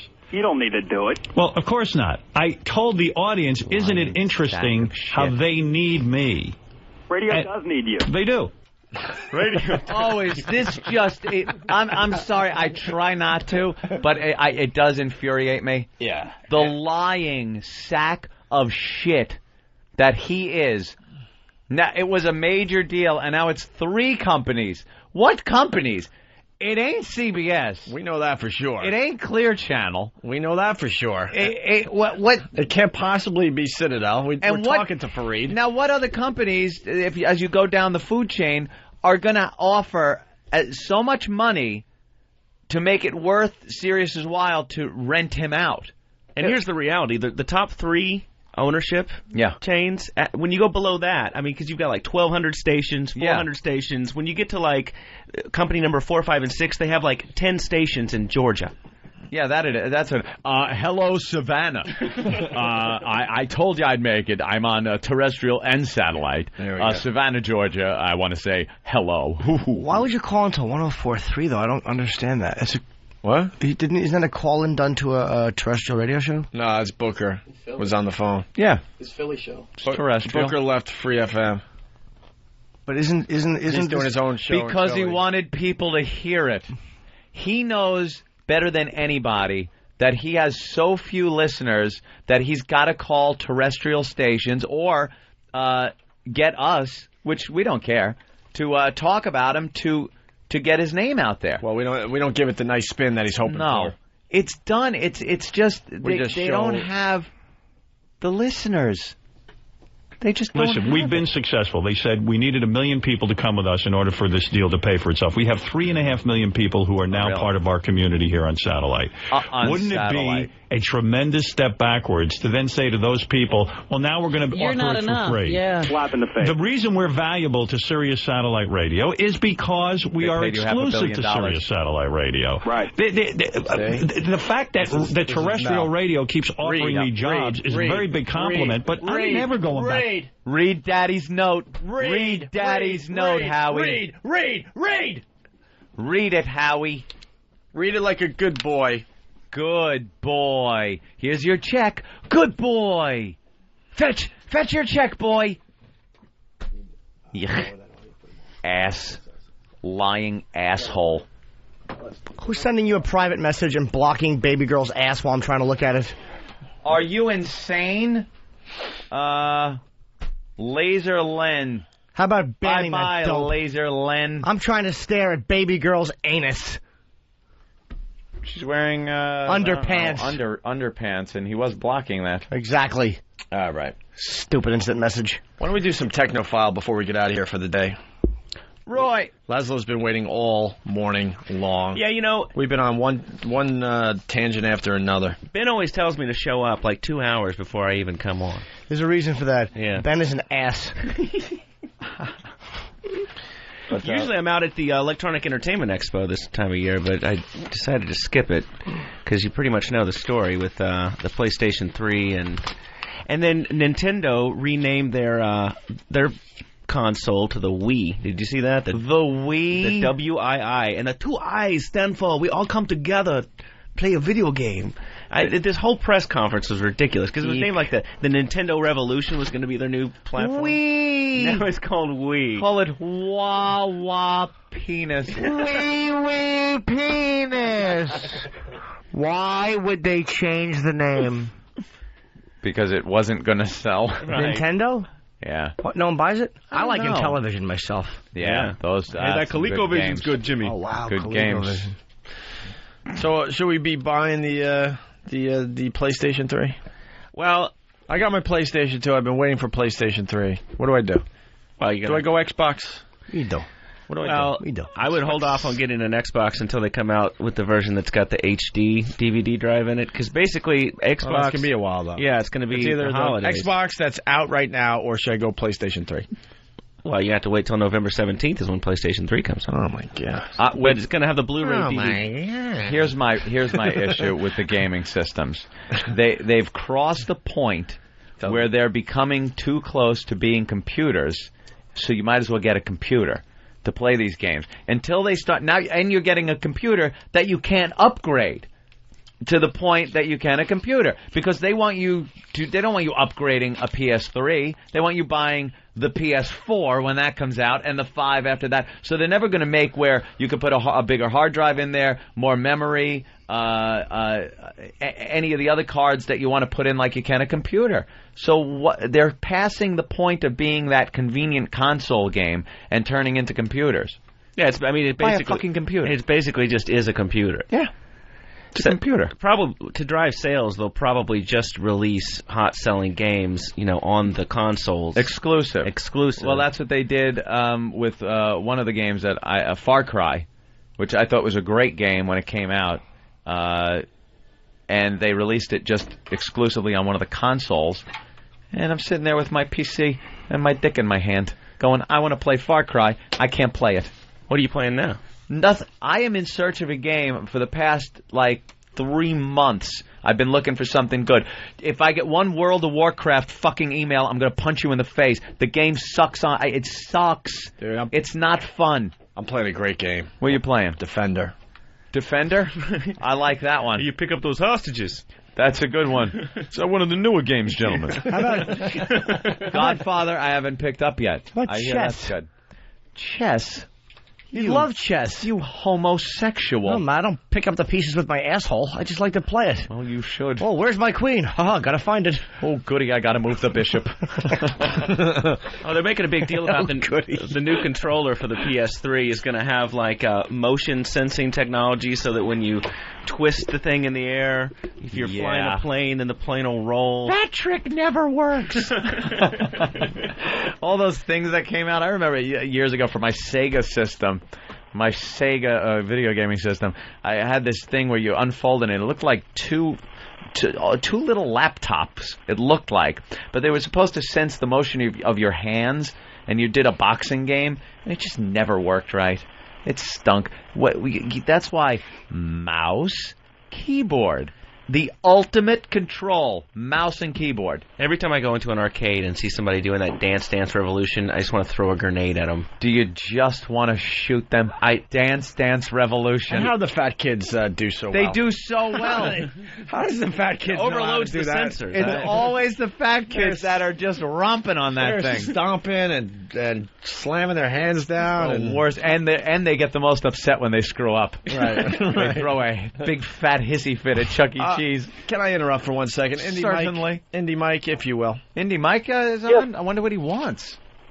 Hi, guys. I just wanted to, looking at the clock, it looks like it's bonus time, and I want to say I'm what they call a brainwashed Uber fan, and as a brainwashed Uber fan, I just want you to know that you can do no wrong, and so if you decide to cut out a little bit early today because, you went so long yesterday, I'll be perfectly fine with it and just appreciate whatever little bit of time you want to get. Indy Mike, I'd feel bad if you were fine with it.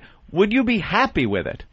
I would be so full of joy if you decided to cut out because you deserved that break after working so hard yesterday. Who are we to not make Indy Mike happy? He doesn't sound like an Uber fan. He sounds like a well-informed customer. That's true. When do we start using the word Uber? It's to combat the ones that are miserable with our latest move. Yeah. Is it German Uber? Yeah. Our fans are geniuses. I think in Germany they're going, Langsam super. we like traded or something. Uber. Uber just sounds so much more powerful because it's German. And look at me. I didn't know what you were getting at. I explained the actual concept. What an ass. I know. All right, Indy Mike. Thank you, gentlemen. There he goes. Way to go, Mike. Good call. So, yeah. What else we got here in the Technophile, Laszlo? I was checking out, a lot of car manufacturers are now looking at putting PCs in cars rather than your normal stereo. And this is already going on in, like, Korea, and I checked one out. Korea. Yeah, they're like, hey, say what you will about the Koreans, but they're like... Unfortunately, the PC always also runs the engine. It is the engine. Silly me, I fucked that whole line up. Excuse me, speaking of engine... I didn't catch that there was a fuck-up. Oh, thank you. I'm so not computer. Well, the big thing over there now is, the high-speed wireless networks. Right. You're starting to see it here now with that EVDO and stuff like that from Verizon. Yeah, you could drive around. We see a lot of people on Pal Talk driving, and they have their camera on. And what really worries me is typing. Yeah. They're actually contributing to the show and watching us and... talking about what they're watching. How about the road, idiot? A lot of things end in mid-sentence, and that's... yeah, and the screen goes fuzzy. Hey, looks like there's Icy Row. I interviewed this guy, and he's like, yeah, in-car PC have Microsoft Office on it. I'm like, what are you doing? You Looking need that at in your car. Spreadsheet while you're going down the road? Very busy, very dishonorable, not to work all the time. All the time. Must look at PowerPoint presentation while sitting in traffic. They're putting the... But that opens up your listening pleasure to MP3s and anything else that you can drop down onto your computer. Streaming. You could stream internet radio stations, which is one of the things that a lot of people are saying that is kind of stupid about internet radio is a lot of people listen in their cars, and that takes it out because not a lot of people have a laptop to sit on there and get a wireless connection. But as things move along and they incorporate the computers into the cars and have the Wi-Fi, you can then stream, and we will be part of that starting next week. I'm just putting rumors out there. Wow, that's a great rumor, man. Remember when our careers got so bad that we were considering doing an internet radio show at that stupid company in Jersey? Internet radio. And then we woke up and said, well, I don't see computers in the cars, so yeah, we're going to have to pass. We had more listeners when we used to call each other and just goof around right. when we weren't on the air than we would have with E-Yada or one of those click radio things. I'm so glad all that horse shit died down, and then podcasting came back. Mm-hmm. And the number of times I get asked, like, hey, you want to be on my radio show? I'm like, oh, tell me, where are you? Because I get that, like, I'll be on a station in Minneapolis, do an interview or whatever. And like, oh, yeah, I got a podcast. We got a couple hundred people listening. That's great. Great. That's like going over someone's house for a cable access show. Right. It's the same thing. Everyone's got a podcast. What else we got on the Technophile here? Well, you guys are always talking about that sex offender bit where the news tease where they're talking about putting all the sex offenders in one part of town. In one part of town. Could it be near you? I don't know why all parents assume that their kids are beautiful enough to be sex offender material. But some parents have to just face the plain fact that your nobody kid's wants to ugly. suck your little kid's cock. Oh, my Jesus, Laszlo. Why would they when there's big A's available? One city wants to pack all their sex offenders into a 3-block area. Problem is, it could be right next to your house. Could it? they're branding these mobile phones for kids with tracking services that cross-reference the location of the kid's phone with a database of registered sex offenders. So if your kid gets within 100 yards of a sex offender's residence, assuming that all sex offenders just sit at home, like a lizard waiting for a fly to go by or something.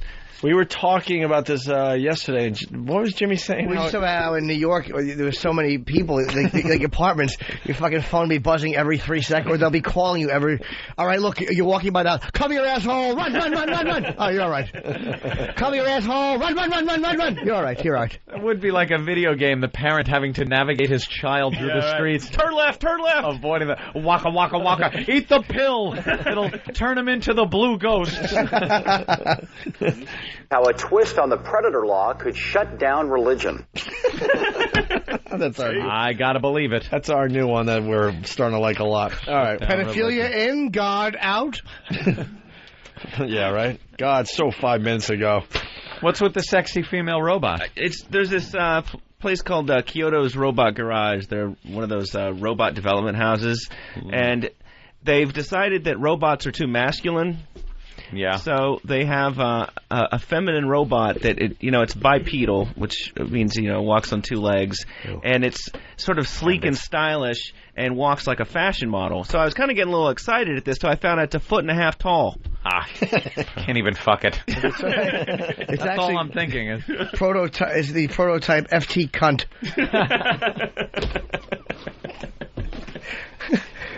You can't fuck it, but if you punch it, it walks back over and its little robot head dips. The day is coming with the fuckable robot. Absolutely. It is definitely coming. Women, you're on your way out.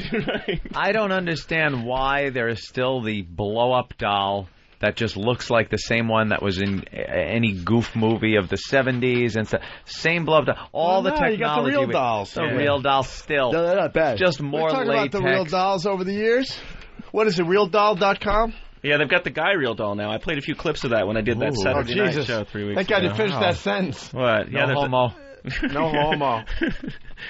Not that I was interested in the... But, I mean, you would think by this point, 2006, we'd have the ones that roam around. You can have sex with it. Yeah. And then it cooks. And then it cooks something. Yeah. Oh, we got our vacuum cleaners. Yeah, mouths off. You hit it. You come back, you want the female robot's crying, there's 5 little dead robots floating in the tub. My God. Enough about that. Enough about the Yates. The Yates children. I get them mixed up. They're all little tweaky, dee-bee-dee-bee-dee. Why we going backwards? Dee-bee-dee-bee-dee. Meaty-beady-beady. Hated Twinkie. It's not bath day. Beady-beady-beady. Oh, and one last thing. I've checked out some of those drones that they have in Afghanistan. No. Before you get to that, not one more last thing. Okay. A big fuck you to Phillips. Yes. Yeah, it's kind of weak. I was enjoying my DVR last night, matter of fact. I went to see Poseidon, which I thought was a fantastic movie.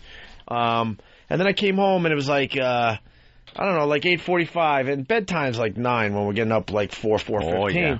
But I'm thinking, with my DVR, I think I could sneak American Idol in. It was 38 minutes that I had to waste on American Idol last night. Thanks to DVR, fast-forwarding through the commercials. Laszlo comes in here with the Technophile, and I see that Philips has patented a DVR that prevents you from skipping commercials. Pieces of shit. Why would you buy this, then? And why would they patent this? Well, can I guess? I'm not certain cable companies will probably only allow their thing to be compatible with this. But why is Philips deciding to be the cock blockers? Well, the unfortunate thing that's occurring with DVRs, you used to be able to call your cable company or your satellite television company and get a DVR from them. You gave them $200-300. You used it, no problem. Right. Now they're a little less about selling you the equipment. They want to just sort of lease it to you. And the other thing that they're trying to do now is they're talking about stopping the sales of DVRs entirely and recording it all on hard drives at their central office for you. And then you'll have access to it, but they will be able to control. They've got more control over the content at that point. Enough with Here's the thing. The commercials. technology also would have a system where you can pay extra if you want to skip through commercials. This is where they would like to go. I mean, patents aren't indicative of exactly what technology is going to be out there, but you can see where they want to take it. They want more control over the content so that you're not able to record Lucky Louie, and you got to buy the fucking box set. Well, what's going to happen also is they're going to start losing commercial money. Because of people fast forwarding, people are going to stop advertising, and that extra money, I bet a piece of that goes to networks however the fuck it works. There's nothing better though that, like Ope was saying, when you want to watch a show, American Idol or anything, and you see that it is now you have it recording. It is now 8:30, and you know that you have enough time built up to watch the whole thing. Isn't it horrifying when you're watching the show and you're fast-forwarding through a commercial and it says live? Oh my God, I'm not going to have enough time. I'm going to have to sit through one commercial break. Now you got to sit through one break and it pisses you off. Or the horror nightmare. You roll over and hit the live button on your remote. No! That's what happened with The Sopranos. I told the story. Yeah. The classic story when Uncle Junior shot Tony there. Yeah. I hit the live button. I adjust myself in bed, hit the live button to see Tony on the floor, and I swear to God, because they were cooking, I thought it was just spaghetti sauce all over the floor, and then he had a panic attack. I had no idea that Junior had shot him until the next day when we came in here. Can you hit reverse? Isn't there like a 30-second back button? I don't know what I did, to be honest with you. I could not get it back. Once you hit live, you're just screwed. I honestly have no idea what I did. I guess I could have. I think because I changed the channel, maybe. But all of a sudden they're setting up the scene, and I adjust myself. The next thing I know, I see Tony on the floor, and it's red stuff all over the place. I'm thinking, panic attack, grab the pot of sauce as he's falling, and that's that. No. And that happens too when you change the channel. You have a lot of time built up, and you change the channel and change back to the channel you're at. Uh-oh. Oh, man. Oh, boy, I missed everything. You got one with 2 tuners? You got to get one with 2 tuners. Yeah, I have that. You can switch channels. Yeah. 2 tuners. All right. 2 tuners. That's right. Anthony. 1 tuner homo. Why don't I have that? I don't know. You're gay. I'm fucking 2 tuner Jimmy. The answer. 2 tuner Jimmy. But now it's like, when you get that panic because your show's starting at 9, now I'm like, I'll start watching at 9:20. Yeah, then you can watch something else. Let's watch something else for 20 minutes. I watched like some of the the playoffs, the NBA playoffs. Then you don't have to watch the whole thing. Then I started my show. Yeah. You imagine having to fucking sit through commercials with a DVR? That would blow. What a bunch of pieces of shit. I guess if they, because I understand the point you're making with commercials and people won't advertise as much and all that. It's kind of like why the music industry was fighting back because they were losing so much money. Right. And why would people put out albums if no one was going to buy them? So I kind of got that argument. But I want at least the choice with the DVR thing. I would spend more money to have the option to fast forward through the commercials. Also, at least give us that option. But don't make us sit through the fucking things. Won't people start going now? If satellite, this will be a thing too, like DirecTV or the other ones, because you can get those boxes. They're not DVRs, they're TiVos. They may offer the option of just zipping through commercials without it. So then all of a sudden, if cable is trying to fuck you with this, a lot of people just go to satellite and go, you know what? Go fuck yourself. I'm getting a TiVo and a satellite system. Right. And that could really come back to hurt cable, which would be great. The XM units are great because you can fast forward through all the garbage. And they're talking about, legislation that would restrict how much content you can record from satellite radio. Yeah. You've seen that stink, I've seen that pop up a few times over the years. They don't want you recording. That and the whole net neutrality thing. Have you been following that? I think it's not so much they don't want you recording. They want you can record. They don't want it transferable to any other medium. Fair enough. Like if you have one of the units and you're listening and recording something you want to listen to later, you can't then plug it into your computer, download it, burn it, things like that. And on the commercial thing, did you see that episode of The Sopranos like 2 or 3 weeks ago? The entire thing was like a commercial. When they were walking around, all those free products. A lot of product placement. Like on 30, 45-second, commercials. HBO's full of product placement, all of their original programming. And it's ridiculous because, how do you put a Buick ad in Deadwood? They did it. I have no... And at the end of that episode, they're like, they might as well just put something up on the end of the screen like, after you shoot somebody, make sure you buy something from your airline stewardess and duty-free. Yeah. Do you see that? They were like buying Mont Blanc pens and stuff. It's like, no. Yeah, that scene really didn't make any sense. It was just to get product placement in there. Wait, where was that? What scene was that? Sopranos when they were... Not buying, they were kind of taking sunglasses. Why don't we, so the other one that I interrupted you with, Laszlo, his penmanship sucks. What did he write? Try to read Nestle Quick. Hold on. He wrote... What the fuck? Let me see. What did it say? Nestle Quick on the train said close up. That was the first scene. We had kind of gone through the... Yeah. I think we had made a point that they did do a lot of product placements. Hold on, let me got that delay going from the international calls. Ladies and gentlemen, it was a Nestle Quick close-up during the season premiere. Oh, I'm not even going to look, but I'm going to guess what they're doing in the booth right now. Tell me if I'm right. Laughing. No, they're just tired. They are laughing. They're want to just go home. tuckered out. They want to go home. Derek just wants to go home and fucking put on his socks and sandals together and wonder why he looks like a Hindu tourist. All right.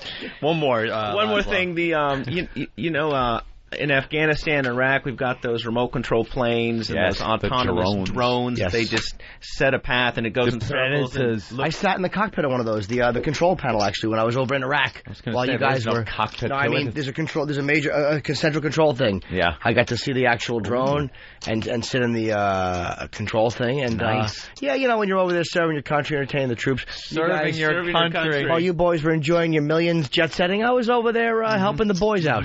Mm-hmm. That's good. How do you think that Predator gets paid for, my friend? Right. By tax dollars. Right. I think these two guys own several Predators. Maybe a rivet. Yeah, really. Price of those things. Actually, they're not that expensive, and so now the companies that manufacture them are pitching the Department of Homeland Security and local police departments to use these, and police departments are buying them and using them for surveillance. I think it was in North Carolina. They used one to do surveillance on a group of bikers, take pictures at a biker rally. Wow, that's what's coming. A little eerie. Very Twilight Zone, Outer Limits, little orb floating around with a lens on it that you gotta. Oh wait, look out! The orb is here. We are that cool. We're gonna lose. We really are gonna lose a lot of the privacy. Yeah, I don't care. I'll be dead by the time it happens. Just keep it out of my house.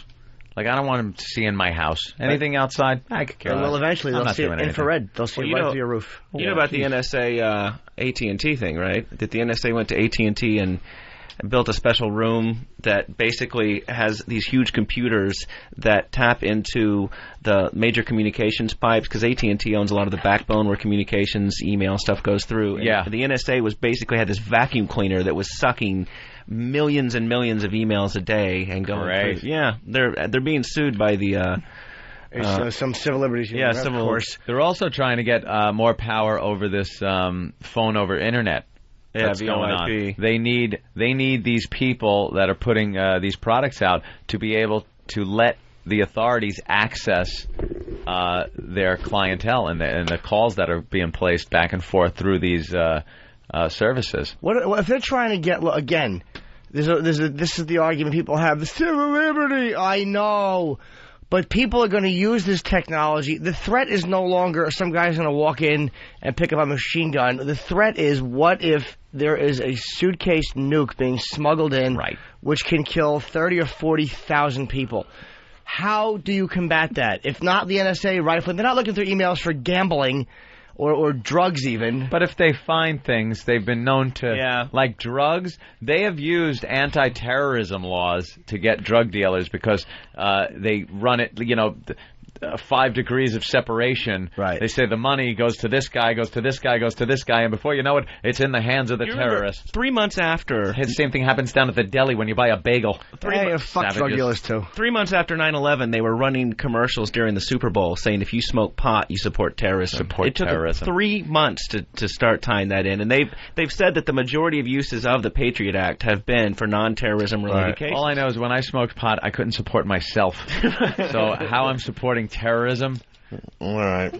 Do we do a game of I guess what's in my pants before we leave? Or what? We do a quick one. Try to play some Guess What's in My Pants right away. Getting fucking fresh. Fucking fresh. Yeah. Why don't we say hi to Dynamite from Pal Talk? Laszlo, thank you. A great job. Thank you.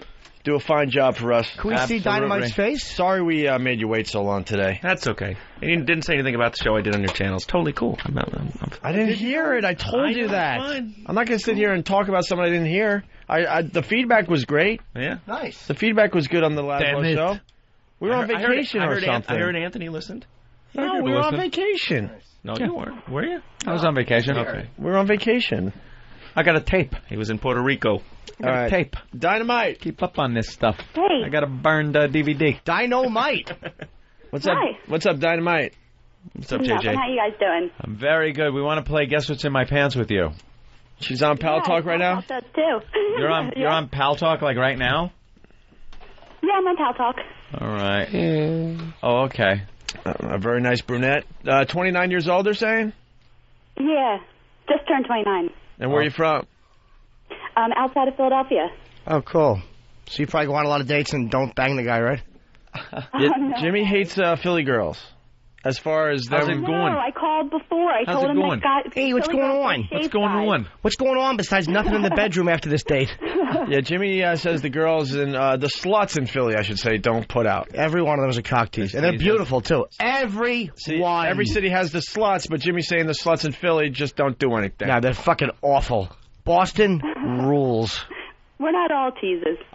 Most of you are, believe me. I've had shit experience after shit experience with Philly girls. Shit experience. Isn't that sex with you? Sounds like you're doing fine, Jim. Some pictures. Make sure you see fullblownaids.com and you can check me out on the contest. Okay. They're having a contest over there now? Yeah, what are they? Girls of Pal Talk. What are they doing? They're a very proactive website. You gotta give fucking Dugout Doris credit. They are very, very proactive. I don't know how you beat the girl with the money shot. What's that tattoo on your back? Oh, me? It's Sun, Moon, and Stars. It's not a tattoo. It's a mole. Right, you better get that checked. That's great. So why do you have that? Does your boyfriend like to fuck you and think of Lucky Charms? No. Full-blown AIDS, taking the Opie and Anthony experience and continuing it when we're off the air, and we greatly appreciate that. Well, do you know how to play the game, right? Oh, yes, I do. I want to. Can I try to explain it like Jimmy, the way? Please. Kind of. It's like what you have to do. Wait, do we do the song first though? We never know. No, we explain first, then the song. I thought we did it the other way. No, I'm pretty sure we explained first. It'll be up to Jimmy. Song first or explanation first? I'll explain first. All right. Explanation. The goal is to kind of no? guess what kind of hairstyle you're sporting. So what you do is you rub the phone on your cunt. You know, I've always tried to add an element of class into this game, and you have just ruined it. And after you rub the phone on your cunt, we guess what kind of hair you got down there on your stink hole. And then Ant or Ope or myself, all three of us guess. Here's the options. Whole big hairy pussy, which means that you don't shave the fucking thing at all. Hitler mustache, which means your cunt hates Jews. Or the landing strip, which means so many cocks are going in there they're going to line up somewhere. Or we have the other one, which is fucking cancer pussy, because there's no hair on it. Now play the song, shit dick.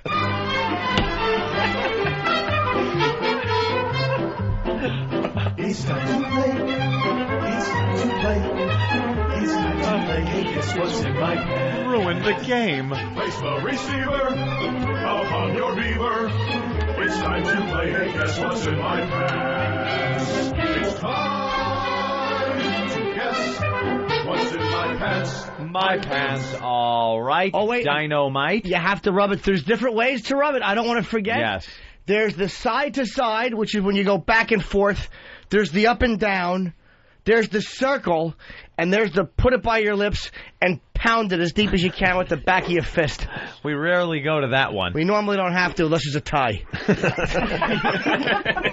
Give me some water, quick. All right, Dynamite. Okay. If you would. Ready? Now, I see you're sitting. Right? Now, don't stand up. Stand, you'll say. Okay. Yeah, don't, for God's sake, don't let us see on the camera what you're sporting, or that would ruin the whole thing. And don't tell us until we ask you. So, now, are your pants down? What were you wearing, a skirt or pants? What? I was wearing shorts and panties, but both are off. Both are off right now, so you're sitting on that chair completely naked. Nice. Yep. Okay. Now, if you would, take the phone that you are holding and rub it in an up and down fashion. Okay, here goes. Let's hear.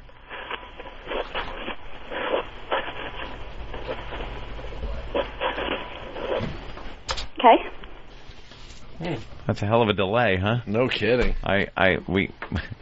It was up by your head the whole time. Oh, there she goes. Yeah, my camera kind of stinks. Yeah, boy, wow, that's a... Where the hell are you, Venus? All right, that up and down was kind of telling. Now let's do a side to side. Take the phone and rub it side to side. Got a little big A delay there going on. One more time, side to side. Yeah, one more time. Quickly. Please. Okay. Side to side again? Yes, please.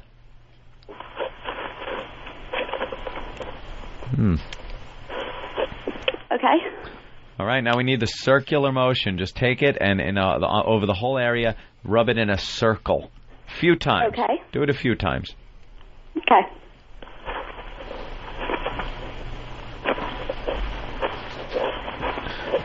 Okay. Yeah, I got it. I got it. I always go first, though, goddammit. I'll go first. Go ahead, Jimmy.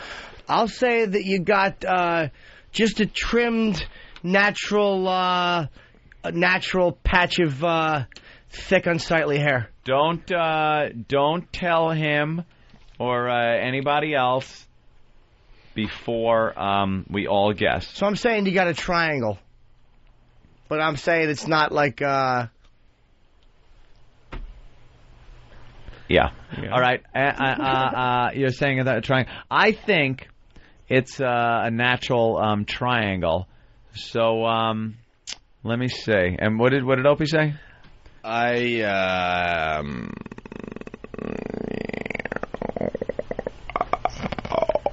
Opie. Hitler mustache. He's saying Hitler mustache. Laszlo? I'm going to go cancer pussy. You're going completely bald. You said, Jimmy? I said just a lot of hair around a cunt, but a lot of hair, but trimmed. I'm saying the natural triangle.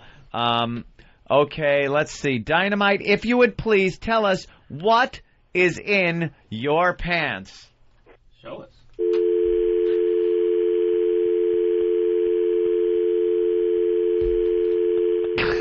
Go fuck yourselves. You and your complaints that we don't do enough show. That's right. Punish you motherfucking assholes. She's hung up on and bounced from the room. 27 minutes into bonus time, shit dicks. You're welcome. I'm going home. That's See you tomorrow, right. assholes. Let's go count the money.